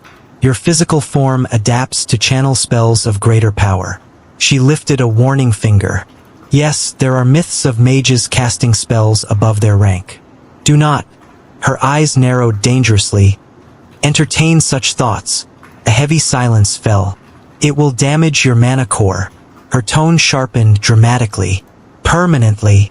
The entire class inhaled sharply at once. She nodded once, satisfied they understood. She nodded once, satisfied they understood. However, she continued, relaxing slightly, you may have noticed something else today. 2 mages of the same level do not produce spells of the same strength. She gestured toward Isolde's water spell formation still lingering faintly in the air. That is because of mana control. Even within the same rank, A weaker level mage can defeat a higher level mage if their control is superior. A few students whispered excitedly. But, Evelyn added firmly, do not be deluded. An apprentice mage defeating an adept mage? Possible, yes, but akin to scaling a cliff with your bare hands. She crossed her arms. And the climb only becomes steeper. The room was silent, charged, enlightened, and a little terrified. Exactly how she liked it. Now, back to work? Everyone. Elian glanced sideways, catching William out of the corner of his eye. The guy was shifting restlessly, scanning the room with growing irritation. Where's that bitch? William muttered under his breath, voice barely audible. Elian's lips curled into a small, knowing smile. Of course, he's looking for Mira, and impatiently at that. If only you knew. Elian murmured quietly, just under his breath. A faint, cold thrill threaded through his chest. She's not coming anytime soon. She's been broken, and your time is not too far off. A malevolent glint flickered in his eyes, sharp and brief, followed by a thin veil of bloodlust he barely managed to restrain. Elian? He blinked, and the darkness in his gaze vanished in an instant. Standing in front of him was Isolde, luminous and composed as always. Her silver-blonde hair framed her face like strands of moonlight, her expression soft with concern. Yes? He replied with a calm smile, as though nothing had been wrong. Are you all right? She asked, studying him closely. Yes, of course. Why do you ask? She hesitated, fingers fidgeting with the hem of her robe. I just thought, well, did something happen? In the dungeon, Elian's eyes narrowed slightly. Isolde has been watching me this closely? Since when? He had never considered that she, of all people, might be paying attention to him with this level of scrutiny. You're quite observant, he said lightly, masking his surprise with an easy smile. I leveled up a bit while I was in the dungeon. A few levels must have sounded like 1 or 2 levels to her. Any more in a day would sound ridiculous. It was a half-truth, simple, believable, and technically accurate. Would it be enough to throw her off? Hard to say. Oh, I'm glad for you, she said, smiling softly. I noticed your mana control is getting better. Elian chuckled. Yes, but I'm nowhere near as good as you. That much was true. Isolde's mana control was in a league of its own. Even if her level wasn't the highest, her spellcasting technique made her stand out far more than most mages in their year. The Academy hadn't updated its levels in a while, but he suspected Isolde was only getting stronger. Oh, that's right. I have the Discerning Eye skill now. He activated it, and the world around him shifted, details sharpening, information unveiling itself in a soft glow around her. Status. Name, Isolde Valora. Age 19. Race, High Elf. Level 23. Class, Dual Elemental Mage, Water and Wind. Elian blinked, genuinely impressed. Dual Elemental? She's been hiding that this whole time? He'd only ever seen her use water spells. If the Academy knew she wielded 2 elements, her reputation would skyrocket. But how had she been hiding her other element this whole time? An accessory? He looked over at the beautiful silver earrings she always wore. He couldn't remember ever seeing her without them on. She noticed the flicker of surprise on his face. What's wrong, Elian? She asked, tilting her head. Oh, nothing, he said smoothly. Then, with a curious smile, do you mind showing me how you cast your water spells? Her face brightened instantly, too bright in his opinion. Gods, she's beautiful, and that smile blinding. Sure, she said warmly. She stepped back, gathering mana between her fingers as she began explaining. Her tone shifted into something patient and clear. She demonstrated how she shaped the mana slowly, layer by layer. How she maintained the clarity of her intention. How she visualized the spell's form before channeling it. And how she practiced controlling the density of water mana until it became second nature. Her magic flowed softly beside her, smooth, stable, and almost serene. Elian watched closely, absorbing every detail. Her insight was truly exceptional. This might be exactly what he needed.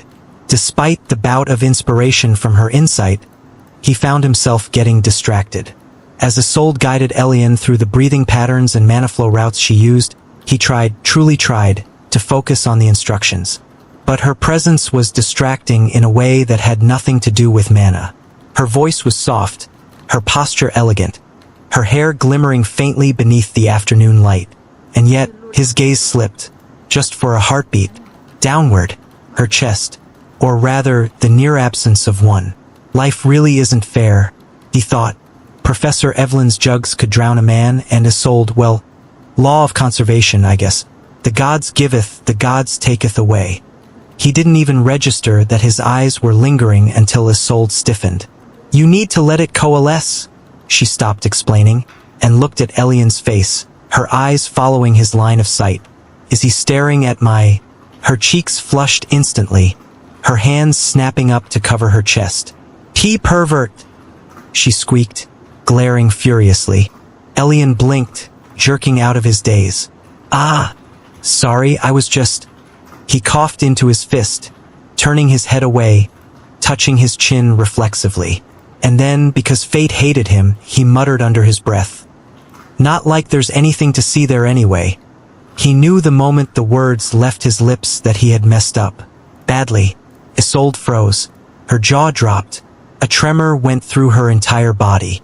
A thin wisp of steam curled off the top of her head like a boiling kettle. Oh shit. He didn't even get to move. She blurred. Her fist slammed into his jaw with enough force to rattle his skull, and the world spun as he went flying across the training field. Curious stares followed the pair, but no one seemed too concerned. After all, they were just sparring, right? Groaning, Elian sat up, massaging his jaw. Isolde's outrage evaporated instantly when she saw him holding his face in pain. Her eyes widened, horror replacing fury. Oh gods, Elian! I'm so sorry. She practically tripped over herself rushing toward him. I didn't mean to. Are you okay? I'm sorry. I'm sorry. I'm sorry. She knelt beside him, hands fluttering uselessly before she gently cupped his jaw with her fingertips. No, it's my fault, Elian managed, wincing. I shouldn't have said that. She blushed again, this time mortification instead of anger. You were staring, she whispered, looking away, ears burning red. And I deserved the punch, he said, giving a strained, crooked smile. Her lips pressed together, a mix of guilt and irritation swirling in her eyes. But she didn't take her hand off his jaw. If anything, her touch grew gentler. Elian felt her fingers trace along the edge of his jaw, far too tender for someone who had just sent him flying. If anyone were watching closely, they'd think she was the one who had been punched. Isolde bit her lower lip. He could practically feel the waves of embarrassment radiating off her. I shouldn't have reacted like that, she murmured. You punched me across the field, he said. She flinched. I know. And I deserved it. Her head shot up, surprised. He smiled, slow and lopsided. I was being stupid and rude. She opened her mouth, closed it, then quietly nodded. Maybe a little. Her thumb brushed over his jaw again before she caught herself, yanking her hand away as if she'd been burned. Anyway, she squeaked. I think we should, continue practicing mana control. Elian raised an eyebrow. You sure you're not going to break my face again? Her ears turned even redder. Tach, that was an accident. He chuckled, pushing himself to his feet. An accident with the weight of a boulder. She bristled, sputtering. Well, maybe your face is too punchable. That makes no sense. Neither do you. They stared at each other for a beat. Then, unexpectedly, Isolde laughed. Soft, breathy, genuine. The sound startled him. He'd never heard her laugh like that before. Her eyes curved into crescents, the tension draining from her shoulders. I'll show you again, she said, voice gentler. From the beginning. This time, please try to watch the spell. Not me. No promises, Elian said before he could stop himself. She froze. then turned crimson from ear to ear. Elian, he lifted both hands defensively. Sorry. Force of habit. You have terrible habits, she muttered. But she was smiling again, just barely. She stepped in closer than before, guiding his hand with her own as she shaped water mana in her palm. Her fingers were soft, cool against his skin. Feel the flow, she whispered. Not with your eyes, with your mana sense. He swallowed. You're making it hard to focus, she faltered. Why? Because you're standing close enough that I can smell the lavender perfume you put on this morning. Because your hand is literally in mine. Because, gods damn it, you're cute when you're flustered. But he just said, because you're really good at this. Her breath hitched. Then she exhaled slowly, steadying herself. Then pay attention, she whispered. Their mana intertwined, just for a moment. A pulse of clarity surged through him. His control shifted, sharpened. His water mana gathered with a smoothness he hadn't achieved before, stabilizing without the usual flicker or sputter. Isolde blinked at the formation in his palm, eyes widening. That's really good, she said softly. Better than earlier. Much better. Elian smirked. Must be the instructor. She nudged him lightly with her shoulder. Don't get cocky. I'm not. I'm just appreciating the view. Isolde choked on her own breath. Elian, he laughed. Isolde cleared her throat softly. Now try gathering the mana a bit slower this time. Like guiding a stream instead of forcing a river. Elian nodded, closing his eyes, letting her words settle. She watched him, really watched him. The calm on his face wasn't something she was used to. Not on him. Not on the Elian who used to look like a walking corpse, shoulders tight, eyes dull with dread. But now, he looked different, relaxed, focused, alive. He really has changed, she thought, feeling a flutter in her chest. She quickly ignored. Elian opened one eye. You're staring, she jolted. No. I mean, I wasn't, I was just... He smiled, soft and teasing. It's fine. I don't mind. Isolde's ears turned red again. You? Why are you always like this suddenly? Like what? So bold. Elian considered that, then shrugged. I guess I'm just being honest. She blinked, caught off guard. Honest? He turned toward her fully, meeting her eyes with a calm steadiness that made her heart skip. You're beautiful, you're ridiculously talented.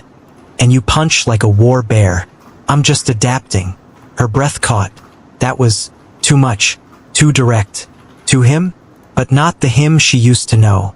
This one, this Elian, free, unshackled, unburdened.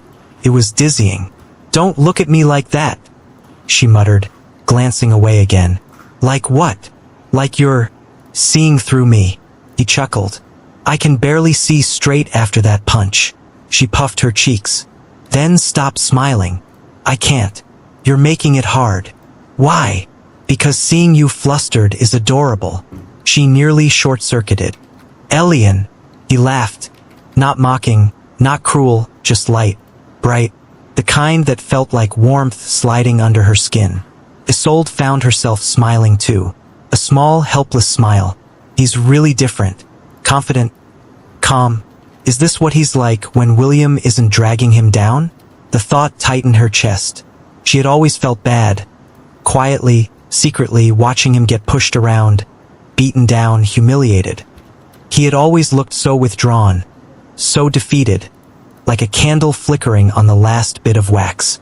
But recently, today he felt like he was shining. She found her voice again. You should focus on the spell. Are you sure? He mused. Because you seem more distracted than me. I am not distracted. He leaned in slightly, eyebrow raised. Then why is your mana formation wobbling? She looked at her conjured sphere of water, trembling wildly like a nervous hamster. Her face combusted. Why you? Stop talking. Okay, Elian said, hands raised in surrender. Teacher's orders. Good, she huffed, regaining her composure. Because we need to, She glanced up. He was still looking at her. Not at her chest. Not at her mana. At her eyes. Steady. Warm. Present. Her heart fluttered traitorously. Isolde's heart fluttered traitorously. "What?" she whispered, voice barely audible. "Nothing." His smile softened. "It's just nice. Talking with you like this." Her breath stilled. He meant it. She knew he did. And that simple sincerity, gods, it disarmed her more than any spell. "It's nice for me too," she said quietly. She hadn't meant to say it aloud. But once she did, she didn't regret it. Because it was true. Talking with him felt refreshing. He wasn't like the other students. Pompous, overconfident, and shallow. He wasn't trying to impress her or curry favor. He was just himself. A little awkward, a little sharp-tongued, a bit of a pervert, but earnest, free, and she liked that. She liked him like this. Isolde. His voice pulled her back. She met his gaze again. "You're trembling," he said gently. "Huh?" He nodded at her hand. She didn't realize it. She hadn't even felt it. But her fingers were shaking slightly around her mana formation. Sorry. I must have gotten distracted again." "By me." She turned bright red. "Maybe." His smile widened. "We can take a break if you want." "And no, I'm fine. Just give me a moment." She took a slow breath. Her heart was still racing. Talking with him feels good. Too good. Dangerously good. She swallowed hard. If he really has changed like this, I wonder what else he's hiding. On the far side of the hall, perched on a railing like it was the most natural place in the world, Lyra observed everything with slit-pupil precision. Her fluffy tail twitched in irritation. Her ears? Even worse. Flicking, twitching, tilting. Each movement was a clear sign of a brewing storm that only other beastkin would recognize. She narrowed her emerald green eyes. There they were, Isolde and Elian, standing just a little too close, talking just a little too comfortably, and Isolde smiling in that way. Lyra's claws slid out halfway before she forced them back. "I don't like this. Not one bit." She leaned forward slightly, straining her ears. She didn't need to strain. Her hearing was absurdly good, but she wanted to justify the growing scowl on her face. "It's just nice. Talking with you like this." Elian's voice drifted over. Lyra's eye twitched. Isolde's soft answer followed. "It's nice for me too." Lyra's tail puffed. No. Since when? Since when? Did Isolde start speaking to him like they were old childhood friends? Since when did she look at someone, especially a boy, with that kind of soft expression? Isolde Valora, future prodigy, refined, elegant, infuriatingly innocent, was many things, but easily swayed by boys? No, absolutely not. She's not supposed to look at guys like that. Especially not him. Not my Isolde. Her mind hissed the words with a kind of irrational ferocity unique to an overprotective catkin. She crossed her arms, tail swishing violently enough that a nearby student ducked, fearing a spell attack. Her green eyes gleamed with a dangerous glint. Elian of all people. Yes, he was good-looking, annoyingly so. Yes, he had muscles now, also annoying. Yes, he now held himself with a quiet confidence, exceptionally annoying. But still, he was Elian, the gloomy one, the quiet one, the weak Elian, the unassuming, forgettable one. Not someone Isolde should be smiling at like that. Lyra's ears flattened. "This is bad," she muttered under her breath. "This is very, very bad." Her claws slid out again. "He's dangerous." She didn't know why she felt that, but she did. Something about him felt off, changed, different in a way that her instincts didn't like. A predator hiding behind a gentle smile. She could sense it, hear it in the undertone of his voice, smell it in the subtle shift of his presence. Her tail lashed. "I can't let this continue," she hissed. Elian leaned in slightly, saying something quietly, something that made Isolde blush, ducking her head shyly. Lyra's mouth fell open. No. students near her jumped. "She's getting distracted," she whispered fiercely. "Distracted by a guy. Maya Sold, who hates romance novels and scowls when guys confess to her." She cracked her knuckles, eyes narrowing to slits. "I have to do something." Her voice dropped dangerously low, more growl than whisper. "I'm not letting some mysteriously transformed, handsome weirdo sink his claws into her." She leaped off the railing with silent grace, her pleated skirt riding up her waist, flashing her tight ass covered in tight black briefs, and landing like a literal cat on all fours before straightening. Her tail swayed slowly behind her, the calm before a storm. "I'll watch him." Her eyes glinted. "And if he tries anything at all." Her claws slid out with a satisfying "Shhk." "I'll make sure he regrets ever talking to her." Breathing near her, she started walking toward them, steps silent, claws sharp, expression deadly. Whatever miraculous changes Elian had undergone, he was about to meet the immovable wall that was a jealous Katkin best friend. Arya's spell sputtered out, the shimmering light dissolving into faint mist. Her focus, once on mana control, had been stolen. Her gaze locked on Isolde. The silver-haired elf was laughing, shoulders soft, eyes bright, expression glowing in a way Arya had never seen from her before. Not toward anyone, especially not toward him. And right next to her, Elian, smiling back, softly, warmly, a smile Arya had only seen directed at her not long ago. A strange, twisting heat unfurled inside her chest. First, she thought it was irritation, mild annoyance, something simple, something harmless. But it grew, thickened, curdled. "I don't like that smile on her face." The thought hit like a pebble tossed into still water. But as soon as it entered her mind, the pebble became a stone, the stone became a boulder, and the boulder cracked the lakebed open. Her pupils narrowed. "I want to wipe that smile off her face." She blinked. The thought startled her. It was short, sharp, vicious. Even more startling was how quickly it evolved. "I don't like her. Why is she talking to him like that?" Her breath hitched as her imagination spun. Unbidden, unwelcome, yet impossible to silence. It should be me standing there, me laughing with him, me having his attention. Not her. Why her? Why her of all people? Elian had changed. She had noticed it. It was only natural that other people would start to notice as well. Her thoughts tangled with memory, warm touches, stolen glances, breathless moments in the infirmary. The heated touch of his fingers between her thighs, the kisses, the fondling, the way her heart hammered whenever he so much as said her name, and realization struck her like lightning.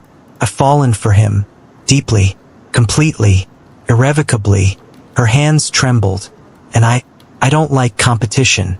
Her gaze slid back to Isolde, the elf's shy smile, the soft blush, the way her eyes followed Elian, hanging on every word. A fragile veneer cracked inside Arya.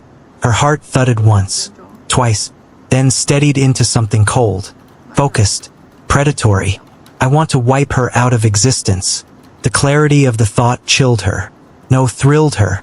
Her stare sharpened, narrowing like a blade being honed. She imagined Isolde gone, vanished, removed, easily. There were so many ways. Poison in a drink, undetectable, painless. A spell cast in the night, silent, invisible. A dungeon accident. Monsters were such convenient scapegoats. A misfired spell in training, tragic yet believable. Water and wind, such delicate elements, so easy to turn against their user. 100 possibilities bloomed in her mind like poisonous flowers. And with each one, her chest tightened, but not in regret. In hunger. No one would suspect me. She exhaled slowly, lashes lowering. No one would even notice she's gone. Except him. Her eyes drifted to Elian's face. His calm smile. His steady presence. The warmth she had come to crave. Her heart squeezed painfully and fiercely. He should be mine. Her gaze snapped back to Isolde. Cold. Calculating. Dangerous. The elf didn't notice the predator watching her. Not yet. Arya's lips curved into the faintest smile. The sweetest, most serene smile you will ever see, but utterly devoid of warmth. I need to remove her. Her pulse quickened. Her mana stirred. And I will. Lyra wasn't the only one approaching. Across the training hall, Arya's expression shifted. Her dangerous thoughts snapping into place behind smooth, porcelain calm. Her steps grew elegant, light, perfectly timed. Her smile looked radiant, deceptively radiant, perfect, peaceful, and deadly. She moved with the grace of a dancer. At the exact same time, Lyra marched forward like a stalking feline on the hunt. The two arrived simultaneously. Isolde blinked in surprise. Ah, Lyra? And Arya? Lyra's tail flicked. Eyes narrowed on Elian like he'd committed a war crime. Arya's smile only widened. Good afternoon, Arya said sweetly, voice dripping with honey. You two seem very lively. Laughing so much. Isolde brightened. We were practicing. Elian said something silly, but Lyra cut in, stepping in front of Isolde as though shielding her from a dragon. He's distracting you. Elian raised a brow. Distracting her? She's showing me her mana density control. You're talking to her, Lyra said accusingly. That too. Isolde flushed. Lyra. Arya stood beside them, hands clasped neatly, voice warm. Lyra dear, don't be so tense. They're just having fun. Then she turned her bright eyes toward Elian. Aren't you? Mostly laughing at myself, he replied. Lyra scowled. Stop flirting with her. Isolde choked. We were not. Elian blinked. Flirting? That's what you call basic conversation. Lyra crossed her arms, defensive, tail puffed. Don't play dumb. I can tell when someone has intentions. Arya tilted her head. Oh? And what intentions does he have? Her tone was innocent. The flash in her eyes was not. Lyra pointed a clawed finger straight at Elian. Shady ones.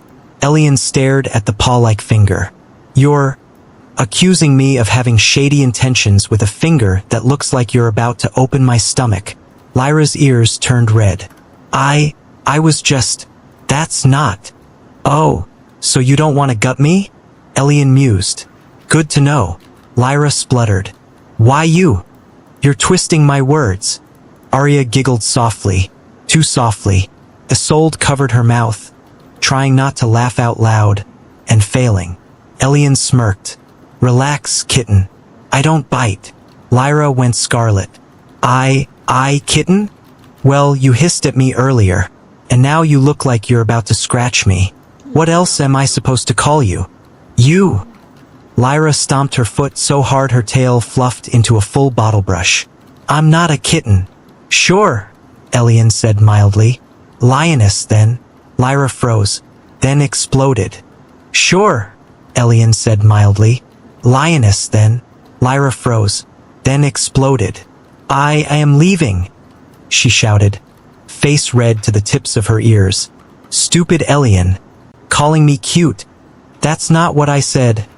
Elian muttered under his breath, amused.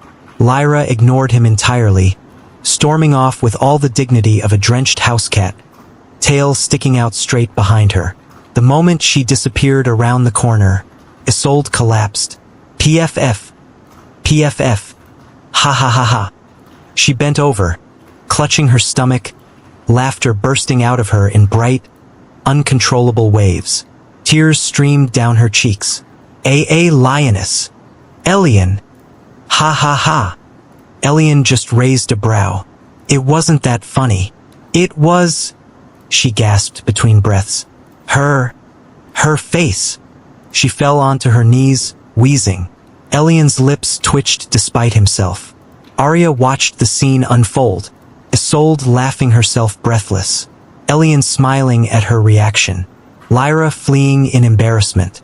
She smiled too, a calm, gentle curve of the lips, perfectly crafted, but it did not touch her eyes. Not even a little. Laughter suits her, Arya thought coldly. Such a shame if something were to silence it forever. Across the training hall, one of William's lackeys, Jared, nudged him sharply. "Boss, look." He jerked his chin toward Elian. William followed his gaze, and his expression soured instantly. Elian was talking with Isolde, laughing, relaxed, like he belonged there. TCH. William's lip curled. "Since when is that trash acting all popular?"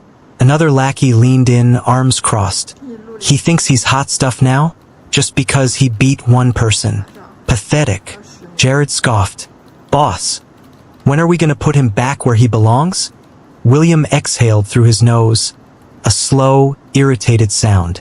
"I was going to wait a few more days." He cracked his knuckles, a cruel smile spreading across his face. "But looking at him right now, I think I've waited enough." The three lackeys grinned, excitement flashing in their eyes, the kind that only came from following someone rotten. "So what's the plan?" one asked eagerly. William leaned forward, voice low and cold. "We catch him right after practice. He always walks alone through the garden path behind the south wing, right? Hardly anyone passes through there." The others nodded. "We'll corner him," William continued. "Drag him somewhere quiet. Remind him of his place." His smile sharpened, "and beat some sense back into him." The lackeys exchanged vicious grins. "Boss always knows how to handle things." William waved a hand lazily. "Obviously. Now someone go find Mira.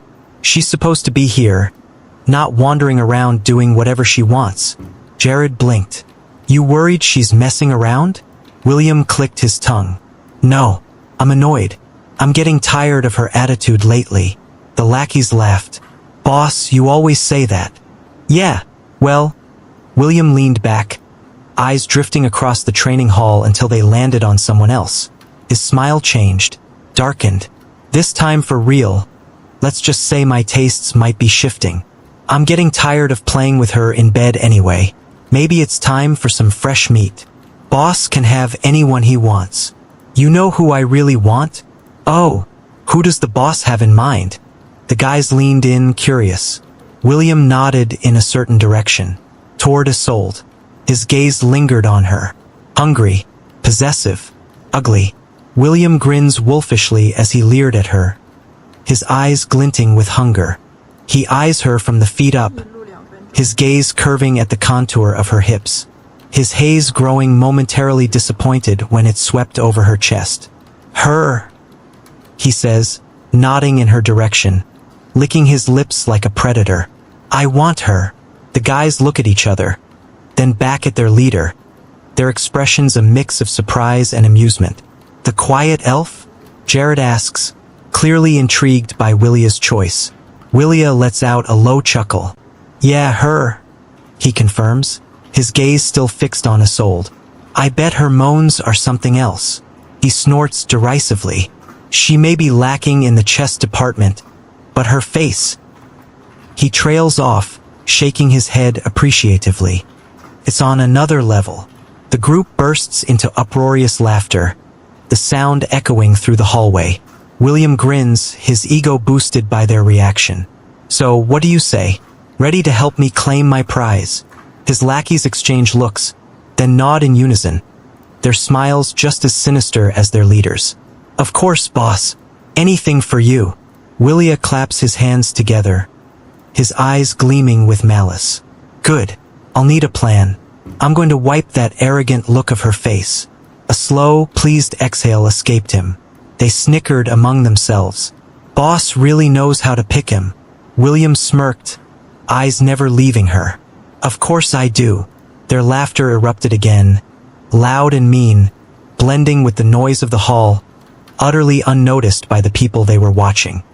Arya stood there frozen, her smile too perfect, too composed, until Elian took a step toward her. A single, deliberate step.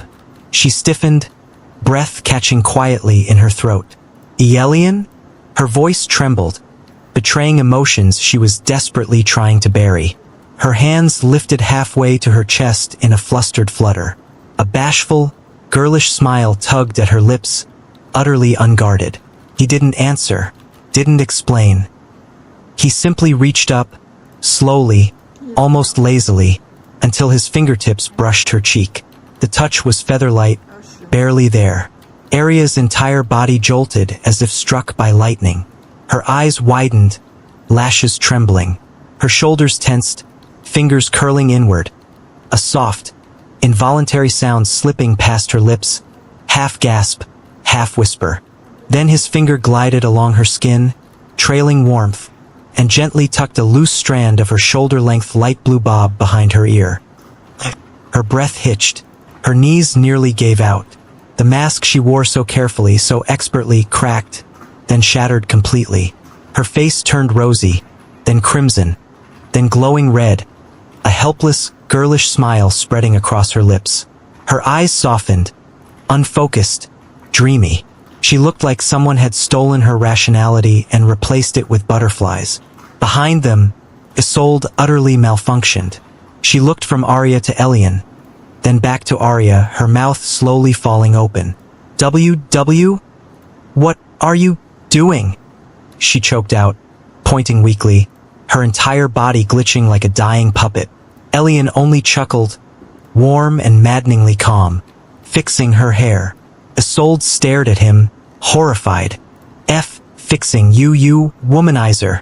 Her face turned scarlet, fists balling so tightly her knuckles went white. "If you do that again, just... She couldn't even finish her threat. She just stomped her foot, sputtering incoherently. Arya, meanwhile, was giggling under her breath, shoulders rising shyly, like a girl in the middle of her first crush. And then, a sharp clap echoed through the hall. A sharp clap echoed through the hall. Professor Evelyn's heels cut across the floor like blades, commanding absolute silence. "All right, that's enough. Class dismissed." Her icy gaze scanned the room. "Saturday morning. Don't even think about being late." "Understood." The students bowed. "Yes, Professor." Evelyn glided out like a storm queen, her mere presence still suffocating the room several seconds after she left. Isolde, humiliated beyond reason, spun on her heel and stormed off, her braid whipping behind her like a furious tail. Elian watched her go, an amused huff escaping him. When he turned back, Arya was still there, still pink, still clutching her hands together over her stomach, still refusing to look up, still squirming like she couldn't decide whether to run away or melt into the floor. Her breath was uneven. Her ears were red. Every few seconds, her fingers fidgeted nervously, tangling and untangling. Elian stepped toward her. She froze again. He reached out and lightly traced his finger from the corner of her jaw down to her chin. Arya's eyes fluttered shut, a tiny shiver running through her. Her lips parted in a soft, trembling inhale. He almost felt like kissing her. Almost. He felt the urge rising almost uncontrollably. But he held himself back. Instead, he murmured softly, "I'll see you after dinner? Your room." Arya breathed out weakly, barely audible, nodding like a shy rabbit. Elian's voice deepened with amusement. "Or," her head snapped up instantly, eyes huge. "We could have dinner together." The shine in her eyes said everything. He smiled. "I'll take that as a yes." But the moment exploded like glass. "What the hell?"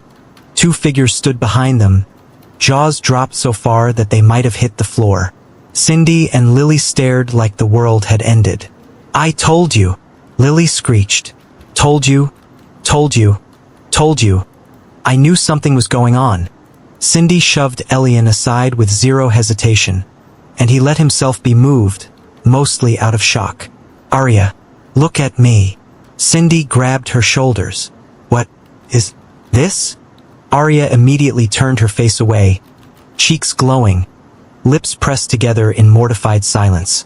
"Arya, no, don't do that. Don't hide," Cindy yelled. Are you serious? You, and him?" She pointed at Elian with the outrage of someone accusing a demon of stealing their family heirloom. Elian lifted both hands innocently. "I'm standing right here, you know?"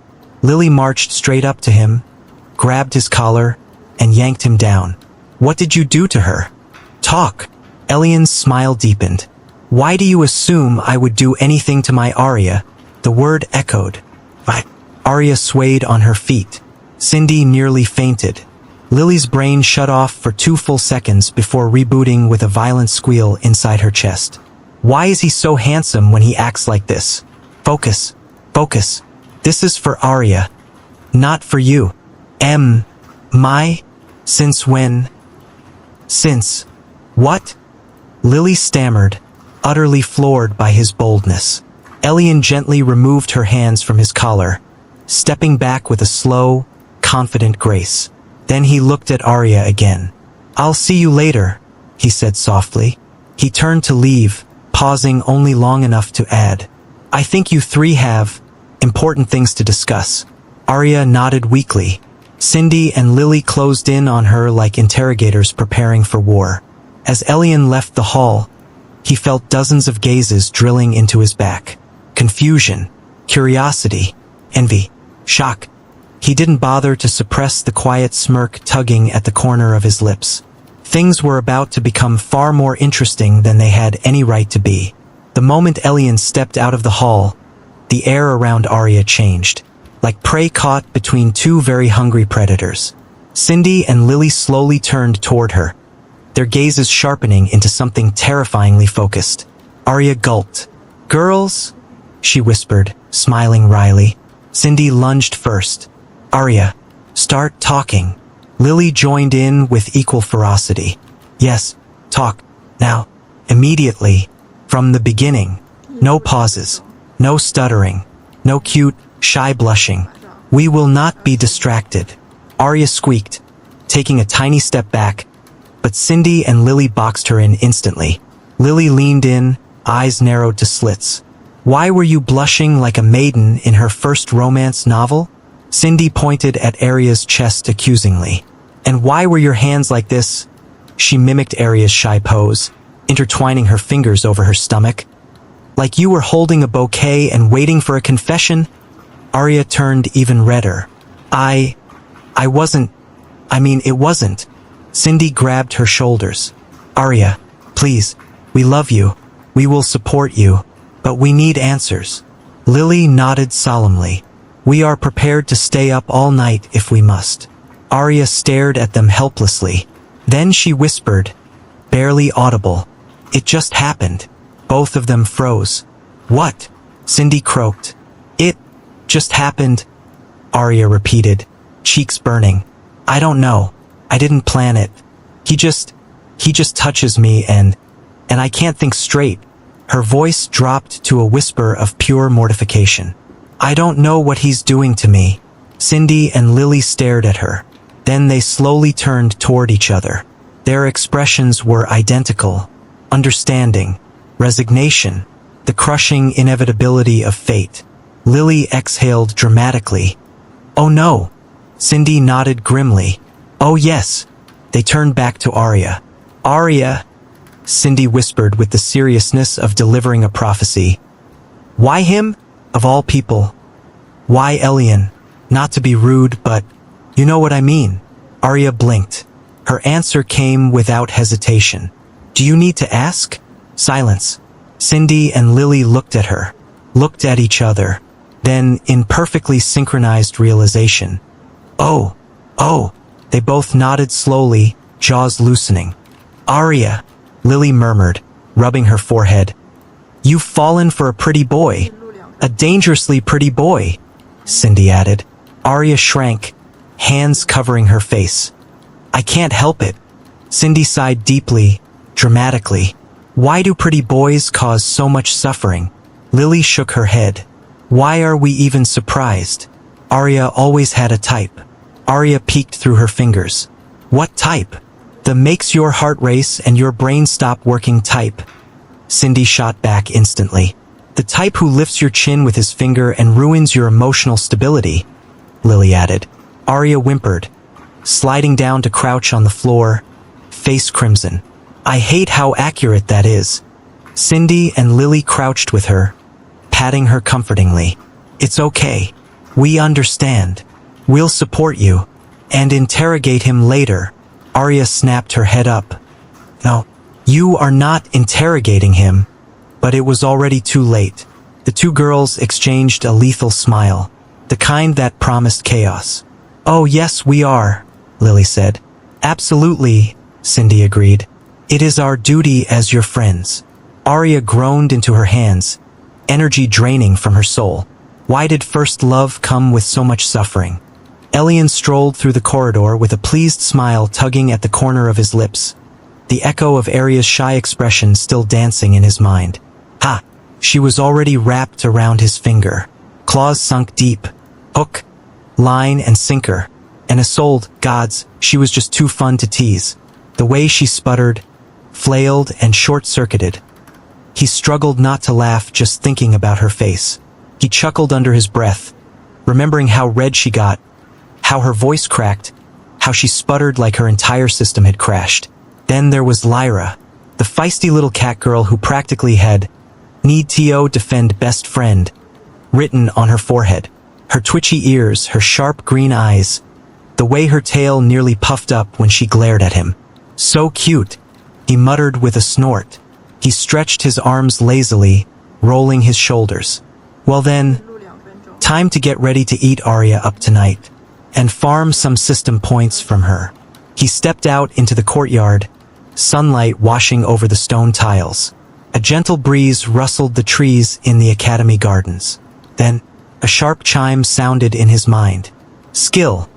Discerning eye, hostile intent detected. Elian stopped walking.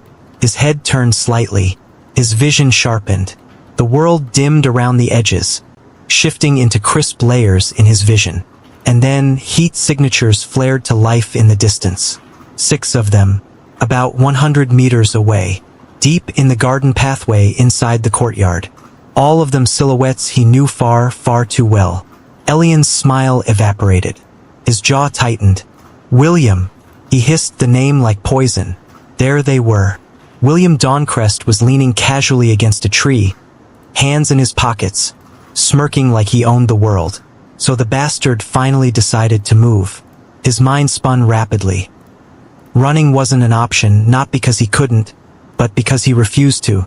But he also wasn't stupid. He checked their statuses. Jared Holt, level 20. Tall, shaved head, meathead number 1. Ronan Gale, level 18. Thin, twitchy. Marcus Vell, level 15. Broad shoulders, always cracking his knuckles. Trevor Kane, level 17. Coward. Fast runner. Good at holding someone down. Felix Dorn, level 16. Small, quiet, creepy. Carries rope for pranks. Elian's stomach twisted. Not with fear, but with boiling contempt. They're really going to jump me, he muttered. Here of all places. He could already imagine what they had in mind for him today for daring to defy William. William would chase him. He'd make a game of it. Drag him behind a building. Beat him until he couldn't walk. Running wasn't an option. William would chase him anyway, and Elian wasn't about to show his back to that arrogant pig. And more importantly, I refused to let that bastard think he was prey. But realistically, he couldn't fight them, not like this.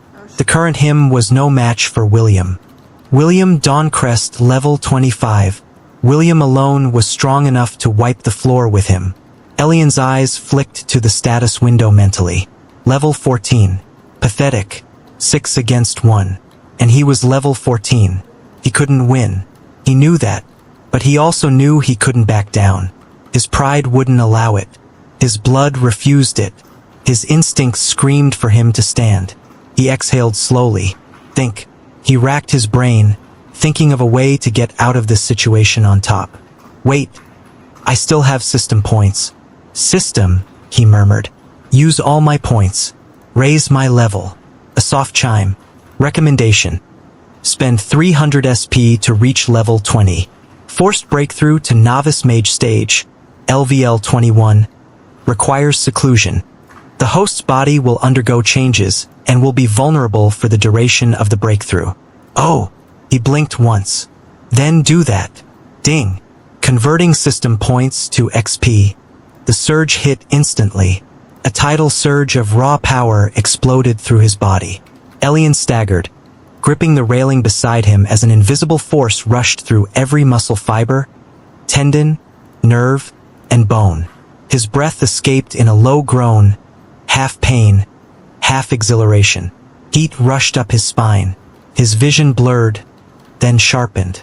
His entire body tensed, vibrating with new strength. GHH, he groaned, gripping his shirt as mana throbbed within him. It ended just as quickly. He straightened, breath hitching. He flexed his fists and body once, feeling the changes. Only a little change physically, but he could feel it. His frame felt denser, more solid, subtly strengthened, but also lighter. It was an odd feeling. Status. He called up his status. Name, Alien Nova. Race, human/incubus. Age, 18. Class, water mage, apprentice rank. Talent, bronze grade. Level, 20, 0 200ths XP. Physical, 4369. Mental, 7599. Mana, 5987. Skills, Water Bullet, LV2. Water Blade, LV1. Tidal Wave, LV2. Sinful Touch, Divine. Mind Control, Divine. Harem Seal, Divine. Irresistible Charm, Divine. Discerning Eye, Divine. LV1. Storage, Ink of Yearning. System Points, 290. Elian sucked in a breath. Holy, that's a damn buff. Like before, the stat growth was absurd, far beyond what normal people gained from leveling. He still didn't know why exactly, but at this point he didn't care. At the same level, he was probably 1.5 times stronger. Maybe close to 2 times in very specific stats. Probably not enough to completely topple William, he muttered. But close. His eyes hardened. He wasn't afraid anymore, just focused, cold.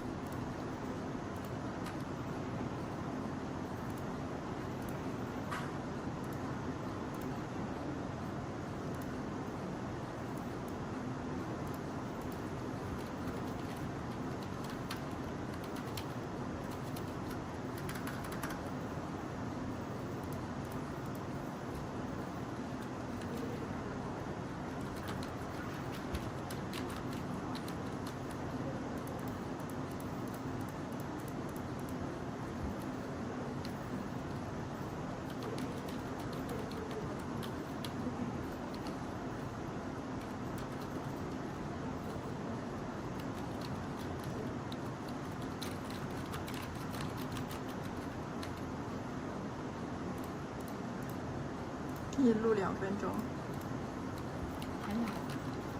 马上还有10秒。